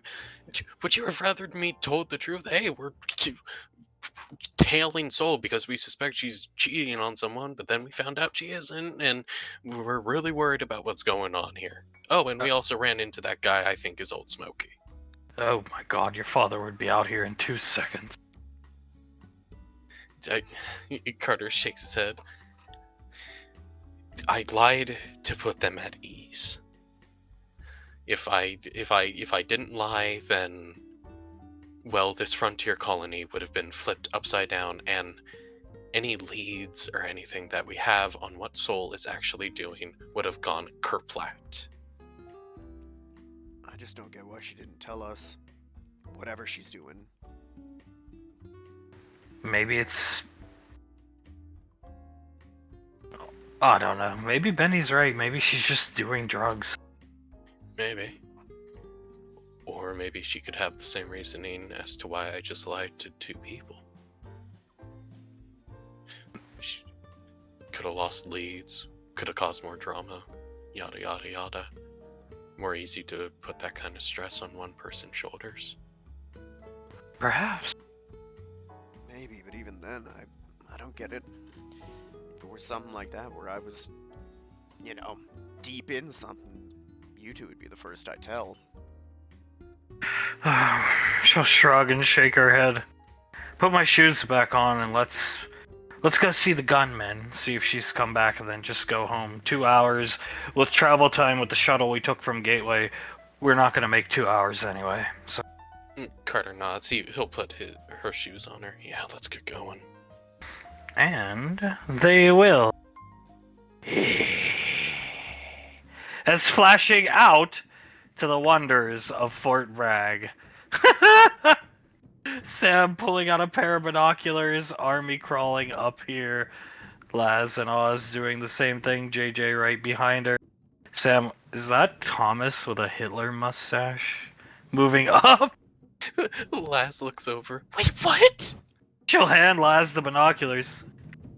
Oh my god, that is Thomas with the Hitler mustache.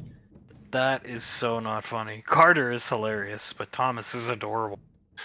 Carter is hilarious, but Thomas, he doesn't deserve that. Is that the actual Fort Bragg sign? I heard your Aunt Nicole say the actual one went, yes, Oz. Oh my god. That's the actual Fort Bragg sign, mate.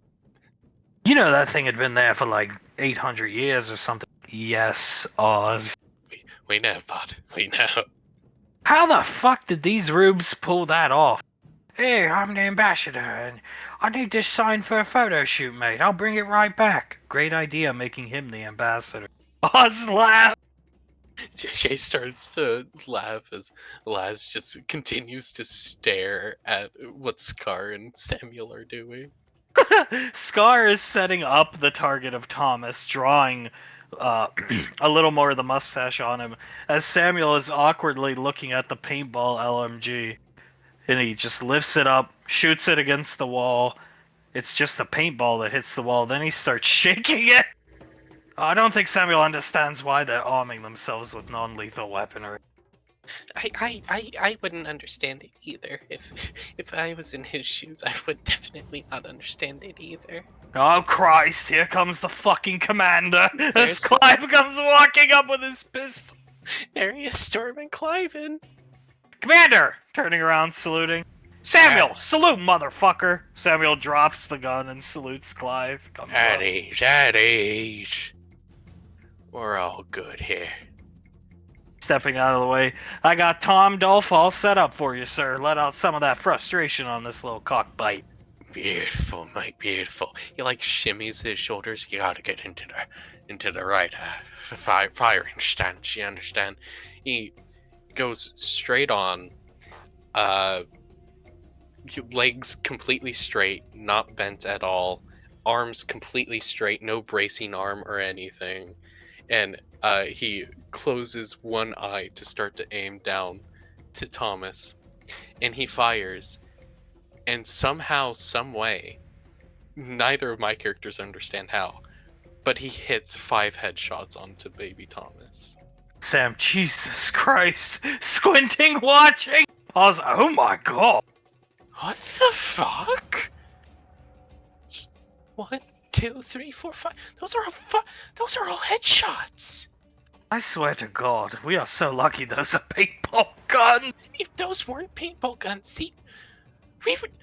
Thomas and Carter would be in actual danger. Samuel coming up. Non-lethal equipment. Looking at Clive, shrugging. That's lethal. This is tech from GL, brother man. Where's your fucking brain? Is your brain scrambled eggs, brother man? You think that GL would give us equipment that is non-lethal? What the fuck are you thinking, mate? This is why you're not a part of the U for one. You don't got the moxie for it. You don't got the knowledge for it. And you sure as hell don't got the face in the fucking unit in GL for it. Piece of shit. I don't even want to talk to you anymore, motherfucker. Scar, fucking handle it. Drop and give me 90, Samuel. He just walks off! Clive points at him. He doesn't have to fucking play it in his head, mate.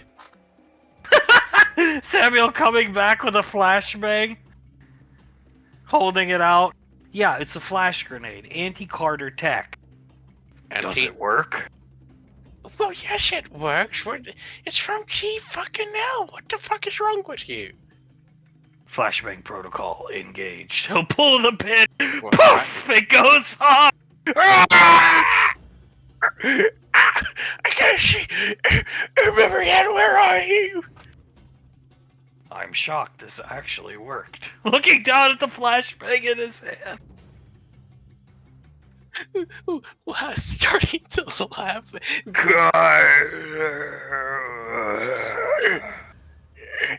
Clive falls down right on top of one of the tires. Mary. And... I told you he always does it when he gets knocked out. Did you get that one on tape? I did. I fucking got it. Holding up his wrist computer. Good. That's so fucking good. That might be our chance. Looky, I don't think Samuel's gonna stop us given how horrible they treat him. Yeah, no, we got an opening right here and now, mates. Wow, we're the first civilians to set foot on Fort Bragg. Air quoting! We should be honored. We're literally walking on what equates as holy ground. Samuel coming up!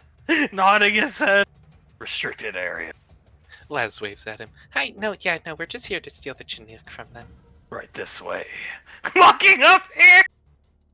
I knew we could count on you, Samuel. Sam, wait a minute. What's Clive doing? Clive has somehow angled himself through the tires, so one tire is around his ankles, one is around his waist, and one is around his armpits, and he's just like groaning and flopping almost like a fish, and he's saying, "Memory." Sam picks up the pistol, shoots Clive in the head. He acts like he just actually got headshot. His head jerks slightly, and he falls limp in front of them. Come here, JJ, look at this. Okay. He walks over. Reaching up weakly with his hand, eyes closed.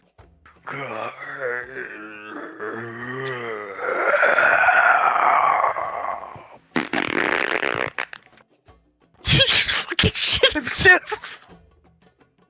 Oh my fucking god! He just shat his pants off. I've got this all recorded, by the way. And I'm taking this one down. It's not deserving. Carter stays, though. Carter stays. Actually, fuck it. Score 1 for Carter, taking it down! Liz starts to laugh as she leans against the wall. She's holding around her stomach. Samuel started the bird for Laz. Another piece of your collection. Oh, thank you, Samuel. I love you so much. Let's get the fuck out of here! Yeah, no. Oh god, I can't handle the smell anymore. Sam laughing. What are you gonna do? What are you gonna do? They're gonna think you're a betrayer to the unit. Plan. Okay. Looking at Sam. I mean, you could always act like you yourself got hit with the flashbang as well, and you know. They see him walk over here, take a rifle, and these binoculars they left behind, and fall to the ground. He shoots himself once with the paintball and fall to the ground and pretend to lie unconscious. Oh god, he's so good at what he does. As they get onto the bird. This is a nice piece, love. It's gonna go fine in our collection. Oh, most definitely. But what can I say? I have really nice taste in both men and antiques. Yes, you do. As the bird will take off and Clive and Scar start to come to.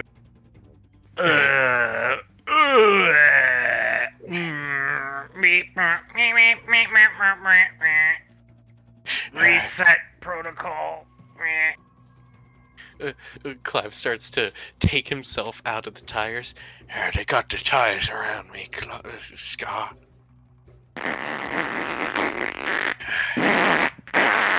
Oh, my catheter. He's shutting into his catheter back. I'm sorry, mate. I'm sorry that happened to you. System malfunction. System malfunction. Clive stands up. He holds the side of his temple, wipes the paint off. Someone ambushed us.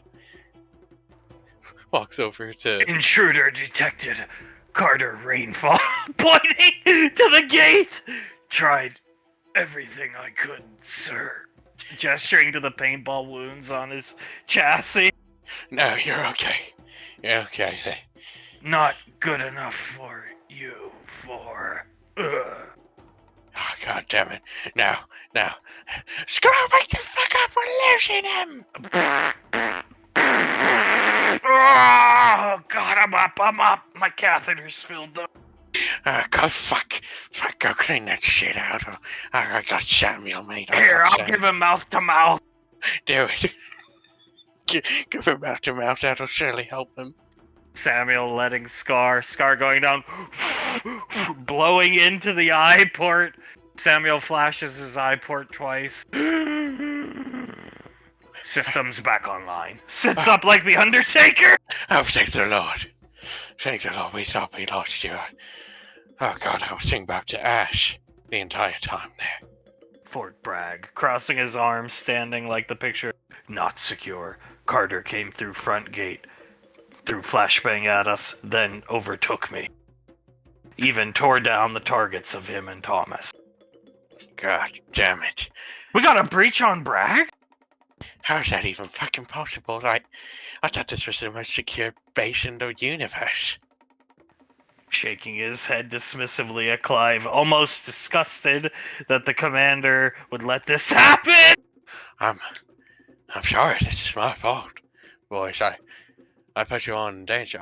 I will personally go around every single security defense we have around Bragg and double check it, triple check it. The Chinook!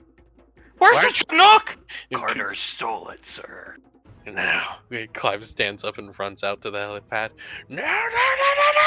No, you gotta be fucking kidding me! No! Samuel gestures, opens a port on his chassis where Clive knows he keeps the keys to the Chinook, showing him it's empty. Took them from my cold chassis, sir. God damn it. He puts a hand onto Samuel's shoulder. Mentioned something about roofing Memory Ann so he could use that chopper to fuck Hazel in it. God. Yeah, little motherfucker! God damn it. This son of a bitch! Clyde falling to his knees, screaming. As flashing to the boxing rink, we've got Euros being had by everyone. Elizabeth and Benny will be coming in soon. Stop to grab something. Or put something away, I should say. Well, thank you for the Euros. Yeah, it's no problem, Dad. I mean, it's the least we can do, right? Yeah, son, you might want to turn your wrist computers off like everybody here. Yeah, sure, no problem, Dad. Why, Dad? No reason. You should just turn them all off. Everybody turn them off. Don't get any updates, notifications from YouTube. Julius squints his eyes at his dad. He looks over at Icy. Nicole, what's he thinking? Apparently, Uncle Clive made a video where he shows how he single-handedly defeated Tewaz, because I was late getting you to the planet. So, Dad, we're gonna watch this. You know that, right? I don't think it's good. You have anger issues, son, and I'm honestly tired of them, and I like that you have them under control nowadays, so I don't think you need to see this. Dad, I think we need to see this. Benny and Elizabeth coming in right here, putting the card away, so that Nicole can't see them, constantly staring at it. Benny's staring at it. Hey, are you guys ready to watch the video about how Clive actually saved the universe? God. Oh, Benjamin, we are more ready than you realize, buddy boy. Got some Euros for us, Aunt Nicole? I see, yep. Snapping 2 Euros for Benny and Elizabeth. Enjoy. Thank you. Elizabeth looks at Benny. They're really mad right now. Boom. There they are! Sir, 1 second. 5 was! Now, Void infused Tewaz too. Probably one of the stronger beings to exist at this time. Now, just for my, acting here, this is a reenactment of their fight, correct? Mm-hmm. Okay. Alright, T-Wars, I'm gonna give you two options here. You lay down your guns, your weapons, everything about yourself. Get that little pussy-ass void shed off of you. Or you're gonna give it a fat cheat up to wazoo, mate. Haha, it's I, T-Waz. I don't take orders from the unit. I'm working with Carter. God damn it. Who isn't working with Carter at this point? Once we release Carter from the black hole, all women will be roofied by him, and then I'll get to have my way with your daughter and your wife. Well, mate, let me tell you something, you T-Wars looking son of a bitch. I ain't letting that shit happen. No, sorry, Bob. Bring it on! Bang, bang, bang, bang, bang, bang, bang, bang, bang, bang. Clive acts like he dodges everything as he Too just fast! simply steps back and forth, and he No wasted movement! he starts walking. That other guy! He starts walking up to Tewaz. Yes, walking, not running or anything. Walking. Impossible! As he chops at his neck, grabs Tewaz's mask, and throws him down onto the ground, puts his knee on his neck, and starts just punching Tewaz. Who's your uncle? How was I defeated so easily? 'Cause I'm the goddamn brigadier commander of the unit. And You truly walk with an air of confidence rarely seen in this day and age. you're goddamn right I do. Now then, mate. Have mercy. There is no mercy for servants of Carter. As he'll act like he grabs a hold of his throat and crushes his windpipe.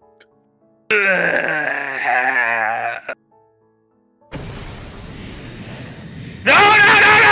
Stands up! It's true, calm down! Damien will rush over and grab her cheeks. You're okay, it's okay. No need to be angry or anything. Oh no, nevermore, darling, please. She's panting, breathing heavily. Oh, come here. She hugs her, puts her head onto her chest and starts to pet the top of her head. It's okay. Who's my big, strong Istram who doesn't get angry like that? Yes, you are, darling. You are. Maybe you're not the only one with anger issues that need to be gotten under control, Julius. Settle the fuck down, Nicole. Julius is just staring at the screen and his entire body is shaking slightly. Pequod's rubbing the back of his head and, neck for him, kissing him on the cheek. Wow! They made a parody out of the fight that basically decided the fate of the universe. It makes me so angry because they did enough research to recognize that I did in fact crush his windpipe to kill him. So, that was Scar in a very poor Tewas cosplay. I wondered why they were painting that weird cosplay. Well, I think it's like some bounty hunter costume for Halloween they bought off the E-net, and they were painting it purple. Well, I should say they made Frederick do it. And no wonder why Frederick was like sweating bullets, nervous the whole time, because he knew what he was helping with. Julius, his jaw clenched, he looks at Pequod. You think we could just have this video removed from the internet as a whole, the E-net as a whole? Already done, my love. Refresh the page. And Benny will, and it's gone, sir. Looking at Julius. Good. I don't have to tear Clive's face off his head. He looks at Pequod and just lays his head into her chest. She'll start scratching and kissing his head as Zap seeing all this unfold. You done gotta really give it to that motherfucker, Frederick. I'm telling you. Blaze, knock his fucking metal plate out of his goddamn thick skull. Oh, that's the goddamn plan, boys. You know what? To where we test how strong my hands are, you mind if I spar with you boys a little bit? You're made of pure metal. I just want to see how tough my hands are. Hit away. Putting his arms out, allowing himself to be hit. Frederick starts to wail on Blaze, just completely going all out on him. Feeling better? Oh, very fucking good! Wow, Blaze, wow! Don't think that middle plate in his head's gonna save it. No, I don't think so. Frederick will stop. He shakes his hands off a bit. Oh, you good, Blaze? You good? I didn't dent anything, did I? Taps his chassis. No, keep going, sire.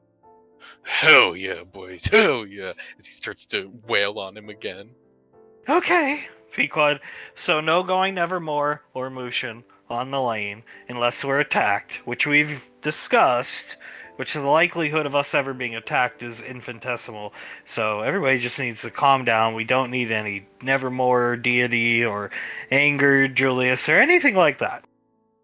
Yes. They parodied the fight! I know. Yes, Istrum, yes they did, but what don't we do on the lane, darling? No Nevermore, no Mushin. Exactly. And if your brother just so happens to go Mushin, you're going to stop him, right? After what I just saw, no. But Yes, you'll do you it for are. me? I'll do it for Mom, not Pequod. Oh, thank you, darling. Eskimos? Eskimo. She'll lean down and start giving icy Eskimo kisses.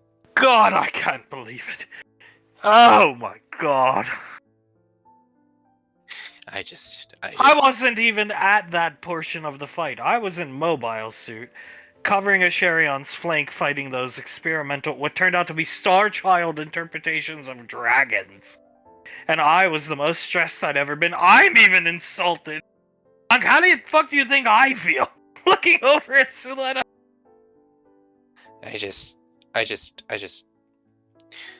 Julius just shakes his head.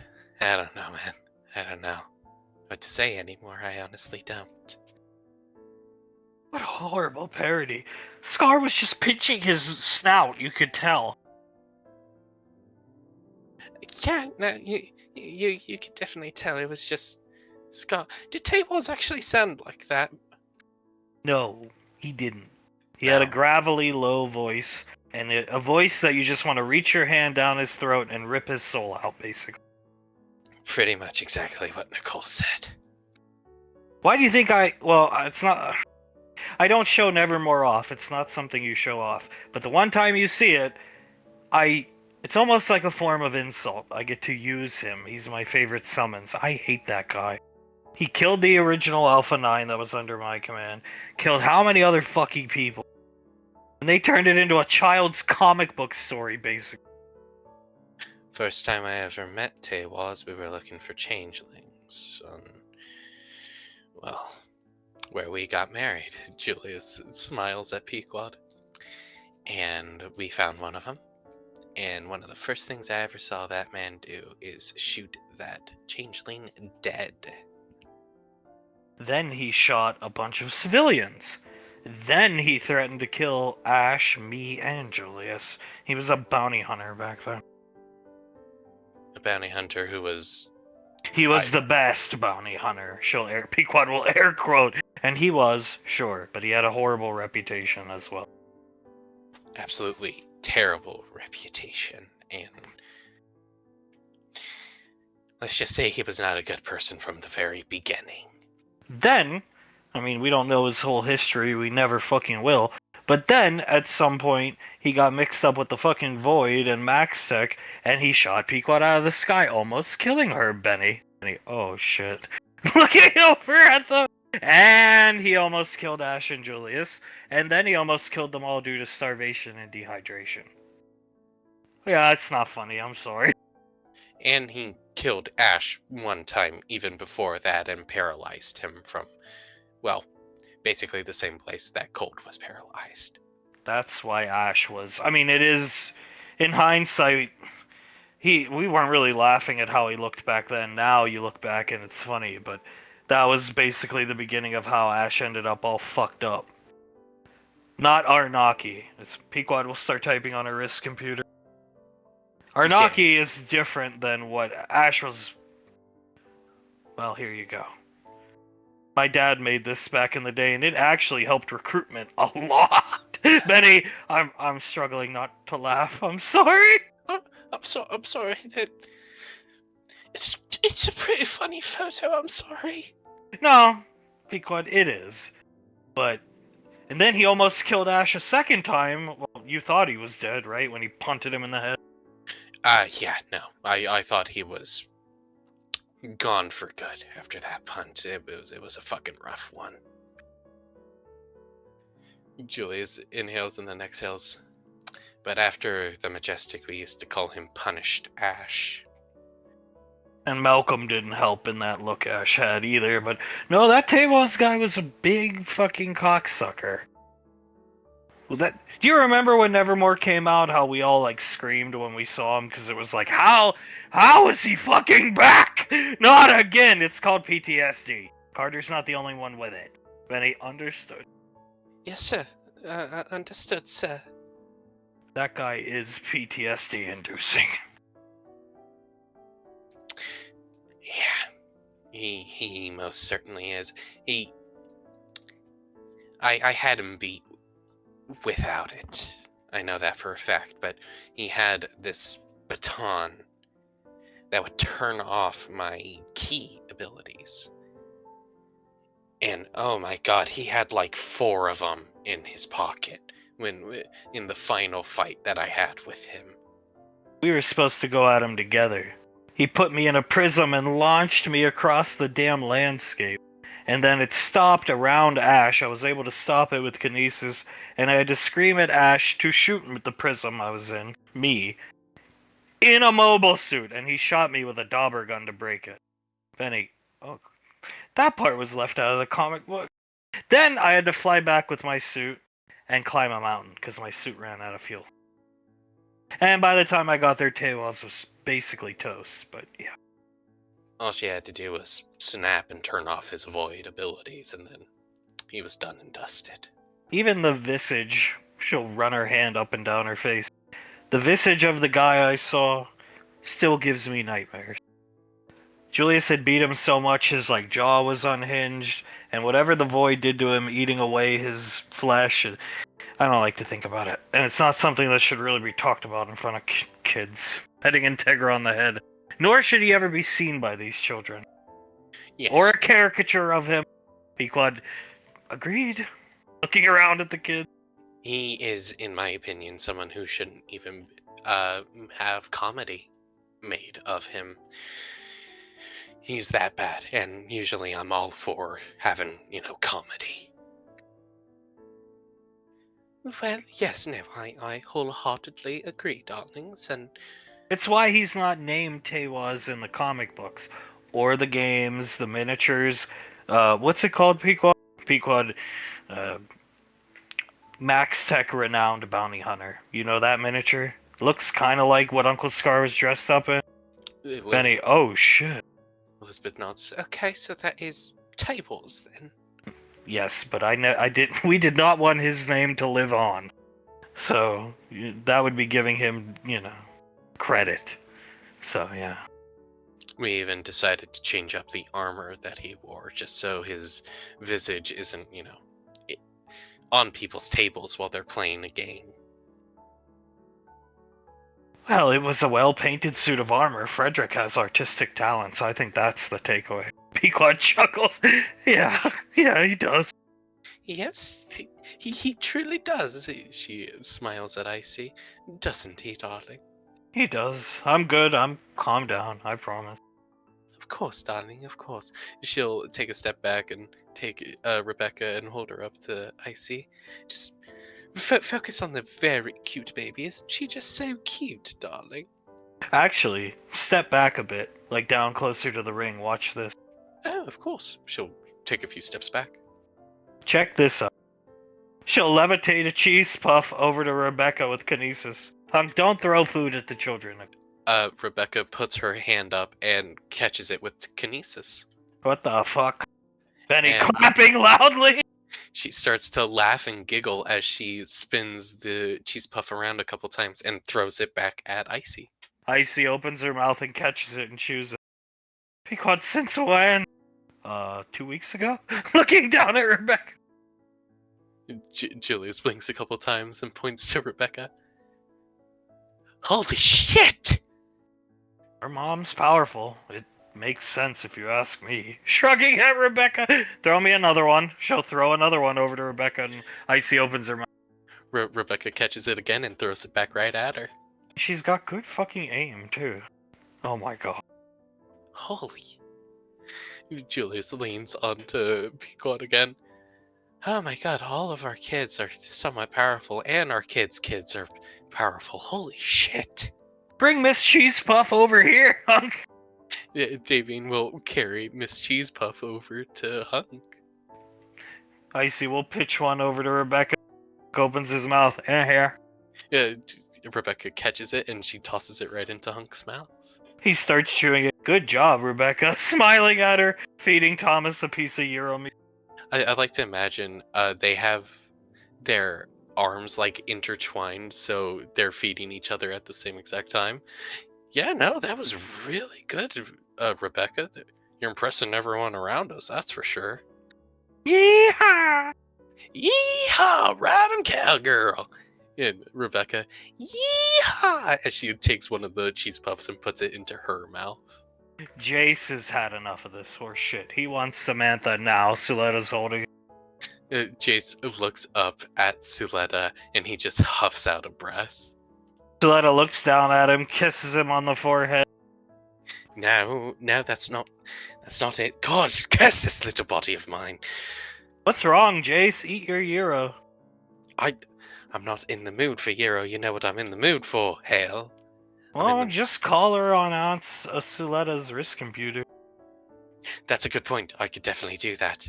As he'll reach over and quite easily start to navigate his way to Samantha's number on her wrist computer and call her up. Yes, Aunt Suletta. Looking at Jace. Jace waves at her. Hi. He he winks at her, shoots his hand out, and puts his hand in front of his face. She'll blow him a kiss. He puts his other hand onto his chest, and will give her another wink, and then blow a kiss at her. What the hell? Looking down at... Oh, hello, Samantha. She... Looks like he called me on your wrist computer. Oh, Jace. Looking down at it. Jace crosses his arms, looks up at Suletta, and shrugs, and even though she can't hear him, what can I say? I wanted to see my girl and make sure she was okay and not being roofied by JJ. You know, Thomas, I really don't think Integra, I really don't think her placating Jace is good for him. Looking at Aunt Samantha. Integra. I think the way your mom handles it's the best, Thomas. Yeah, no, most definitely. Integra nods. I think so too. Maybe I should start telling him how much of an idiot he is. Oh wait, I already do that every single time. Yeah, but you don't freak out like his mom did and smack his hand. You should do that. Ooh, that's a good idea. Maybe I'll start smacking him. Angry Integra face, but at Jace. She smiles at Hale and then shoots an angry Integra face at Jace. It's up to Jace how he takes it. I imagine he's enraptured with Samantha as Hunk. Where are you, Samantha? Pequod turning. Yeah, what the fuck are you on? Are you on a train? We're on the unit's Chinook. How did you get onto the unit's Chinook? Well, it's pretty simple. Looking at Julius. So, Samuel grabbed a flashbang. Well, we were scouting out Fort Bragg. Long story short, Samuel was confused as to why they have non-lethal weaponry, because he's a killing robot. And I think he was surprised they have actual flashbangs, which those are actually working flashbangs. He pulled the pin, it set off, blinded Scar, and Clive didn't do anything to Samuel, so we just stole the Chinook. Samuel helped us, gave us the keys. It's going in your daughter's collection. Pequod laughing. Right on, hell yeah! Tell her I'm proud of all four of you kids. I'm very proud of all of you. Oh, they're probably gonna ask for another one, but whatever.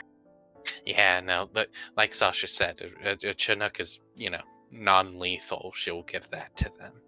Well, after you get the Chinook put away and all the straps down, and she admires her new piece of collection, come. I'll send it to your wrist computer. It's a little bit off the main drag of the lane. Come here. We have a surprise for you and JJ and Oz.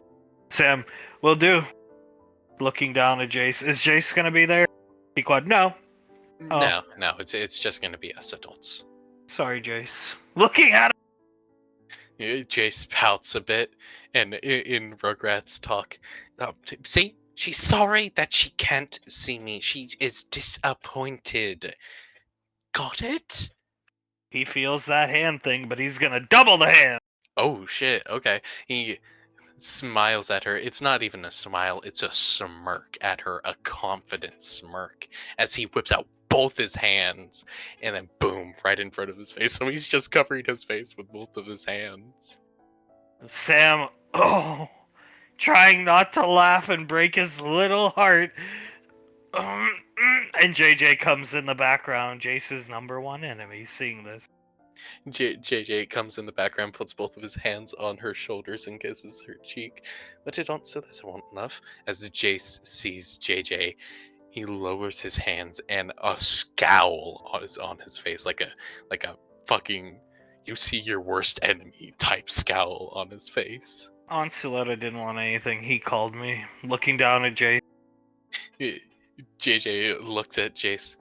Let's see how he reacts to this. Hi, Jace. How are you? As Jace will scoff and roll his eyes at JJ. Oh, yeah, is that right? He leans forward and gives Sam a kiss right on the mouth.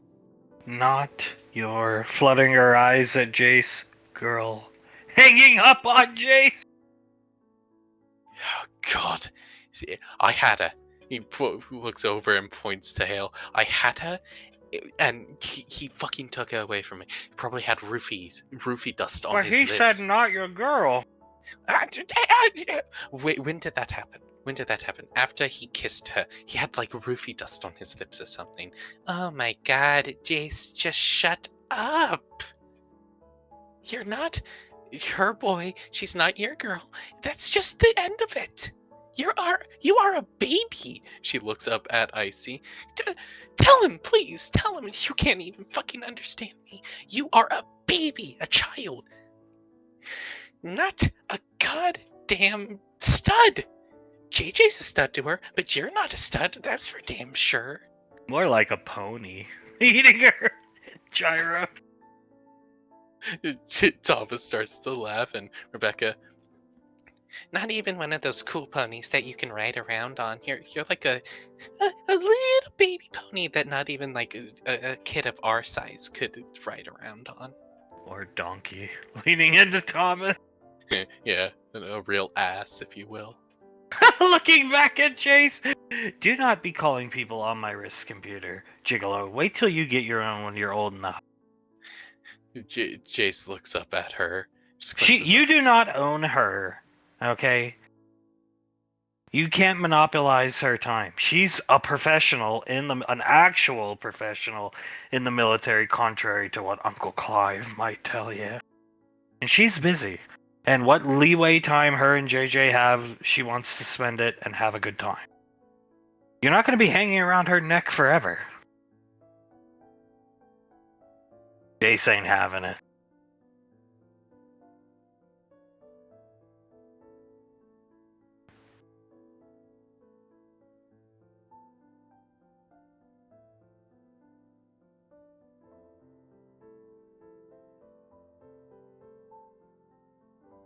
Are you a slaver? Thermal imaging doesn't go through water, Nick. Or ash. Gurak. Gundar. Talent, or you could call it dumb Or luck. Gundar.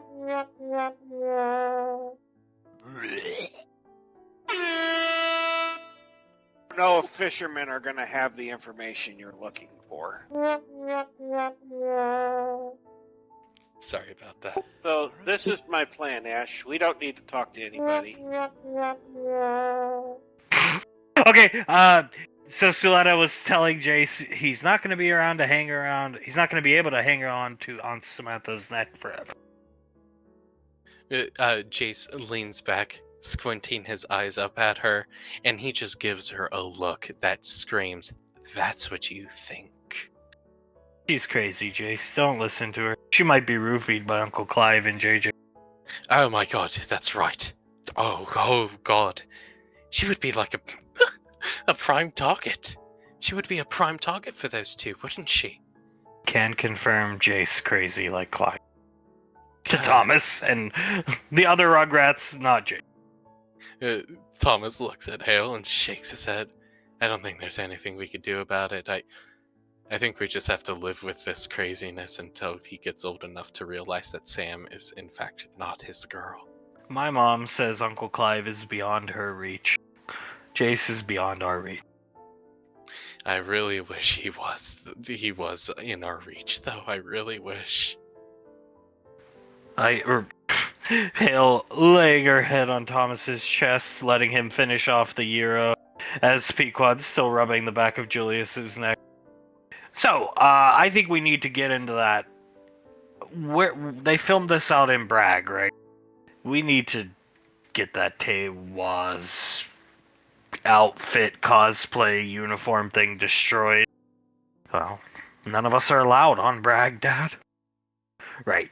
I'm gonna have a talk with Rolly. I think he can take care of it. Good idea. Please. Tell him I'll give him another raise. We'll raise him up to a flat 2 mil instead of a mil. If he can destroy it. Done? Done? I'm sure he'll get it done. Yes, please, just have someone go in there and destroy it. I'm sure Rolly's got it covered, please. That'll be handled, son. Sending Rolly a text message right now. Thank you, Father. Julie.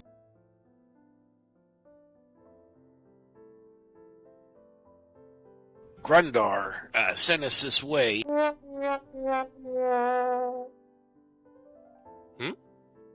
Are you back? Yeah, I'm back. Okay, good. What's Julius? He looks up at Hunk and says, "Yeah, I love you a lot, Dad." No problem. Love you too. Now, on to the next formal thing on the agenda here, son. Well, let me eat my Euro. Sure, Dad. He tilts his head. Is everything okay, though? Soul. What the hell's going on with Soul? What we don't know. All she ever tells us is it's just spellcaster shit. Icy shrugging. I mean, Julius looks back at Icy. You could read her mind, but isn't that like a huge invasion of privacy to her? I have a good relationship with your daughter, and I value it. But if she's in trouble, I will. And I will never keep a secret again like I did with her being pregnant. I promise. But unless you really think she's in trouble. As long as she's not cheating on him. Yeah, She would not do that. Glaring at Pequod. These kids are not that dumb. Carter's not that dumb. She's not that dumb. Contrary to what you think, Pequod glares at Ice. As long as she's not cheating on Colt. Whatever she has to do to deal with any stress or any research that she's doing, I'm sure that she's okay. I agree she needs to fall back in military line. She shouldn't be allowed all this, she can do what she wants type of thing. It sets a bad example. Especially for people like Ricky who are most likely going to try to make a career, a lifelong career out of the military. And it definitely doesn't look good when she's allowed to do this stuff and others are not. Especially when, albeit they aren't as powerful as her and will never be as powerful as her, but we still do have 2 other spellcasters in the squad who don't go off and do spellcaster shit. Regardless of power, you still have to maintain discipline. Basically, that's what Lorelai always told me. When we see her next, we're gonna have a serious talk with her, sit her down, and say she needs to fall back in line, or else, court-martial the works. Yeah, Benny shaking his head. It would be nice to have her on missions if we ever get to go on any. Pequod, you guys made your bed. You're on Hecker duty. You're on hacker duty. You lied to us, you lied to Sasha, especially lying to the Ranger fucking General. You're on hacker duty. Ash is on the A case, with good reason. Looking over at Ben. Ash wouldn't come back and lie, like, oh yeah, I killed Old Smokey and the rest of Dead Cell, and they're all gone, Sasha! Let's celebrate! And then a month later, they attack a colony. Benny looks at the ground. Yeah, no, he wouldn't have done that. Elizabeth looks at her lab and then at Benny. God, I feel like so much more responsible for it because we had him in our hands when Mum and Dad were talking to him. Yes, you did. Looking down at Rebecca, then up at Elizabeth, and Mom could have ended it like that. So quickly, he's just a man. He's literally just a man. I could chop off a man's head like that. She snaps. She does carry the ODM swords everywhere with that nanotech kit she's got nowadays. Exactly, Benjamin. If there was quite literally anybody that needed to be killed that, was within my capabilities, that you guys wanted killed and had good reason for it, I could most likely kill them, darling. Benny kisses the top of Elizabeth's head, then rubs it slightly on that note from Davy. As Saris walks up with a gyro, not as good as back home, but handing it to Ash. At this point, anything's better than just eating another ration. Krellin and Kaz are not here yet. So it's just the two of them. She's looking around. I don't know. She shrugs. I don't think we're being followed. Look at the back of my neck. She's got goosebumps. I get a fucking bad feeling from this place, though. Not this town, just I don't think we're being followed. I've seen no signs, but I feel like I'm being watched. You can see he gets more upright and starts being even more aware of his surroundings. If you have that feeling, then I'm going to assume you're correct. What are you thinking? Maybe it's just all the times we've been jumped on random frontier colonies by these guys, but it's too quiet in this town. I realize it's late at night. She'll look at her wrist computer, planet time, 2:30 in the morning, but nobody's out. Nobody's out at all. And that strange dig site we heard about in the other city, about 50 miles away. EarthGov? There's no EarthGov here. Besides us, and nobody knows we're here. It's true. You don't think it's somebody pretending to be EarthGov? If I was them, that's what I'd be doing. Do you want to go check it out? I think it's next on our list, because this place is bingo unless Krellin and Kaz... Well, she looks over here. Nothing. The orb he carries not pulsing. Wow, you're all... Be quiet! Or I'm sorry, Saris laughs. Yeah, this was the last one at the stand. The guy was closing up shop. No problem. How are you feeling, Kaz? Sarah says she feels like something is off. Too quiet for my taste. Look, scanning the rooftop. If both of you are independently feeling the same thing, be prepared. I have a bad feeling about this. You said you thought there'd be something on this planet. When in orbit, Kaz, glowing orb, something here. Well, where is it? Looking back at Krellin. I mean, we gotta find this thing. The sooner we find these guys, the sooner it's over. My conscience is cleared. I can go back to what I'm doing. And, no disrespect, but whose son is it again? Orion General. Hopefully we find something to heal him. We'll find it. Just relax. We'll get it, just takes time. Believe me, I'd much rather be either fighting somebody or at home than just wandering streets at 2 a.m. Ash hears somebody crawling across the roof prone. He hears it, Saris doesn't pick up on it. Kaz is looking at Krellin's device, shaking his head because he don't get it. And Krellin's just staring at Kaz. He is going to quickly push Saris here, move between her and the sound, and pull out his pistols. He sees the guy peering over the edge of the roof with a silenced pulse rifle. He's gonna take a shot at him one moment.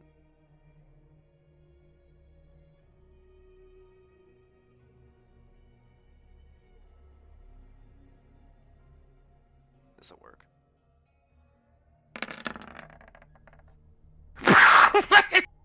Falling off the roof, Saris jumping as she got pushed into Krellin, Kaz raising his laser rifle. Krellin, shooting people. Yeah, people with, picks it up, silenced pulse rifles. Oh, bad guy. Coming over with the orb. Strat guy tailing us. I knew it. I mean, I didn't see any signs of being watched, but the back of my fucking neck. Your gut is very rarely wrong. Time on the frontier will teach you that one, that's for sure. Yes, it will. And where there's one, there's more.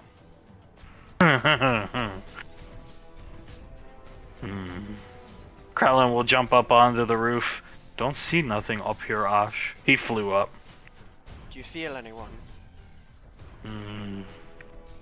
Lots of bad guys. Coming that way. Pointing this direction. He's going to look down at the drop Euro and then start pulling Saris over here so we can get behind cover. Yeah, they're slowly approaching.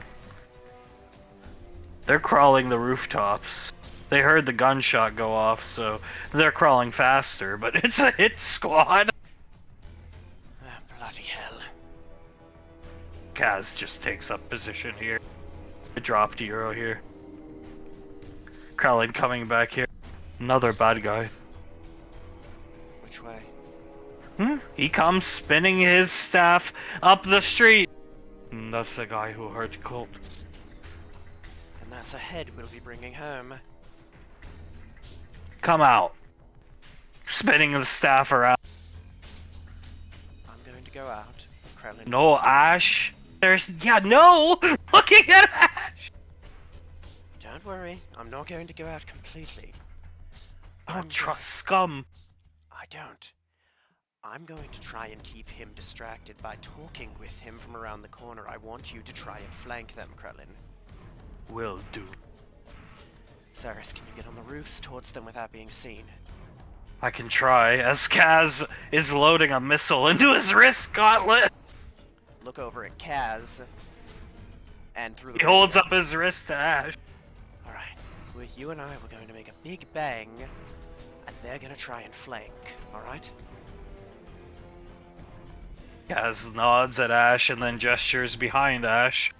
The roofs. More creeping in. This is your last chance. Come out. Enough bullets can even kill a Star Child. Don't know if I want to do that. Feel like you're going to shoot us no matter what we do here. Contrary to what you might believe, we've been told to let you go. The boy's been healed. The boy's been healed. What? Well, You've missed your chance. oh, is that so? You've missed your chance. The boy's been healed. And Soul is set free. Soul is set free? Saris looks really worried. What are you talking about? What, you're not sent here to rescue them? He looks over at her and starts pulling his pistols out again. She's not in any danger. The boy's healed. She's set free.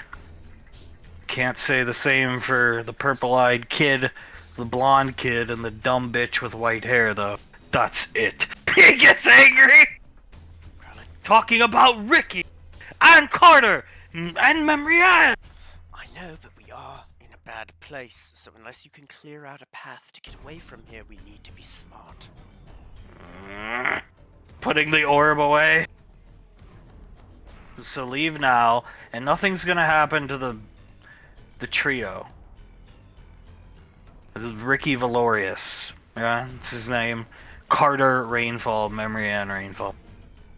Nothing's gonna happen to them. Turn tail and head back to EarthGov space. It's above your pay grade anyway, I'm sure.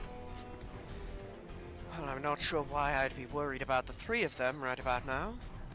Because we've got eyes on them. They're here too. They're not here. You know, it's really not smart to try and bluff me. Especially with our son and our friends' children. He scoffs loudly. You're making a really big bet here, my friend. Do you really want to keep this going? I'm telling you to leave. I'm extending you another courtesy. One you shouldn't get because you killed one of my friends. Namely, the big red fucking monster did. Now. We're professionals here, boy. You can't get mad about that unless you seem to be mad about me for wanting your head. You know Risk. Kralin speaks up and he doesn't respond, but you hear his staff spinning. You can end up paralyzed just like the boy, if that's what you want to do, old man. Well, don't threaten me with a good time. It wouldn't be the first and probably not the last. Paris gripping her P90. He's looking around, and I'm guessing Ash is not seeing a way out of this. Boom! Blowing up the fucking roof with his wrist-mounted rocket launcher. Yeah, fuck them. He raises his rifle and goes to shoot. Kralin, fuck indeed. Flying out here! Fuck them. He's gonna turn around the corner. Saris will as well. He throws his whatever, same device Ash has seen in the playback footage at Kralin. And Kralin stops it and throws it right back at him. Right through his shoulder. Fuck! Stumbling backwards. Stupid. This guy's head exploded. Enough bullets. Guy's head exploded. Enough bullets to kill a Star Child, right? And he's gonna take a shot at the guy. Where's the aim? He's gonna aim at him, and he's gonna try and put it through the other shoulder.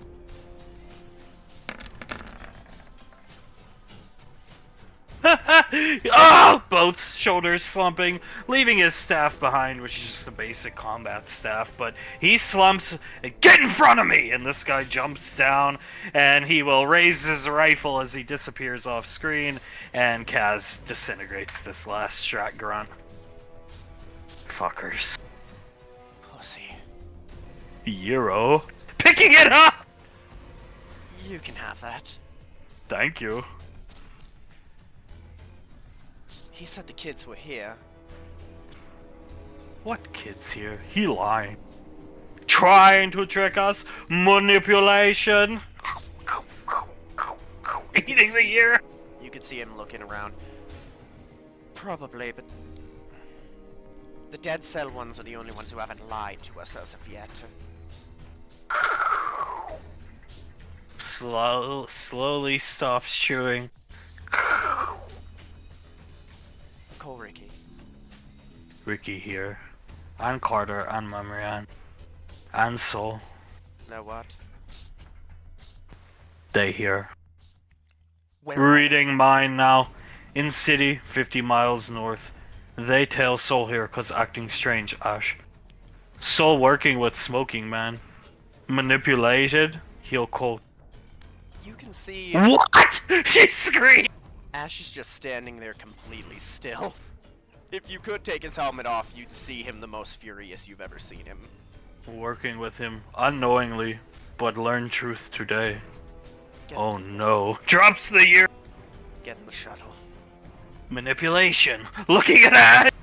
Yeah, manipulation. Get in the shuttle. We have some kids to talk to and some other people to kill.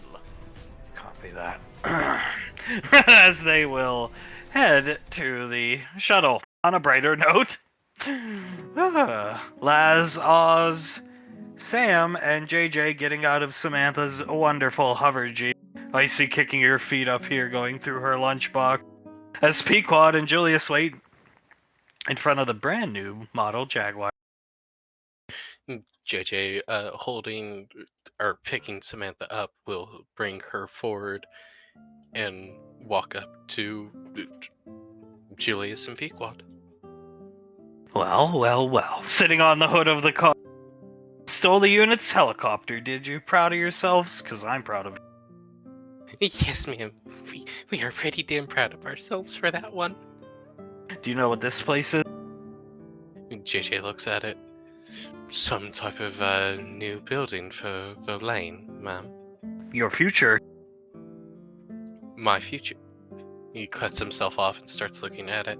We discussed it, albeit somewhat briefly, but I told you I was going to build you your own studio with production studios below it. Multiple different types, sizes, and kinds, where we can fold in all the filming of the children's shows, movies, you name it, into one place. Photo shoots, photo ops, a studio dedicated just to tea with the Primarch once a month. This is the building. Rolly built it with the help of the Mercurius units since, well, you know what the unit's doing. Holy crap! Looking at the gigantic building! Oh my god. JJ sets Sam down, walks right up to Pequod and gives her a hug. She hugs him back as Sam and Laz and Oz will come over. I told you I'd make it up to you. He leans back and smiles at her. You really didn't have to, but thank you, Pequod, thank you so much. I tell you all the time, I am so proud of you and grateful you take after Dad. It's like having another dad, just a younger version of Dad that I get to watch grow up instead of have take care of me like Dad took care of me, so. And you bear the burden of responsibility put onto you by your mother. I'm trying to be nice as of late, but yeah. JJ chuckles. I do take after Dad, and I have a smashing British accent, don't I? Yes, you do. Sam, absolutely. Squeezing his butt cheek. Oh! And every good head of a studio or producer needs a sports car. That's how I'm getting a sports car. Smiling at it. And no, you're not getting one. Looking back at Oz, hand on his chest. So this is the newest model. Here, me and Julius will move out of the way. Jaguar F-Type sports car. But it's a renewable licensing we have on it from Tommy. So every year, he comes out with a new model. See, and they get cooler and cooler every year, JJ. Trust me. Pequod, exactly. So every year, you take it to the dealership up on Gateway, or in Orange Twist. Those are the two biggest dealerships. And turn your old one in, and you and Sam get a new one. JJ blinks at her a couple times. He walks up around the side of the car and drags his fingers across it. Thank you, Pequod, so much. The things he's gonna do to me in this car will be borderline illegal. I God see damn laughing. right. Yeah, just do it far away from the main drag of the lane, Samantha. Done, auntie. Looking at the car. No problemo, sis. Hover car, the works. Heated seats, heated steering wheel, heated everything. You can have a good time in it. What about the CFO, though? Shouldn't he get a Pequod ignores him? Come on, let's go inside. JJ and Sam will follow after her. Laz looks at Oz. I'll ask her that you could get a Jag just like JJ's. I would appreciate one. She smiles, gives him a kiss on the cheek. Don't worry, my love, I'll ask her for you. It's gonna be a nice place to work, regardless, coming in. Yeah, very nice place. Holy shit. Rolly spared no expense. It's very, I see looking around, extravagant and luxurious. It fits you, in terms of, it's the most illustrious studios post-Calamity. Shrugging, actually. If you count dollar figure-wise, pre-Calamity. So, yeah. Pequod, Oh my god. He looks around. Give Rolly my greatest gratitudes. It's absolutely spectacular. You can give him to him yourself. You'll see him here. I'm actually going to fold him in here to be your assistant here as well. You're going to need more sets of hands. And I don't want him working with... He's good. He's got multiple sets of arms. He can do paperwork like crazy. And Sam, you don't want him around the unit all the time. Pequod chuckle. You're afraid he's going to get dragged into the unit. Yes. It's okay, Mom. We understand, and we will gladly have him here at the production company. So are we just not going to have a maintenance division at the lane? At some point, we're just going to have Mercurius units, which are fine, but I would prefer living people do it. But I guess I don't have to pay the Mercurius units. I see laughing. That is a big plus of it all. We don't have to pay Mercurius units. Until they go back to normal. Pequod. Yeah, gonna be a long 20 years. A very long 20 years. JJ looking around. This is. He looks at Pequod. I don't have many words for it, but thank you. It's amazing. Guiding the group up here. Icy brought you euros, and that is your desk. Sam, Jesus, could you get a bigger desk? Icy, no, that's actually the biggest one we could possibly feasibly get that would fit up on this, like, podium. JJ smacks Sam's ass. Just want more room for you to sit on and maybe even lay on, love. She will sit on the desk picking up the euro and bob her leg up and down. He will move right up to behind her, wrap his arms around her waist, and start to kiss at her ear. One of the reasons we got such a big desk is because Oz can sit right next to you and work throughout the day as well. Or if you need space or privacy, there's other offices, of course, but we took the idea from our, well, you've seen it a million times, our gigantic desk up in the triple office. That's quite a good idea, because then if Oz is sitting here and, I'm sitting right here, we have clear lines of communication just like that. And it's not too far from the academy, so it's in walking distance for you, honey, when you move in and take over on Suletta's place. Laz smiles and nods. Very quick access to my wonderful and handsome husband. Exactly. Julius looks around and smiles. We went all out for you guys. We really wanted to make it up for you. We're sorry that it all happened like that and you had to bear that burden, JJ. He shrugs. Trust me, this more than makes up for it. All of it. It more than makes up for it. I forgive and forget when it comes to that one, guys, okay? All you gotta do is keep making money. It's a hard job. I'm not saying it's easy.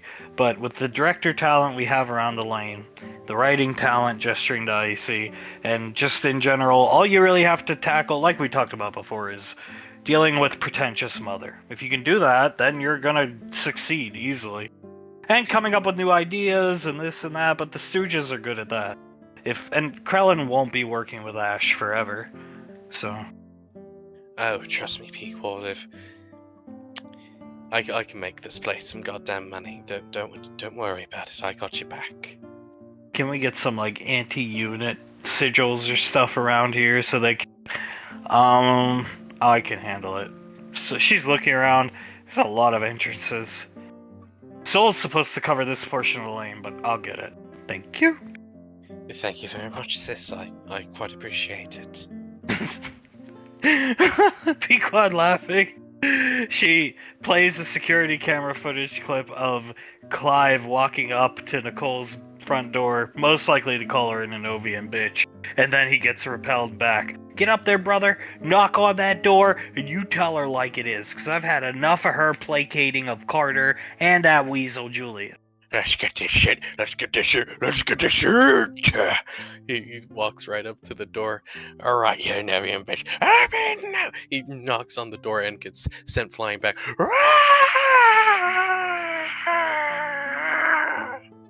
Brother man!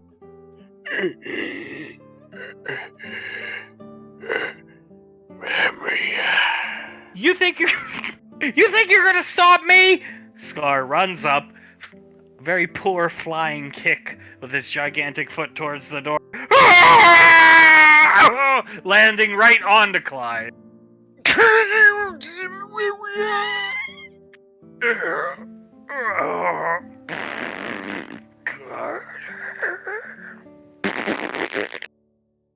Sam laughing on when was this? Yesterday morning. Looking at all. Oh my god, that's absolutely amazing. Were you even home? No, I was at work. Looking at Sam. Nobody was home. Banksy was out doing something with mom and dad, and Hale was with mom and dad. Sam laughing. I'm so glad you recorded that with the security camera, Auntie. He does scream Fakana every time, honey. Pequod, yeah, we've kind of been noticing that lately. Every single time he's called for Carter, and he's also shot himself, to our knowledge, at least twice. Pequod, wait, what? Twice? Sam, yeah, no, we might have had some fun with them when they were flashbang lying on the ground groaning, and I shot Clive in the head with a paintball pistol, and Scar was like, "Oh, Carter, ain't my catheter." Icy laugh. Julius laughing and shaking his head. Carter, I need my catheter emptied. Can you help me out here, Big C? I wish with everything, Julius. Dad, I wish he was asking Carter for help. So do I, bud, so do I. So what did you do to deserve that? I don't know. They say I'm late to everything. Handing JJ a year. JJ takes it, and that's it. Like, you didn't kiss their family or their bloodline or anything like that. I think it all goes back to, like, Clive was holding a meeting, and it was at the beginning of the unit, and Clive was like, I have to brief you guys on something the Ancient Enovians sent to me, saying long story short, I was 5 minutes late because I stayed to help Samantha's mother with something, and I came in, he was like, you'd think she'd be on time, Pequod, yeah, ever since that, it's been, she's never on time. Yeah, no. 5 minutes is all it takes. 5 minutes is all it takes to really just destroy your relationship with someone on the unit. In the unit, you gotta be on time. They're nothing but punctual. They're nothing but punctual and nothing but precise. The unit always shows up 15 minutes early to everything. Sitting down in front, bunch of chairs in front of the desk with Laz and all sitting down. 15 minutes, please, love. 20 hours early. Pequod laughing, kissing Julius on the cheek.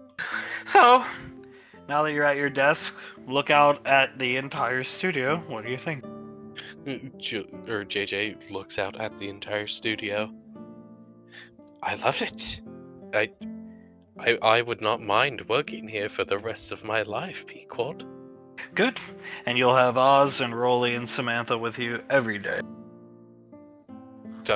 My best friend, the love of my life, and my sister, basically. I couldn't ask for more, honestly. And the fastest rising stock value member of the family, Rolly, because God bless that guy. Looking around. God, you should have seen his little cute face when I sent Julius up to him saying, like, you go up there and you tell Rolly he's got to fill Clive and Scar's shoes. Like, you want me to do what? Oh yeah, the poor kid. He I don't think he was fully prepared for everything that was going to happen, but god damn it, he picked up the slack, and well, look around you. This is the shit that he can do with pretty short notice, honestly. Mercurius units too. I mean, he's a good foreman. We might be some of the last rainfalls to ever get a Scar home. Pequod shudders. That's something I've thought about a lot lately. Yeah, I told Julius about. Yeah, no, she did. I'm sure that's not what's actually gonna happen. I'm sure, Clive and Scar, they're gonna be turned back to normal, but I think at least a couple kids are gonna have some Mercurius built houses. Julius's wrist computer going off. Clive has called to tell Julius what Carter did. And Clive has already acquired a new Chinook from Gateway. Julius, I hear you. Oh, God. I need to inform you of something. Sure, what's up, bud? Well, it's quite simple, actually. I'm sorry, mate, but somehow Carter invaded Fort Bragg. I thought Bragg was impenetrable. He caught feigning a shocked expression. Sam, wow, oh my god. Who's gonna protect us? That's terrible, absolutely terrible. If Bragg is penetrated by Carter, then everywhere is. I don't worry. Calm down! Scar coming to try and calm the concerns. Worry not, Samantha. We're investigating just how exactly they broke in as we speak. It is impenetrable, but I think someone must have gotten mind controlled or something. Maybe Samuel, he doesn't have the plate in his head. Samuel doesn't have Samuel's whole head's made of metal, though. No. You wouldn't understand these things, Time Deity, alright? So just back up. She crushes the gyro in her head. Are you an electrical engineer? Yeah, that's what I thought. Anyway, Cotta invaded Fort Bragg. He got the jump on us. He fucked me up the ass again when I was down. He hit us with a bang, and he did me right there on the firing range. He caught. Oh my God, Scar! I'm so sorry to hear that. Here's my catheter, brother. He holds up a catheter. Oh. He ripped it right out of my ass, my anus, and did me. Oh my God, I'm so sorry, Scar. That's terrible. Absolutely terrible. Is there anything I could do for you, bud? Nah, we're just trying to clean up the mess here out at Bragg. We got a new Chinook. We went up to Gateway. The Rangers said we could have it. They don't seem to understand how important a Chinook is, but yeah, I don't know. I don't know how he got in. I mean, it's the most impenetrable place on the lane. It's got one of those gates that go up and down, then flash to stop cars. Impenetrable, right? Just like in Beirut. Absolutely. You tried to cross one of those in Beirut, and it was like running into a concrete wall. Well, I don't feel safe on the lane anymore, knowing Bragg got penetrated. I honestly, I don't either. How?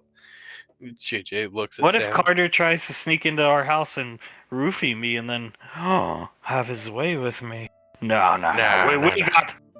Tell him, Clive. We got this situation under control. We got this under control. Don't you worry. We got it near back. We're putting in 2 of those gates, so you have to go through 2 of those lifty risey gates to get into Fort Bragg. Now it's gonna be. If it was impenetrable before, it's going to be 20 times as impenetrable as it is now. You mustn't worry about this, Sam. We got this under control. Yeah, no worries at all. And we did an inventory of the base. I don't know if you guys saw the declassified Tewaz fight video. Oh. But my Tewaz outfit's missing too. Wow, that's a shame. Look, we don't want to take up too much of your time, guys. We're dealing with a big breach. You need to focus. Don't worry about us. I'll keep the general populace of the lane calm while you guys reevaluate, reassess, and take the fight back to Carter, okay? Understood, ma'am. Well, trust me, we're gonna take the fight back to Carter like it's never been taken to him before. Good. You have my full faith and confidence. I'm gonna get back to work, okay? Not that you take orders from me, but to keep people calm here, you guys gotta get this under wrap. Understood, ma'am. Understood. But when under great duress, I don't mind taking a couple orders from someone far lower down than me. God damn, he fucked me good. Mate, okay. We gotta go deal with this. I gotta empty his catheter back for him. The man has a catheter shoved up his anus. He wonders why he's having irregular bowel problems. How does that even work? I'm pretty sure it's like a needle or something that collects the pee. And so how does it work up his ass? How does it collect the shit? God, Rolly is so fucking good. He destroyed that Tewaz. Dad sent him the message like less than an hour ago. God damn, we can. Julius points to Tewaz I've heard he's the specter we saw at the big event of Nevermore and that cocksucking Time Deity trying to kill you. They made a Tewaz outfit for what purpose? To, in any other reality, write their own death warrants. What? Oz looks confused. Julius turns to Oz. They made a dramatic reenactment of Clive killing Tewaz, who, in all reality, me and Nicole killed Tewaz, and he was Julius killed Tewaz, looking at Oz. And let me tell you something, Oz. Tewaz was my most hated person in the universe of all time. I hated him more than my Cyrus. I hated him more than him. I hated him more than anyone I have ever hated in my life, because he almost killed my wife, almost killed my very good friend Ash, like 3 times, almost killed me.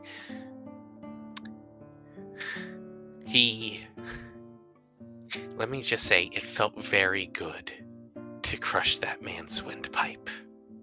I've seen the comic, but he was never named with good reason. Patting Oz on the head.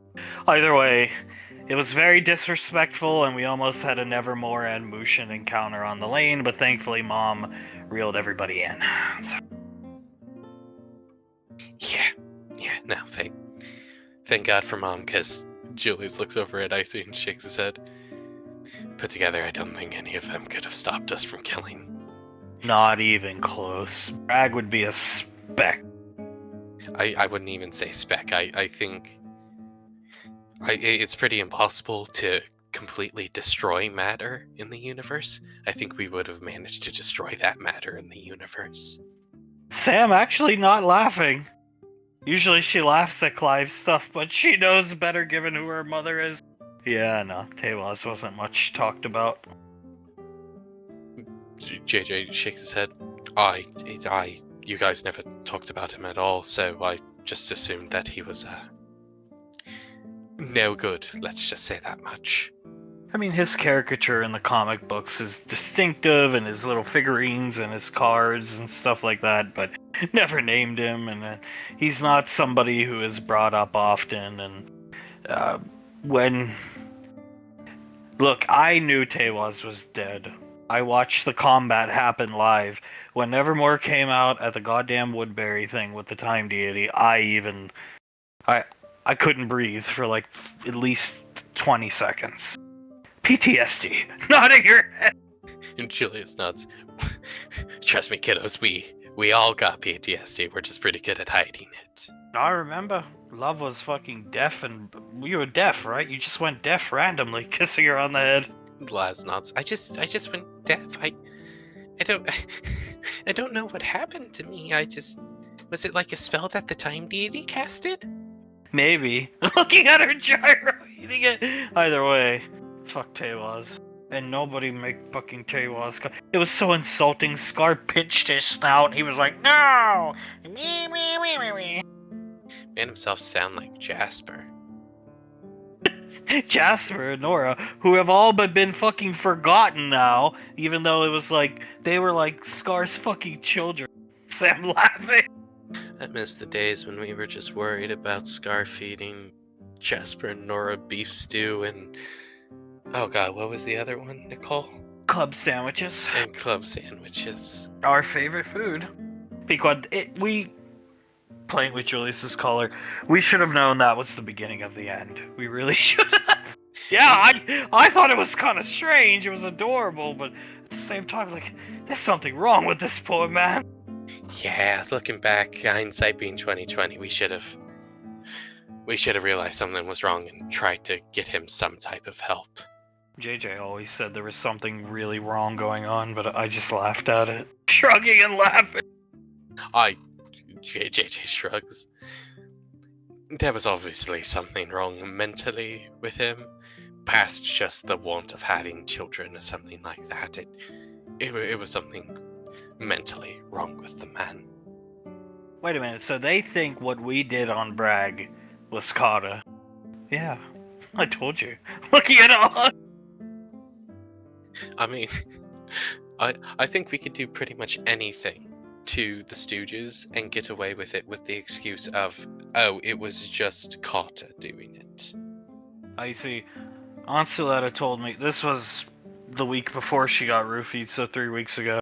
But Clive's the lamp in their goddamn TV room went out, the bulb, and Clive and Scar blamed Carter. Carter. Sabotaging our light bulbs, mate. Yeah! Oh, that motherfucker. And you I'm laughing. You want to know what the electrical engineer and head maintenance man of the lane for 20 years did not do? Change the light bulb? They did not change the light bulb. Are you an electrical engineer, Julius? Didn't think so. You wouldn't get it, Nicole. Are you an electrical engineer? Didn't think so. Pequod pulling out a tea, lifting it up, going to drink it. Ow! Oz smacks it out of her hand. It goes flying past Icy's head. You need to calm down. Looking at Oz! Laz's eyes are wide. She looks at Oz. Was it spiked? Sam will get up, pick it up. Where'd you get this tea? Looking back at Pequod. The academy. We stopped there to grab some before she holds it up and there's a C on it. Oh my god. Oh, good lord, you have to be kidding me. I told you, I just reacted. I didn't mean to come so close to your face. Thank you, Oswald. Hugging it. Oz, my boy, he puts his hand out and shakes Oz's hand. I am fucking proud of you. That's okay. I just saw the magic poorly drawn C in magic book. Well, looks like a lot of students are probably gonna have irregular bowel movements this weekend. Oh shit. God damn it, all those poor students. I'll text Mama Land to go through all the T's. I'm sure she's got the time. Literally nowhere on the lane is safe. I'm gonna have to check our food and drinks at home now, because I don't feel safe eating or drinking them. Does Carter even eat at the academy? He quite no! Looking at covering all our bases, Samantha. You wouldn't understand. It's not like you're an accomplished ranger or anything. Sam laughing. You're not an electrical engineer, Samantha. You wouldn't understand. Those records are actually mine. You're stealing my valor. Yeah, I'm not an electrical engineer. I don't know anything about being a ranger. Yeah, you wouldn't. You really wouldn't know. Oh, you're good for looking pretty and painting your nails or something like that. Sam looks at her unpainted nails. The day I do start painting these, because we're not allowed to have them painted in the, military. The day I do start painting these, I'm sure they will insult me for it. Most likely, yes, they will. JJ leans forward.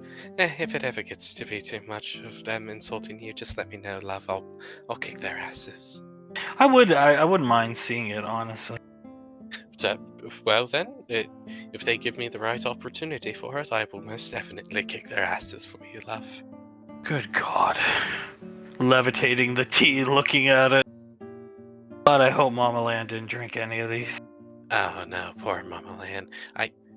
Julius looks at his wrist computer. I'm gonna give her a call real quick. Probably for the best. Julius is gonna give Mama Lan a call. Julius, what you doing to me? Oh, Mama Lan, you didn't drink the tea, did you?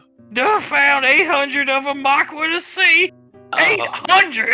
I drank 4. You drank 4? I'm down and out, Julius. You gonna have to get to Mercurius to cook next week until you get.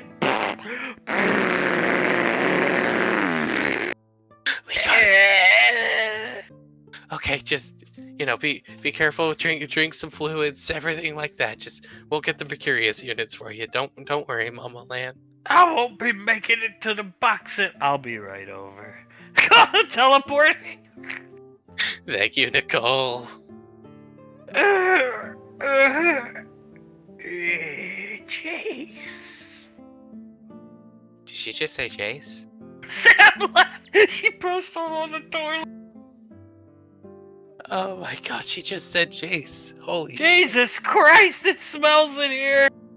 Okay, Nicole, can't you turn off your nose? Oh, yeah. Alright. Her hand glows. She puts it on Mama Land's head. Alright, she's detoxed. Looking back into Mama Land's camera. I'm gonna levitate her into bed, though. She's still gonna feel woozy. I'll be right back. Turning the camera off. Julius starts to laugh.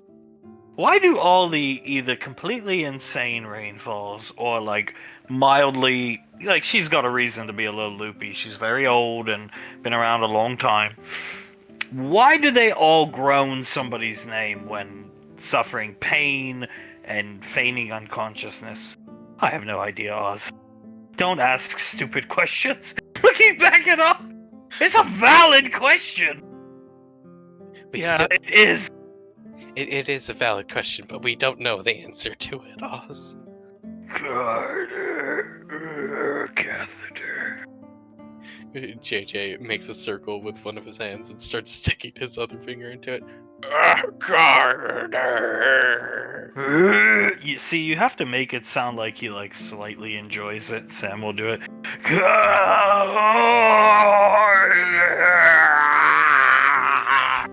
You do that too. I love you. Really do that too. Wow. She leans in and kisses JJ. Yeah, I didn't clean the place up. Teleporting back in. No, I'll send some Mercurius units to clean it up. It was everywhere. Literally everywhere. You couldn't see it in the video. My feet were hovering off the ground 5 inches. Oh my god. Oh, Jesus. Jesus Christ. Poor fucking woman didn't deserve that. She drank 4 of them. Apparently, she was mumbling Jace as I set her down in the bed. I guess she just really loves Jace, doesn't she? I think Jace is her favorite for sure. Oh, for sure, especially with all the loving that she gives him. Well, she's not going to be given loving anytime soon. I mean, she's healed, but that amount of trauma on your bowel, she'll be laid up for at least another day. Oh, poor Mama Lan. JJ shakes his head. Poor Mama Lan. Don't go have me an iced tea. Go. How about another? Go. How about another? Go. All right, final one. Oh my god. Oh man, my stomach's feeling bad. Maybe I need this last iced tea to help me out. Wash it down. He couldn't stop it. Looking at Julius and Icy. Julius laughing. It's ridiculous. Oh my god, I'm gonna be on fucking double duty Monday morning, teleporting down here, detoxing students, and then teleporting up to work with Samantha's mother angry at me because I'm not at work at all times helping her. Yeah. Shrugging! I'm sure Sasha will understand this one, Nicole. Fucking ridiculous. So wait a minute, do you really like the movie Colonel Force? Yeah. Looking at Icy, it's I don't like Malcolm. I don't really care to even know anything about him. My mom just said he was a traitorous fool who got away with crimes for too long. But the movie was funny. Like, really funny. And Julius was hot in it when I was a kid. My dad and me used to watch it, and Mom would come in the room and get, like... She puts out her hands around her head, like, head exploding angry when we would be watching Malcolm. Because I'm pretty sure Malcolm was, like, super drunk. There's that one scene, like... Nah, better get another one, Julius. Yeah, no, during filming, Malcolm was hitting the bottle pretty heavily. Because, well, here's the thing. He saw my performance in Jurassic Park, Colonel Park, I can't remember exactly what it was called, when I was super high and drunk the entire time. And he thought he could do better than that. So, guess what he did? He got super drunk and stayed drunk the entire time. Sam laughing. Why does that have any relevance, though? Looking around the room. Pequod, oh. I'll just show it to them. Yeah, go ahead. Sam, oh no! Oh god, is that... Oh no. Apparently, Clive and Scar watched the movie out at Bragg and now want to make a movie called Unit Force. And your mother and I got into an argument because I refused to believe Malcolm made... I forgot he made... They made so many shitty small movies in like 2 days. And that's actually in his Nintendo Power Glove that's worth like 80... I think it's literally worth 80 million credits. I see. More like 180. Pequod, I stand corrected. JJ's eyes are wide. He then points to this woman here. Is that one Suletta in a black wig? Yes. And black does not look good on that beautiful silver hair she has. Laz shakes her head. No, it does not. Oof. Icy's doodling on her wrist computer. not paying attention to the discussion, chuckling to herself as Julius is thinking about a crazy Integra versus crazy Clive. Julius looks up at the ceiling, and in Icy's head, she hears, Nicole. Looking up at Julius. Not saying it aloud. You have to promise me that this will never leave the two of us, what I'm thinking right now. What do you think? She zones out for a second. She sees a vision of Integra with a saber. Have at Clive! Pointing at a Clive. Come on, you old bitch, put him up, I'll show you what good I can do to your other eye, you old bitch. Ah! She charges at Clive, he charges at her. They punch fists, and boom! A deafening explosion, taking out an entire fictitious city in Julius's mind. Oh my god, that's amazing! Julius, like, silently laughing to himself, just... Oh, God. Dude, my money's on Integra every fucking day! Integra wins. Integra just wins. She wins that fight. The explosion's a nice touch, Julius. You leave the ending ambiguous. You should try writing with me. Hell, all right with you. No problem, sis. Julius and Icy laugh, starting to laugh out loud. Pequod, what's so funny? Laughing about fucking Clive and his Nintendo Power Glove. Sort of. I was showing Julius this, I was doodling on my computer. Sam. And Julius points at it and starts to laugh even harder. You are my son-in-law, Carter! You were the chosen one! You were sent to bring balance to the lane, not roofie! She just starts to laugh. Get a copy of that and hang it up here. Yeah, I see. Of course, I made it in like 10 seconds, but I'd like a poster of it behind the desk here. I see. Done! Sending it to JJ's or his computer. Done and dusted. That's amazing, Nicole. In another world where Uncle Clive was normal, love, you could probably make that movie. It'd probably be pretty good. Oh my god, you could. If only he was normal, and actually was willing to work with Carter. Or had a jag. Oh, speaking of, Laz leans forward to Pequod. Mom, could you do me a favor? What do you need? Could you please give my wonderful husband who takes such good care of me a Jaguar just like JJ's? She looks at Laz and then on. You want the same deal, honey? Yes, please. The same exact deal. Could we have it in like dark blue though? Earth Cup blue? Done. I'll send a text to Tommy now. Thank you. Thank you, Mom. She leans forward and gives her mom a kiss on the cheek. You deserve it. We both do, but you definitely, pointing at Laz. She smiles at her. Thanks, Mom. I really do appreciate it. I'm very proud of you. I don't tell you enough, but you're going to be taking over for Aunt Suletta. About a year ago, I would say it would be good for her you're taking over for her. Now I don't necessarily think it's good that you're taking over for her sake, because she's going to be alone in that house with Samuel playing video games. But back then, it was like, give her some time to rest, and she wants a Marauder Academy she wants to teach at. But either way, she'll take Laz's hand and squeeze it. I'm still proud of you. And one day, Clive will be normal, and she can just be happy. Thank you, Mama. And yes, one day Clive will be normal, and she could be happy and live the life that she deserves to live. All I'm going to say is if they've gotten to the academy and roofied that, we need those sigil things up here immediately. Now, we're not planning to move in anytime soon and start working, but they're probably going to come in here. I'll have them up by Sunday morning. Nodding her head. Julius's eyes widen and he covers his mouth. Who's to say that they didn't get up to the triple office and roofie, like, the drink fountain or the icy machine or something? Well, then I swear to fucking God, if I get roofied, He's gonna be swirling around next to Tewaz and Scar the Epsilon commander. I was like, oh god. If my wife, me, my sister, Sasha, or Towns, any of us get roofied, I am going to be so fucking angry, it is not even going to be funny.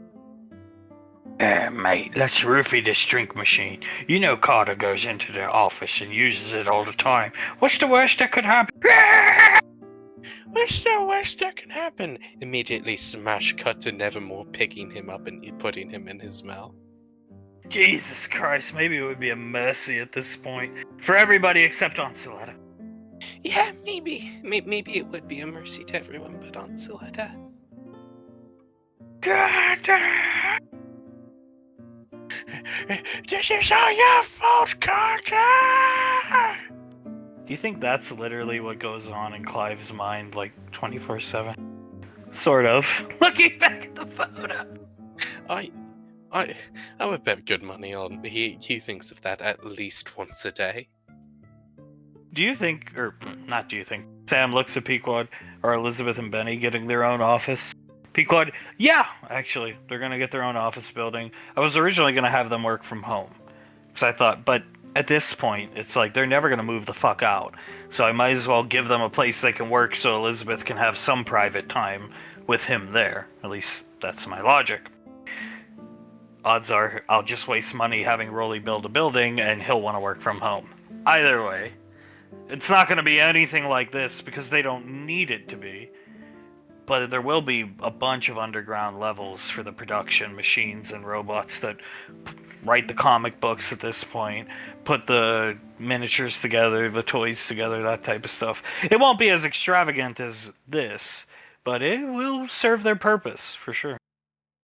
Right, of course, and honestly, very sound logic, and hopefully Benjamin does not want to just work from home. I'm gonna give them a nice kitchen, and I'm gonna try to make like a big, like an office, but also like with home vibes out of it, so she can at least feel like she's got a place that's kind of homely, where she can be alone, and hopefully wean him out of mom and dad's house for mom and dad's. Laz leans over to Oz. Why do I get the distinct feeling that that's not gonna work? I feel like she's just gonna be working from her bedroom with Benjamin personally. Oh, that poor girl. Is she gonna get a jag? No. Death clearing, everybody! No jag. No. You know, I might be angry at mom sometimes, like really fucking angry. But you don't hurt. She's still my mom. She treated me like a kid more than my own biological mother ever did. Nobody hurts my mom and dad the way Elizabeth hurt them. So no, she gets no car. Nothing. You lose. Good day, Elizabeth. I say, good God. Fair enough. Fair enough, Pequod. God damn. Yeah, and when Benny starts whining about a car because JJ and Oz got one, then I'll probably just give them one. But she shouldn't get one. Putting her finger up. Yeah, if Benjamin wants one, probably give him one. But if she is over here begging for us for one, no, we're not gonna give her one. Sam making a hole with her finger. Oh no. Oh, hit it harder, Carter. Pequod spitting out a piece of Euro meat as flashing back. Memory Ann, Ricky, and Carter coming back. Memory Ann looking around. Alright, shrugging at Ricky and Carter. Do we want to go knock on their door or just call it quits and go home? I give up. She shrugged. Carter puts his hands in his pockets, shrugs. Might as well knock on their door at least one more time. Maybe she came back and we just weren't here to see it. Oh, go ahead. If they don't let us in, I've got a good mind to just knock the door down. You know, I really thought we'd succeed. Looks at Carter, then Ricky, then back at Carter. Like, I actually thought we'd succeed today. What a fucking waste. Maybe Carter not just necessarily. Carter sighs heavily. Never lose faith completely, honey. If you never know. Maybe life just gets a sudden upturn that we weren't expecting. Or luck, I should say. Alright, I'll go knock on the door. They let me in last time. Probably because they don't get too many young, good-looking girls knocking on their front door. True. Stay safe. She walks up slowly to go knock on the door. The hairs on the back of Ricky's neck stand up. Something's off. Carter, something's wrong. It's just too quiet. Same feeling his dad was getting. It's just too quiet. He can see Ricky sniff the air, too. Something's wrong. Carter looks over. He starts looking around. What was it? What is it? Where'd the animal sounds go? Starts listening. There was bird sounds, wasn't there? Get her back over here. Carter walks over here and lets out a sharp whistle. Memory in. She whips around. She was just raising her hand to knock on the door, and boom!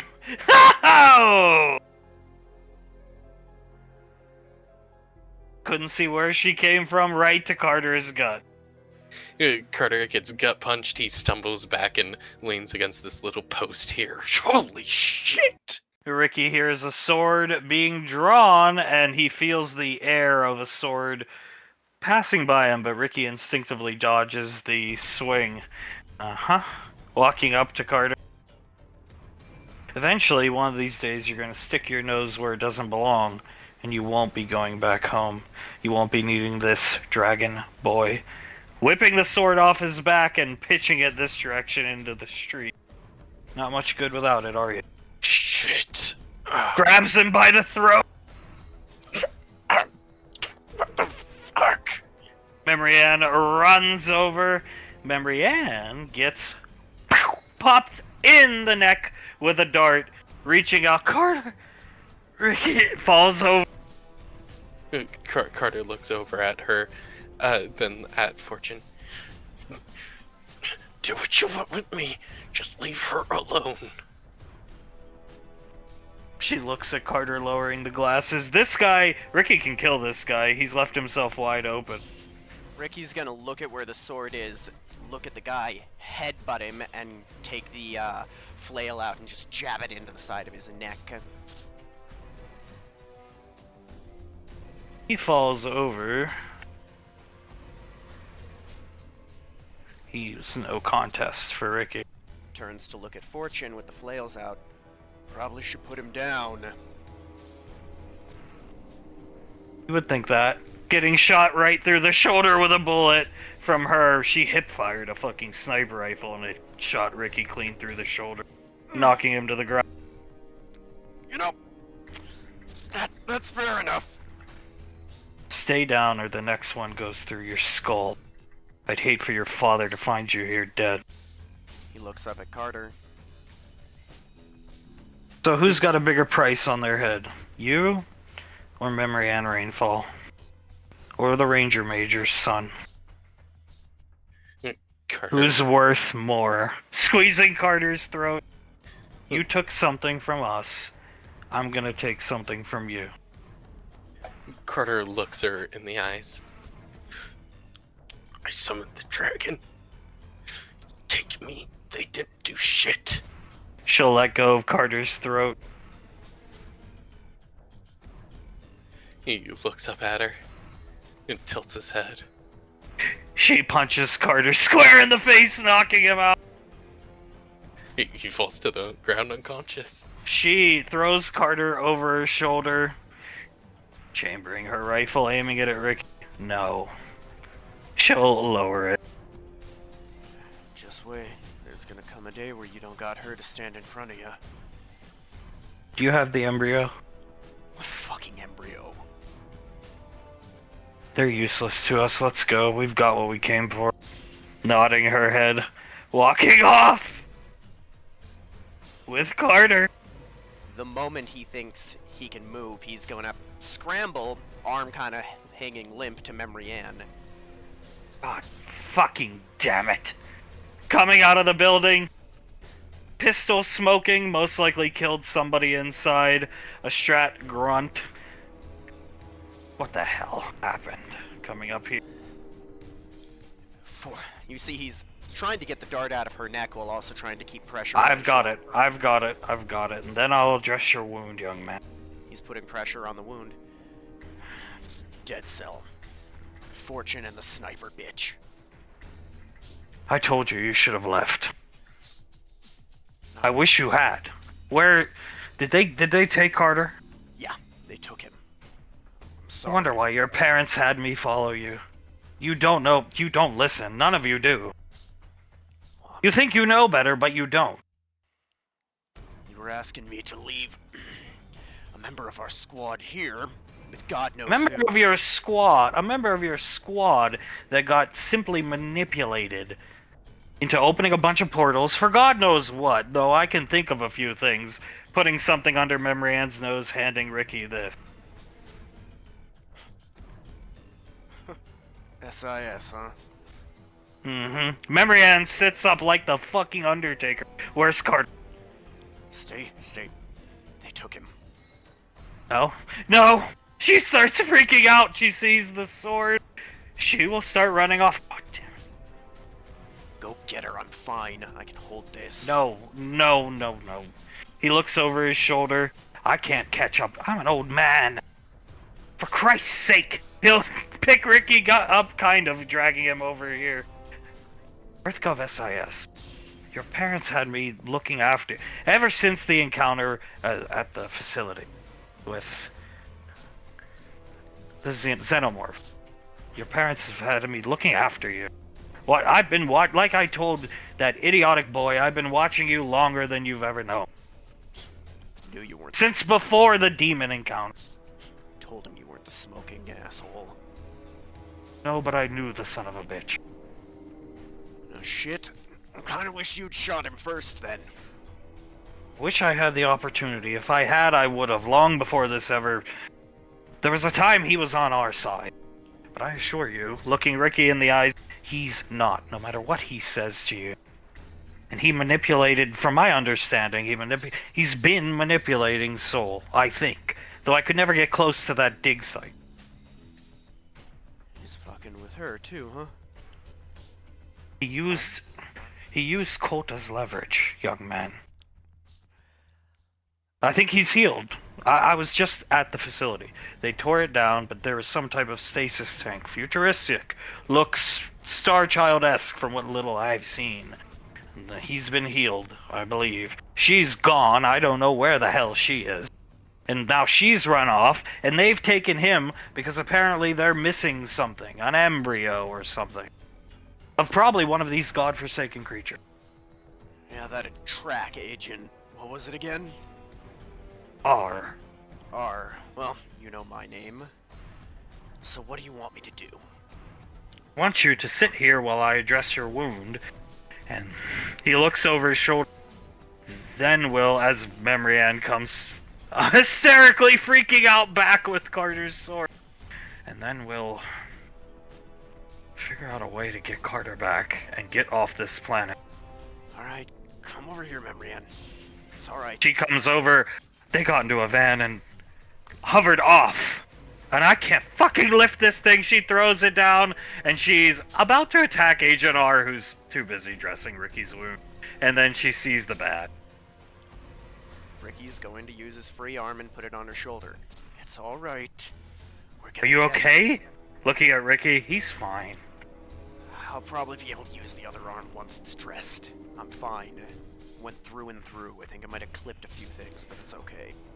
We've got to get Carter back. We're going to. We're good. Once we find out what they want.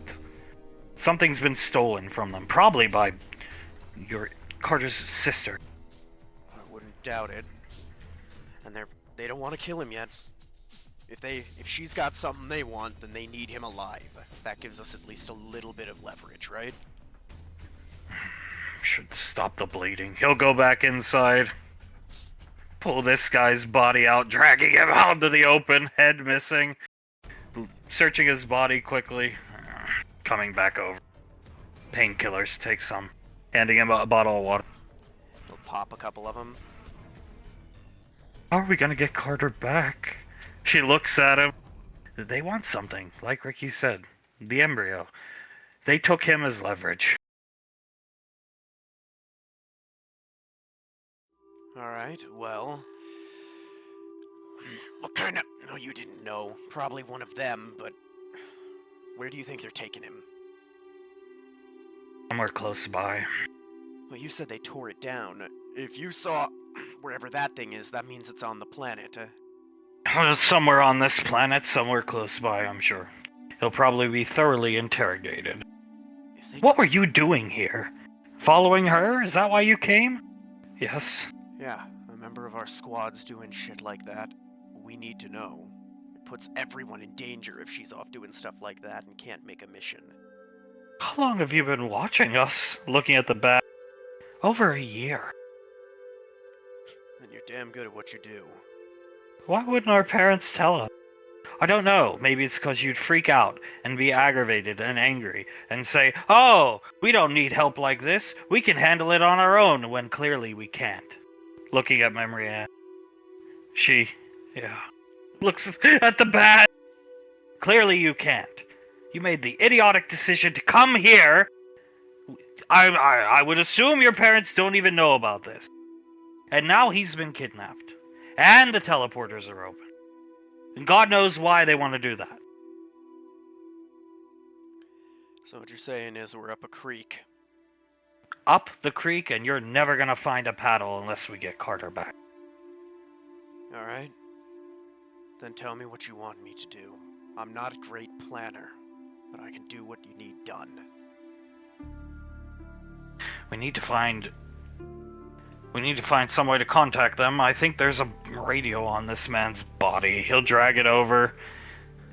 Let the painkillers take effect. And just be prepared for a fight in case they jump. If they see me, trust me, they're gonna jump us. They will kill you. Seeing you associated with me, believe me. At Port Nowhere, looks at Ricky and then Memory Ann. Do you remember Port Nowhere? Of course. How I got involved in this is on that computer at Port Nowhere, the hard drive you brought back, there was a bounty out on me to kill me because of my association with Spender, Striker, whatever you prefer. Smokey. Exactly. Oh my god. Damn. So even people he knew he'll put bounties on, huh? Crying won't bring Carter back. Remember, and clutches the badge. We'll find a way to get him back. And then I'm done. I'm retired again. No arguments there. Looks like you could use the rest. Damn well could. Glaring up at Ricky as he pulls a radio off the Strat guy's body. Here, open this for me. Handing him a piece of paper. It's old. It's on this thing called paper. Not your wrist computer. A sequence of codes numbering 1 through 5 with 4-letter intervals in between every number 1 through 5. Read them off to me one at a time. I'm sure Spender still decrypts his radios the old way. He'll do as he's told and begin to read them off. Pequod coming back with Julius! All smiles. How did the studio go over? He loved it. Pointing for Julius to sit. Julius will sit down. They all absolutely loved it. I'm pretty sure I almost saw JJ tearing up. I don't really think Samantha needs to live freely. She can do something. She can live a life of luxury. Fine. Julius chuckles. Is this gonna be another thing you guys constantly argue about? I just think that if people are all expected to pull their weight, then she should too.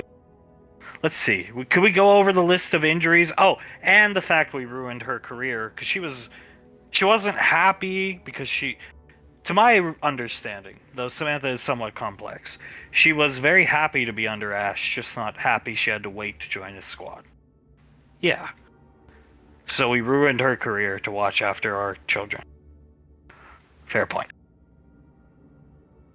And she has taken a lot of beatings, killed a lot of people, and done quite a bit of just shit for our children to keep them alive.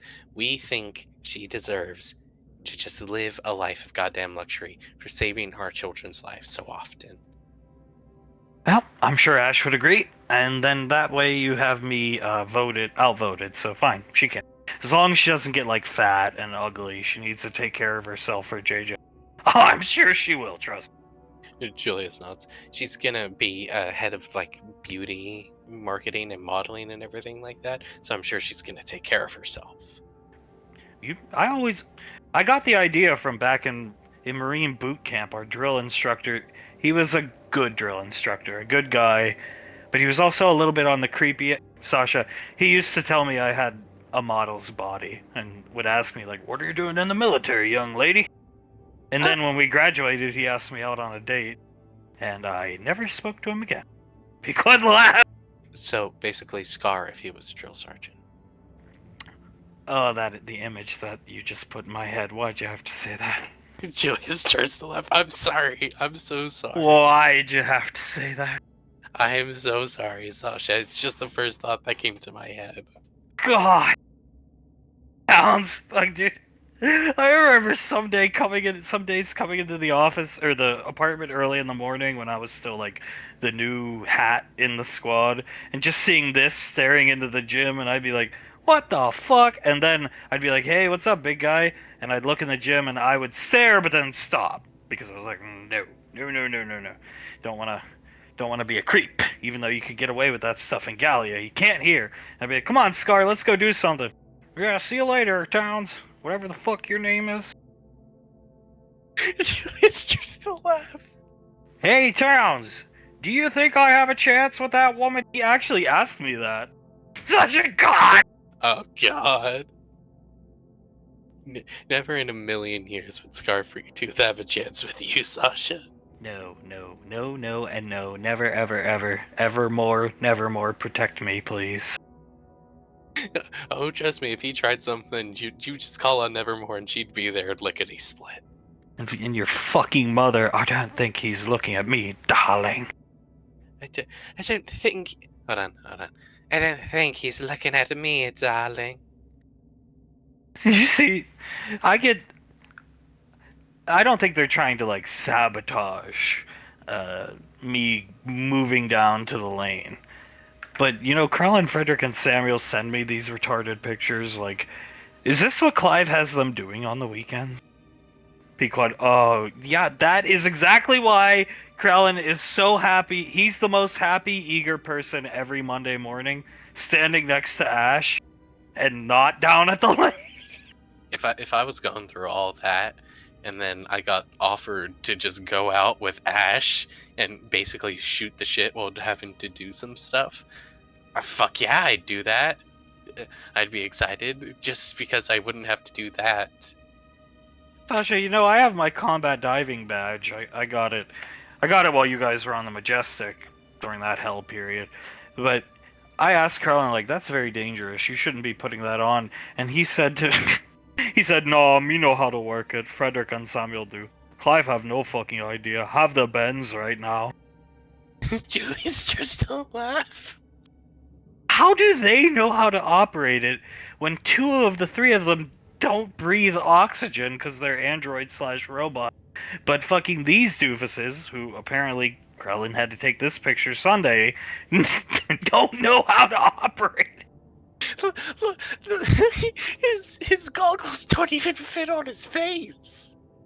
Krellin actually looks kind of cool, I'm not gonna lie. Looking at the picture, like, I could picture him like that, fighting next to Ash, like, you know, side by side with Ash. I mean, yeah, no, Krellin looks really cool. Clive and Scar look like Make-A-Wish kids. She starts laughing. Make-A-Wish is an understatement, Julia. I literally don't know anything that could be lower than that, Nicole. Well, you know what? I think that's worthy of a figure, actually, Sasha pointing up at the picture. Because, yeah, we could make, like, give him his first Universal Savior figure in the Saga line of the figures. Waterborne assault Krellin. Wait, I'm only saying this because he's my son. You should make it Dark Edition because he would enjoy that very much. And it would match the black suit he's got on. How about two? A regular edition and then a dark edition that's slightly less expensive. There you go. That's my wife right there. Yeah, we can do that. We can do that. He does look really fucking cool. He does. It's surprisingly, he does look like the horns. They add quite a bit to the entire like silhouette of him. Why are they practicing this kind of stuff? Geez, Sasha, whose house borders a lake? Oh, she looks up at the Carter. Yeah, so I sort of suspect they're gonna go in with some like aqua entrance and raid his house that way. Come in from the north instead of up from the south. I mean, they're practicing this on the lane. I wonder where. Fuck, a mile and a half down the lake from Carter's house. Oh my god. You gotta get used to the type of water you're gonna be assaulting from, mate. You don't get it. You gotta be ready for anything in this type of water, mate. So I want you to practice as much as you can. Start to recognize the waves. Start to, be ready for anything at all. But yeah, no, Julius just gestures towards Krellin. He, I am proud of that boy for being so willing to go out with Ash, and I also feel really bad for him that he has to do all this. He looks... You weren't here this Monday. You were down at Woodbury with your new recruits coming in. He looked so happy standing in muster next to Ash and then the rest of the B Squad kids and Saris. He was so excited. Thank fucking God. Finally get the fuck away from Clyde. It's literally what he said as I delivered the briefing. And normally if somebody interrupts me during weekly briefing, I get angry. I was fighting back laughter. Jesus Christ, I don't think I could have fought back laughter. I would have just laughed. And Ash was like, what did you do? He's like, what did you do this weekend? Fucking waterborne incursion. Julius shakes his head. Clive encounter major technical problem. Paintball guns in water don't work after coming out of water. Gotta jam to my gun, mate. But due to Clive electrical engineer background, we'll find workaround. Electricity and water mix well. Yeah, if you want to fucking die. Quad shaking her head. Oh, one of these days Carter's gonna be cooking something out on the fire for Memory Ann, and they're just gonna nail him, which would be like the third time, because apparently they got him 3 weeks back, and then the week before that, and yeah. Yeah, no, they've gotten him twice already, and I don't suspect that will be the last time or anywhere near the last time they get him. By the way, I went and drank an iced tea down at the studio with JJ, Sasha Towns. And I got it from the academy. There was a C on the bottom of the carton. Julius nods. If you don't know, C means it's been roofied. By Clive. By Clive. For Carter. So they're roofing the drinks at the academy? They got Mama Lan. Good. Nicole took care of her, but, yeah.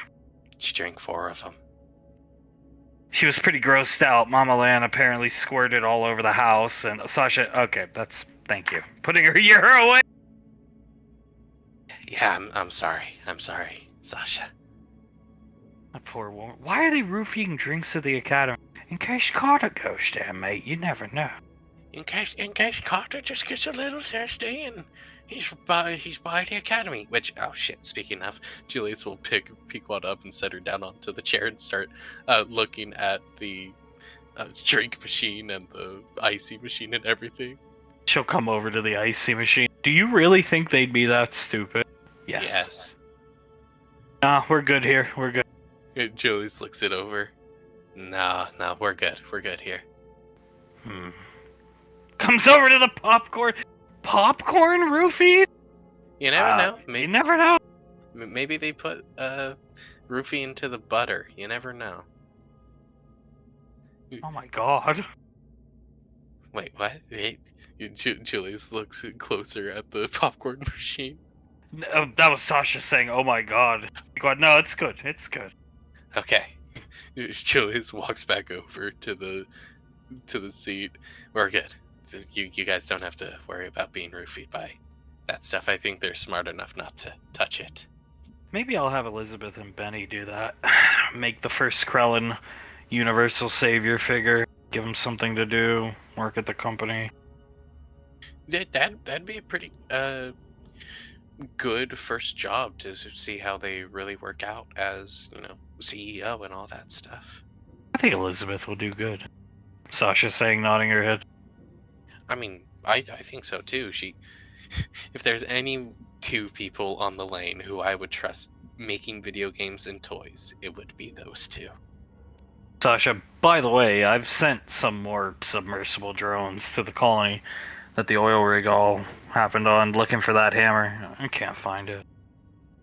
Julius closes his eyes and shakes his head. I don't think we'll ever be able to find it, Sasha. It's gone with the wind, I feel like it would just be a good boon for them if we could find it, but I could send a fleet of drones. Odds are I'm never gonna find it.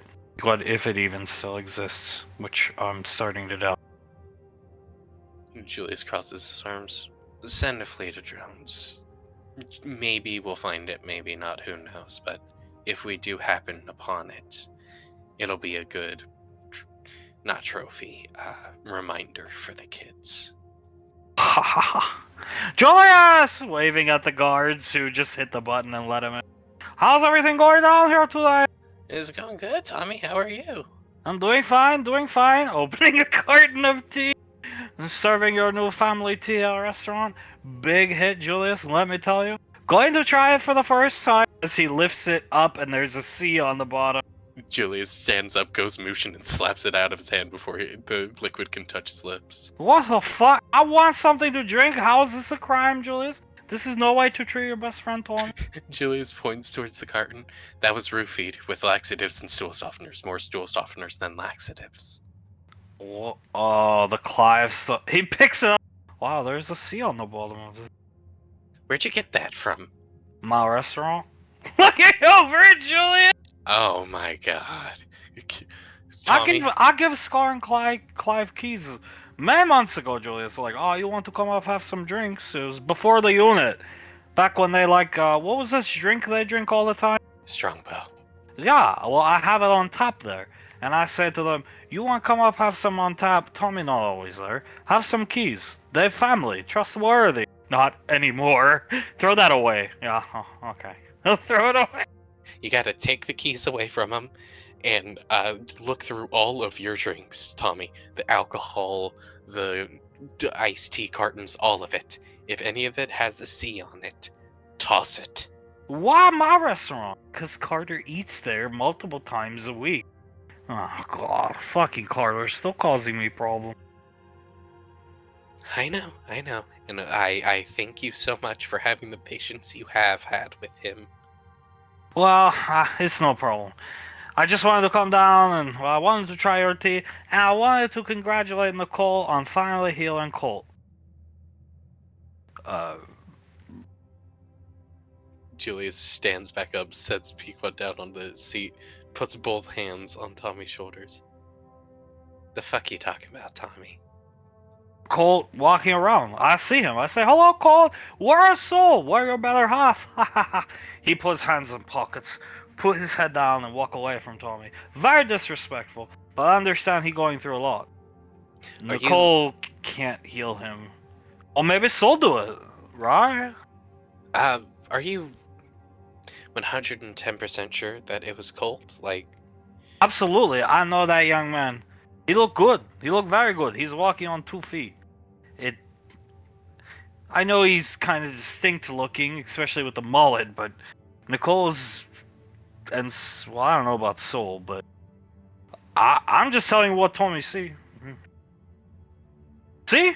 Pointing to the elevator. What? Julius will look at the elevator. Waves at the guards.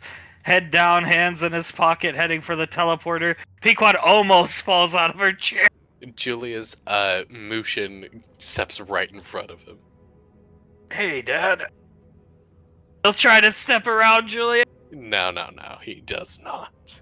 Oh, well, I think I take my leave. Tommy, leave! He's getting the fuck out of here! Hey, buddy boy. What up, Dad? How your legs feeling? Feeling okay, Daddy-o. Oh, you feel him. That's good. Yeah. He'll lift his leg up. Very high, healthy young man. Lift his other one up. I'm good to go, bro, so just step out of the way and I'll get down to the lane. I'm sure Grandma and Grandpa are worried about me. Julius puts his hands on Colt's shoulders. Yeah, I'm getting out of your way over my dead body. Colt, you're gonna tell us exactly what the fuck happened and why the fuck you're walking. That's where we cut there for this week. As flashing here, I see Pequod Julius, or I see Davy Julius in the kitchen having a good time. So, what are you gonna cook tonight, Elizabeth? You wanted to cook tonight? What are you gonna cook? Elizabeth looks up at the ceiling. Oh, that's a good question. I was thinking, this might sound like, small and everything, but I was thinking like loaded quesadillas, you know? That sounds fucking... Icy cuts him off. Delicious. Chicken and steak. Yeah, chicken, steak, the guac, the pico de gallo, everything on it. I just load them all up for all of you. Benny puts up his finger. Do you have your sigil, the sigil, anti-unit sigils around the house? Of course, Mom and Dad was the first one I did. I'm still gonna go scan all the food in my wrist computer. I'll be right back. He goes into the kitchen, hunk. Better safe than sorry. Elizabeth nods. She turns around to look at Benny. Thank you, honey. Come here, honey. Putting his hand out to Elizabeth. Come sit next to Dad. She sits next to her dad. When the fuck are you getting out of my house? Right, dear. Looks at Davy. We need you out of our house, darling. I want to walk around naked for your father, and we can't really do that with Benjamin and you around. They booted me the fuck out. You should get booted out. Exactly. Pointing out Elizabeth. I wouldn't mind if you guys booted me out, as long as we had another place to go, which I know we do. I wouldn't mind. You've never even been there. It's a beautiful house. Me and your mother have went there to get away from the two of you. You realize that? I didn't know that at all, Dad. We did it. We did it in the master bedroom, honey. Okay, well, I don't think I needed to know that, Dad. Well, you should be doing it in there, not us. Yes, I know, Dad. Just making us grandkids. Well, maybe not now, because your career, the military, but soon after, making us grandchildren. I've dropped subtle hints. I've tried to just straight up tell him.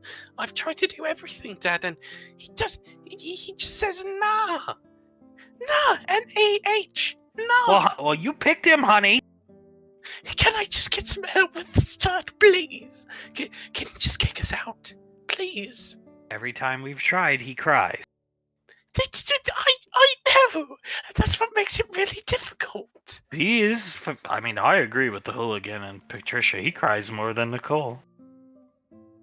I see. Yeah. Well, I mean, yeah.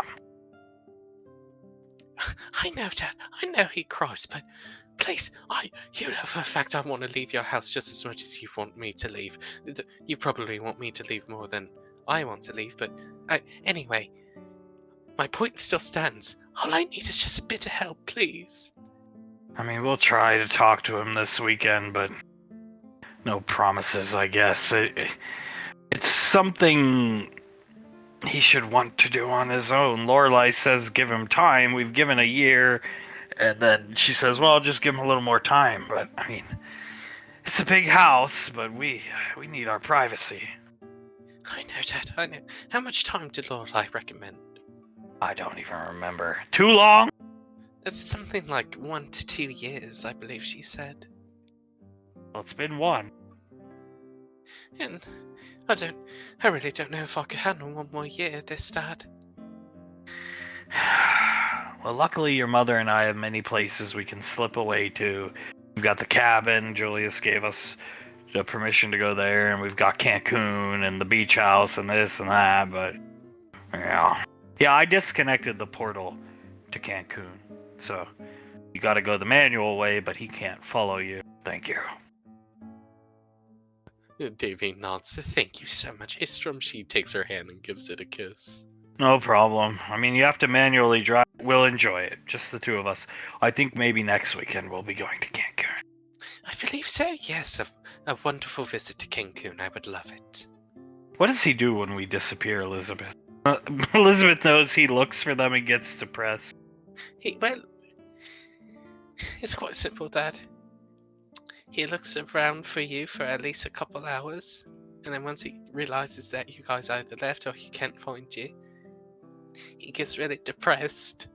Oh my fucking god. As Jace is out here, what's he doing? Jace is not in a crib, not in anything like that. He's actually walking around, hands behind his back, pacing around the room, waiting for his woman. And his woman comes. Oh my god. Under her breath. As he's walking! Look at that young man go! I wonder why he's walking, pacing around, looking like he's waiting for something, honey. Come here, son. Oz will come up, put out his arms, as Sam will come over here and put her arms out. Jace... I'm so proud to see you walking on your own accord, son. That's a big step for a handsome young man like yourself. It almost looks like he's, like, running towards Oz, and then he veers off at the last second and goes to Sam. A large smile on Oz's face turns into anger. Oh, you gotta be fucking kidding me. Oh, dork of the century. Picking him up! Oh, God. JJ walks over, puts a hand onto Jace's head, which Jace scowls at him for. JJ lets go of his head. Yeah, now he's gonna be regretting that one tonight and probably for a couple of years at least. Sam kissing JJ on the cheek. Well, I guess he was pacing, waiting for me. I guess so. He was pacing around, waiting for his woman. Don't you know, Sam? Oh, lucky me. Looking down at Chase! He's gonna hang off my neck all weekend. No, he won't, trust me. I've got a plan. Yeah, yes, no, he won't be doing that to you. Don't you worry, Samantha. Coming in. Ah, look who's here, the unit helicopter thieves. He was waiting for you, Sam. Don't I know it? Looking down at Chase. JJ pulls the seat out for Sam and then takes a seat himself. Unit helicopter thieves, I've no idea what you're talking about, Dad. I believe it was Carter that stole the jet. Ah, yeah. Okay, I get it. Well, man, Carter's just up to no good in the neighborhood. Who you gonna call? The unit! The unit, exactly. And apparently, you didn't hear it from us, but apparently when he invaded Fort Bragg, he decided to anally rape Scar again. Was the catheter damaged? The catheter was damaged. He said he yanked it right out of my anus, and he went to town. Oh, I'm so sorry, Suletta. It's okay. I've accepted it. I'm holding out hope for Thomas and Hale, smiling over at them as Hale just has Thomas in the Pequod position. I am too, Auntie, and I can't wait for him to be normal again, so he could be his normal, loving self with you once more, Auntie. What's Benny doing? Scanning all the food, just to be sure. Smart. Yeah, no, very intelligent. I'm quite thankful that he's doing it for us. You guys see, were you guys down here the whole day? Did you go up to Gateway? Not since muster. Where the hell's Carter and them? JJ looks at Sam, shrugs. We actually don't know. We assumed back up at Gateway. Yeah. Well, dinner's a ways off, just usually they're home by now. Yeah, usually they are. She checks her computer and looks at Hunk. Maybe they went out to eat like a date or something like that. Usually Krellin would be returning around this time as well with Asherion and Ceres. Nah, he shrugs. Something tells me Krellin's gonna do whatever he can to keep Ash out on the frontier and keep Krellin away from the land. Was probably sending Sherion on a wild goose chase to find a Starchild bunker that doesn't actually exist. Yeah, we talked briefly about it the other morning, or Monday morning at muster, but apparently the week prior, Ash was like, why don't you pilot the ship? Go ahead. And Krellin took him the longest way possible to get somewhere, and Ash was like, come on, why are you taking me this way? Avoid time at lane. He didn't even lie about it, he just straight up told the truth to him. You really want go back there, Ash? What if Clive waiting on Gateway? And then Ash agreed, and they took the long way home. I bet he was quite thankful for that. I don't blame him. No, neither do I. I don't blame him at all. You know, Ash doesn't believe that well, not we, but Fort Bragg exists. Bring him down. Bring him down, Samantha. We were Some things you gotta see to believe. I didn't believe it, really. I mean, I believed Rolly, I believed Nicole, but the vast scale and scope and the sand, it's like your mind, knowing Clive and Scar did it, your mind doesn't want to believe it. I'll bring him down. He does not believe. Davine shakes her head. Darling, the family will show him Fort Bragg, and I guarantee he'll have to pick his straw up off the floor. Up front to fucking every military base Ash has ever been a part of, and the original sign. So stupid. They literally went up, we need to sign for a photo op. We'll bring it back, mate. And then just fucking never brought it back. I wonder if they've ever gotten any calls about bringing the Fort Bragg sign back to Fort Bragg. Yes, Mom gets calls from the active commander of Bragg every day about the sign, and Mom just replaced it with a more modern one. Which hurt a lot of people's feelings, apparently. Hunk. Oh, the things we do for the unit in this family. Well, perhaps once Thomas and Hale defeat the unit... Oh, God.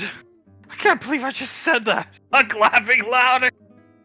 Once Thomas and Hale defeat the unit, we'll return the sign to its rightful home.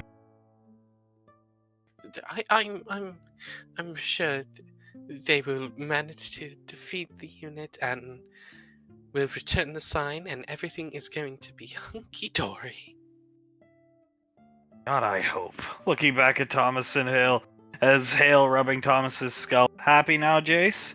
Is she roofied? Jace is like looking into her pupils, her eyes. No, not yet. I think I got to her in time. He was probably going to roofie her right here and right now while we eat. You better watch out. Inspect her food, right, Thomas? Integra? Oh yeah, inspect that food. You gotta make sure. You have to, or else she's gonna get roofied, man. You're the last line of defense. As Integra rolls her eyes. Yes, you're the last line of defense of her husband trying to roofie her with laxatives and stool softeners. I know, and don't you worry. All of you, don't you worry. I'm going to be keeping a close eye on him. I always will. As he looks over at him, gives him a suspicious look, and just points at him. Yeah. Takes his hand, kisses it. Watch this. She'll kiss Jace lightly on the side of his lip. What happens? Complete tomato red. He then grabs Sam's face and keeps her face there while she's kissing the side of his mouth. There. She'll let the kiss go. You go. Which dizzies him. He's a little dizzy. She actually sees him spin around a few times, like moving around in a circular motion, and then fall onto her like stomach area where he's sitting on her lap. Alright, he's down for now. Buzz, you just wait, Chase. One of these days, you're gonna have your 10th birthday. and you're gonna get the greatest aluminum bat gift ever. The lass cracks her knuckles and holds Oz's hand as she gives it a kiss. I think you can wait till he's at least 15. I really don't mind that much. It just gets aggravating every single day. Especially when I'd rather have my arms around JJ's neck or on other aforementioned places. I know. His time will come. His time will come. Don't worry, Samantha. We'll make sure of it. I think Oz is going to be like one of them leaning into Davide and Hunk and Elizabeth. Oz is going to be one of them type of dads who it's like, you grew up in his house and he never let you forget it. Oh, yeah! Oh, most definitely, darling. I would be surprised if he turned out to not be that way. He will raise a well-mannered young boy for sure, I assure you. Pointing at Davy. Oh, most definitely. A very well-mannered young lad. Alright. Patting Elizabeth's hand, letting it go. So, anything else we missed today? At all? Oh, Mama Land got quadruple roofing. What? Looking at all? Laz looks over and nods. Oh yeah, no, she did. So, Clive and Squadron... How? She works at the goddamn academy. Coletta's getting hysterical. I was getting to that, Auntie. It makes no sense. How? They're out on maneuvers. They're never at the academy. Let's just breathe. They managed to somehow roofie all of the iced tea cartons at the academy. And unknowingly, Mama Lan was apparently thirsty and she decided to drink 4 of them. Oh shit! Icy, literally. Yes, literally. Apparently, Aunt Icy was floating, what was it, 5 inches above the floor? There was that much crap everywhere. Dad, Mom. Oh my god, that poor woman. She's just a bystander. I mean, I don't deserve to be roofied, but I married him and live with him. There's an assumed risk there, I suppose. She's just the cook! Thomas recognizes that Soletta's getting somewhat hysterical, and he'll summon a shadow clone of himself to go over and hold her hand. Thank you. Looking at Thomas, patting it on the head. Oh, shadow clone. Well, it's still comforting. Smiling at Thomas, enjoying your rest spot. Julius, too. Yeah, Thomas Prime over here, he gives her a thumbs up, and then shadow clone Thomas pats her on the hand and will lean his entire body on her arm and start petting her hand for her.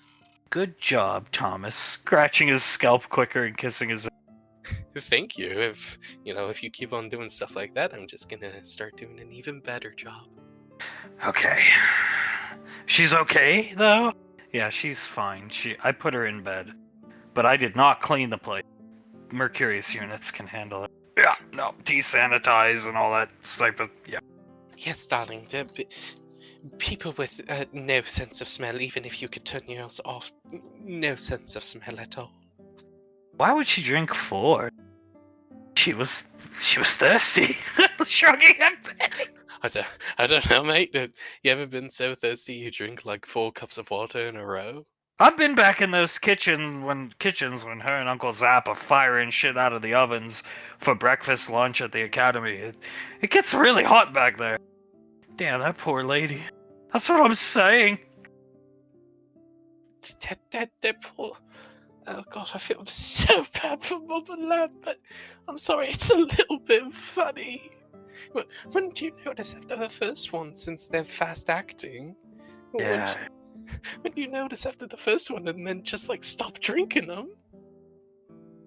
She was really washing them down. Uh-oh, you gotta wash them down. Making my stomach feel a little iffy. Maybe some more iced tea will help me. Sam laughing. Yeah, no, they got her very good.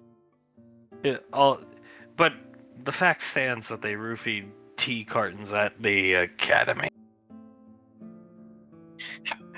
Approximately how many did they throw away of the iced tea cartons, darlings? Sam shrugging. I'm not sure. Pequod sent Mercurius units over to deal with the problem. Probably like hundreds. Right, of course. That is so many iced tea cartons, and hopefully none of the students drank from them. I can count. In the past, since Carter got married, I can count on my right hand how many times he's come and eaten at the academy. Why would he? He's up on Gateway all the time. Great food up there. And then he comes here, and he's either at his mother's or at his own home. Or one of your houses, but, mostly those two places. I truthfully don't understand why they would. They would think it would be a good idea to roofie anything at the academy.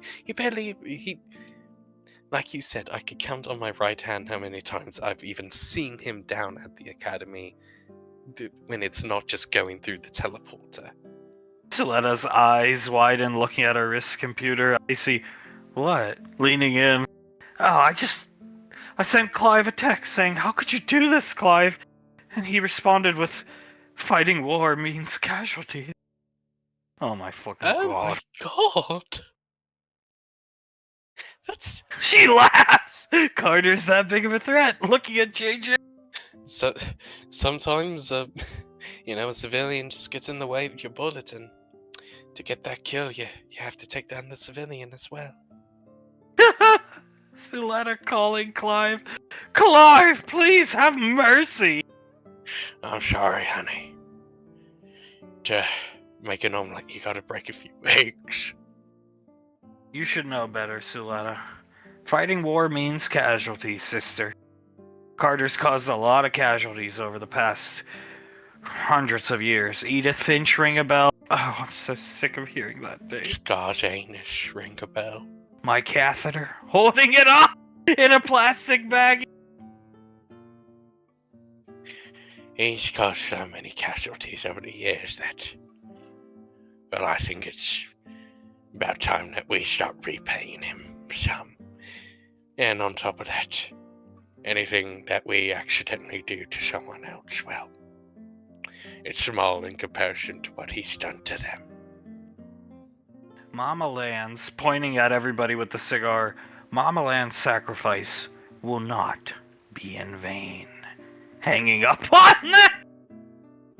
Oh, God! Sam, they're so dramatic! Oh my god, Davy just shakes her head. They said that like they were discussing something with a terrorist cell. I honestly think Clive would probably be a really good actor if he was saying, "I agree! Sure again! This version of Scar, yeah, old Scar acting, it had to be the right role, like the Terminator, or, certain other small bits. But they're yeah, it's because they really believe their delusion." Yeah, no, I think if we somehow managed to get them normal and then found the correct role for them, I think they would make spectacular actors. Like your Frederick Price line of films, make Pequod more money, make her happy, make everybody happy. Yeah. Yes, exactly, darling, exactly. So, what are the odds Sasha's gonna come down for dinner and we can put on a good show? 0. Thank you, Nicole. I appreciate the honesty. Yes, darling, thank you for the honesty and not trying to sugarcoat it for us. She ain't gonna come down here. Especially after she finds out Mama Land got roofied. If Mama Land's getting roofied, nobody's fucking safe, dude. That is quite true. Yeah. Mama Lan and Zap probably have the most diplomatic immunity, I suppose you could say. Their sacrifice will not be in vain, Time Deity and Davine, okay? The sacrifice will not be in vain, Time Deity, and you elvish bitch. Are you an electrical engineer, Time Deity? Don't think so, so can it? Elizabeth leans forward. They actually said that to you? Yes. Looking at Elizabeth. Oh, yes. Oh, Sissy, I'm so sorry they said that to you. One of the biggest things spellcasters have to learn is like acting on your emotions is good and fine and natural, but you also have to practice large amounts of restraint. Because all it would take, she clenches her fist, is one shadow raise onto Fort Bragg and it would settle down. Yes, darling, let's breathe for a couple seconds. Okay. And everything is going to be okay. Did you like your lunch that I packed for you? It was excellent.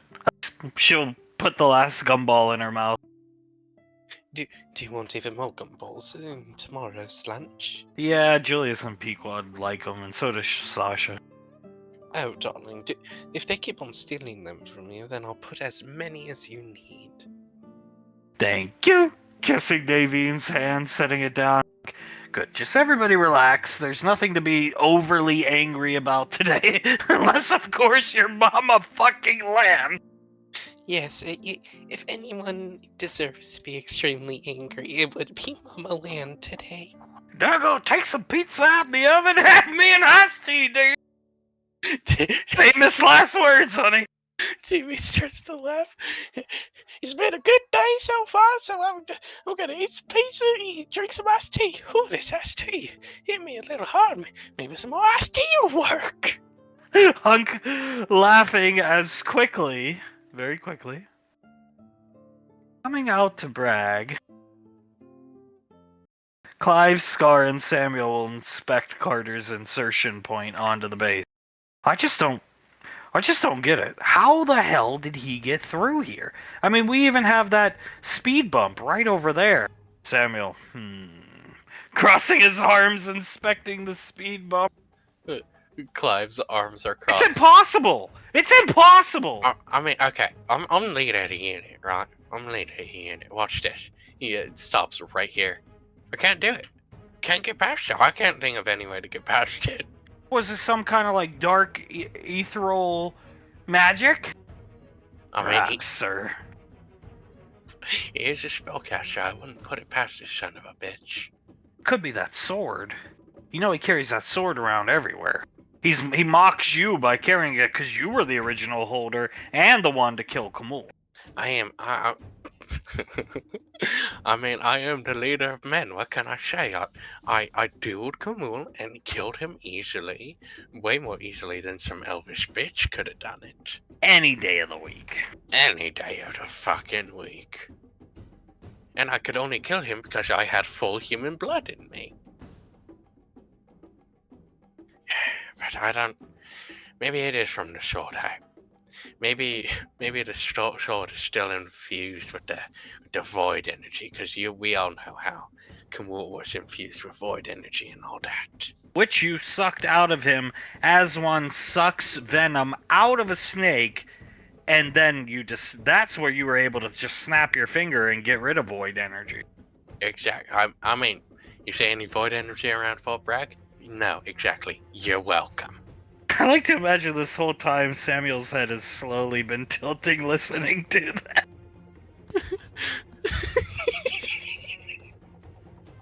Fact still stands, sir. Base was breached. Well, we're just gonna have to double up reinforcements in the front. Civilian populace growing restless. Fear of Carter increasing. I know, brother man. I mean, they struck us at the heart of our operation here. This has never happened in the history. What would GL think? GL would be so disappointed in us, mate. I think disappointed is an understatement. She would probably spit on us for how bad we did. We're lucky she gave us that Chinook. We got a replacement back. Carter thinks he can keep us down. That little fucking Aryan Nation motherfucker has another thing coming. I mean, you goddamn right he does. Goddamn right he does. We're gonna. And he stole my Kawas costume. We were planning to make a whole series chronicling the journey. What a shame. Looking at Scar. I know. Exactly. Yes. What a shame, mate. Oh, an absolute shame, mate.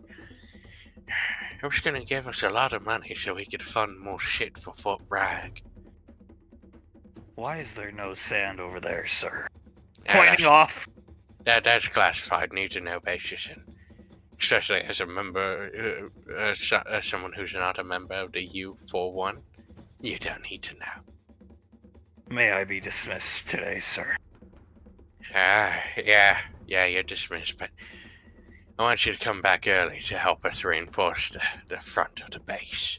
Copy. Walking off! Walking back all the way back. I don't know, brother man. I don't know how Carter got us, but I gotta tell you something. What's that?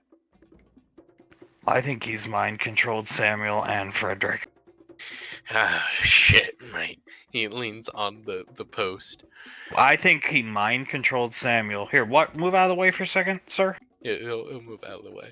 I think he mind-controlled Samuel to press this button here. The gate lifts up! And then Samuel came back, and then Carter attacked us while we were at the shooting range.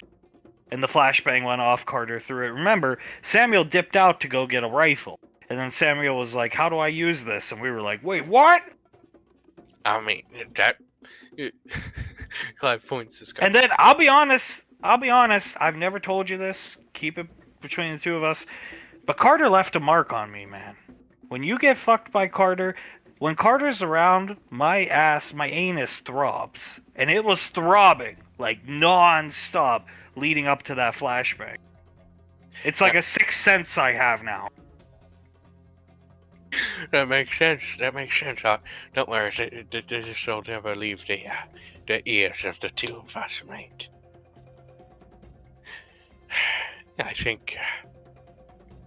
I think there's nothing more to say about it then, mate. He walks up to Scar, puts a hand on his shoulder. We've been compromised. Frederick and Samuel, they've managed to get themselves mind controlled, mate. I hope you got something up your sleeve. Looking over his shoulder at the non-sandy area that's shrouded. He can't see what's going on, but he sees Mercurius units working furiously. Don't you worry, mate. You're gonna love what I have prepared for you. Scar, put her there, Commander. Put her there, Major. As flashing to the final map of the session, Soul coming back as Agent R is working on the radio, trying to get it to work. Ricky reading off codes. Agent R, that's enough for now. Hand me the paper back. He hands it back. He'll consult the paper as Soul sees Ricky, shoulder taped up, with blood on the end. You know, she could see he was wounded. Memory Ann crying, holding something, and this old dude and two dead dudes. Oh my god, what the fuck happened? She rushes up to them. Look who deemed to join us. What the fuck happened is Carter got kidnapped. What? She looks at him and then looks at the badge, sees SIS, and points at him. Oh my god, you're SIS? Of course. Looking over at her. Of course I am. Your parents have had me watching you. Oh my god, I knew we could have trusted you, god damn it. They kidnapped your brother. Checking Ricky's battle dressing real quick, then he'll go back to the radio. They kidnapped your brother. They're after something. An embryo. Something like that. He looks down at her satchel and then looks at Agent R. He stands up. You have it, don't you? I didn't steal it. They did. She points to the building. They gave it to me for safekeeping. If they wouldn't really suspect I had it, but yes, no, I have the embryo. Well, that's what they want. That's why they came here, jumped Ricky, Memory Ann, and Carter, and took your brother. Yeah, it is. Soul walks up to Agent R, puts a hand on his chest. Then we have leverage, right? He looks at the embryo. I hope. She closes... What did you do? She closes her eyes. Really? I mean, really? Memory Ann's standing up. What have you been doing? We followed you because you've been acting like a loon. You and your excuses. Yeah, I think we're owed. He's shot! Go ahead. I think we're owed something. I stand up. Can I look her in the eyes, or? I'll get out of the way. Yeah, of course, he fidgets with the radio. He's gonna take a step forward and look her in the eye. I don't care what trouble you got into. Why didn't you tell us? All you had to do was tell us you needed help and we would've. Now there's talk of you've turned on teleporters. You're carrying that thing, whatever that is, whatever type of bug that is. That's a weapon of mass destruction, essentially. Yes, I am aware of that, Memory Hand. I turned on the teleporters because if I turned on the teleporters, or at least attempted to do so, they healed Colt. How long have you been working for them? A few months. Complicit? No. She was played for a fool like she is. Looking at her! Soul looks over at him, then at Memory Hand. They told me they were Army Intelligence, SIGINT, and they had this special medical procedure. Biosyn had a special medical procedure. There's no company. There's no Biosyn. Looking down at her! Yeah, well, sir, I realize that now, okay? Everything you saw was a front. Signals Intelligence? Where was he based out of? Groom Lake. She falls on her ass! Oh my god. And I actually went down to Groom Lake and I met him, so unless that was a front too, sir. Why didn't you tell anyone? Because Oh my god. it wasn't a sanctioned procedure by EarthGov. It was basically illegal, so if I told anyone, they probably would have been shut down, and Colt wouldn't have been able to be healed. And you know what? I only really found out for certain today that they're strat. They caught you in a trap, right? Let me take a wild guess. They had you backed into a corner with Colt healed, but in their possession. Yes, exactly. And Rippa was pointing a goddamn fucking drum magazine full of RC crystals at me while I was talking to old fucking Black Lung himself. Groom Lake? He was on Earth? Looking up at... Ricky's father's been out here on the frontier, chasing his tail. Looking at Memory. Yeah, he has. You know, Stasha's gonna kill everybody when she finds out he was on Earth. Puts his hands in his pockets. Ricky's clenching his teeth as you see frustration and tears start to form in his eyes.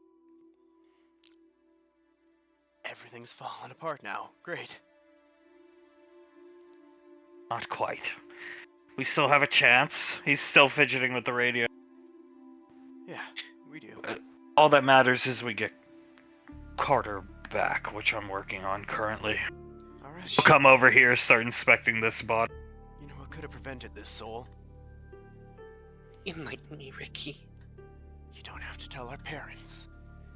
Tell us, as he hits his own chest. I was willing to lie to Sasha about fucking Hecker. You think I wouldn't have kept this secret? Well, there's nothing we can do to change it now, Ricardo, can we? Well, they're gonna find out now. He was at Groom Lake. Yeah, he was. Oh my god. And they had Dead Cell out on the frontier as the carrot to put in front of one of the most dangerous men in EarthGov's nose, that being your father. And of course his bounty hunter friend, your illustrious mother, and Krellin. Fixing his tie. Played like a fiddle. They've been jerking them around. They've been jerking you all around. Me included. Soul will lean on this little post here, this little ledge. They have 5 other embryos. And I think they're going to use the teleporters to send the embryos through so the frontier planets get affected by xenomorphs. Well, stop it. We have Hunt Nicole. We have your father. We can stop that. Getting Carter's back is all I care about. I don't care about these planets. I don't care about these people. Not until Carter's back. Soul looks at Marianne, and we're gonna get him back. I swear to you, Memory, and I'm gonna do everything in my power to get him back. We're gonna get him Hey. back. Just don't disregard all that. Don't think he'd want you doing that. I've got a working radio. Soul looks at Agent R. Do you want me to talk to them or you, sir? I'm sure they know I'm here by now. But he'll walk over to Soul, hand her the radio. You've got the leverage. Call sign, ask for Eagle 1. That's his call sign, Eagle 1. Always was. Patriotic till the end. Ask. She looks down at the radio. Hailing Eagle 1, hailing Eagle 1. Hailing Eagle 1, hailing Eagle 1. Calling already. She hears the smoking man's voice. I got leverage, and you have someone I want. Let's talk. And we'll cut there!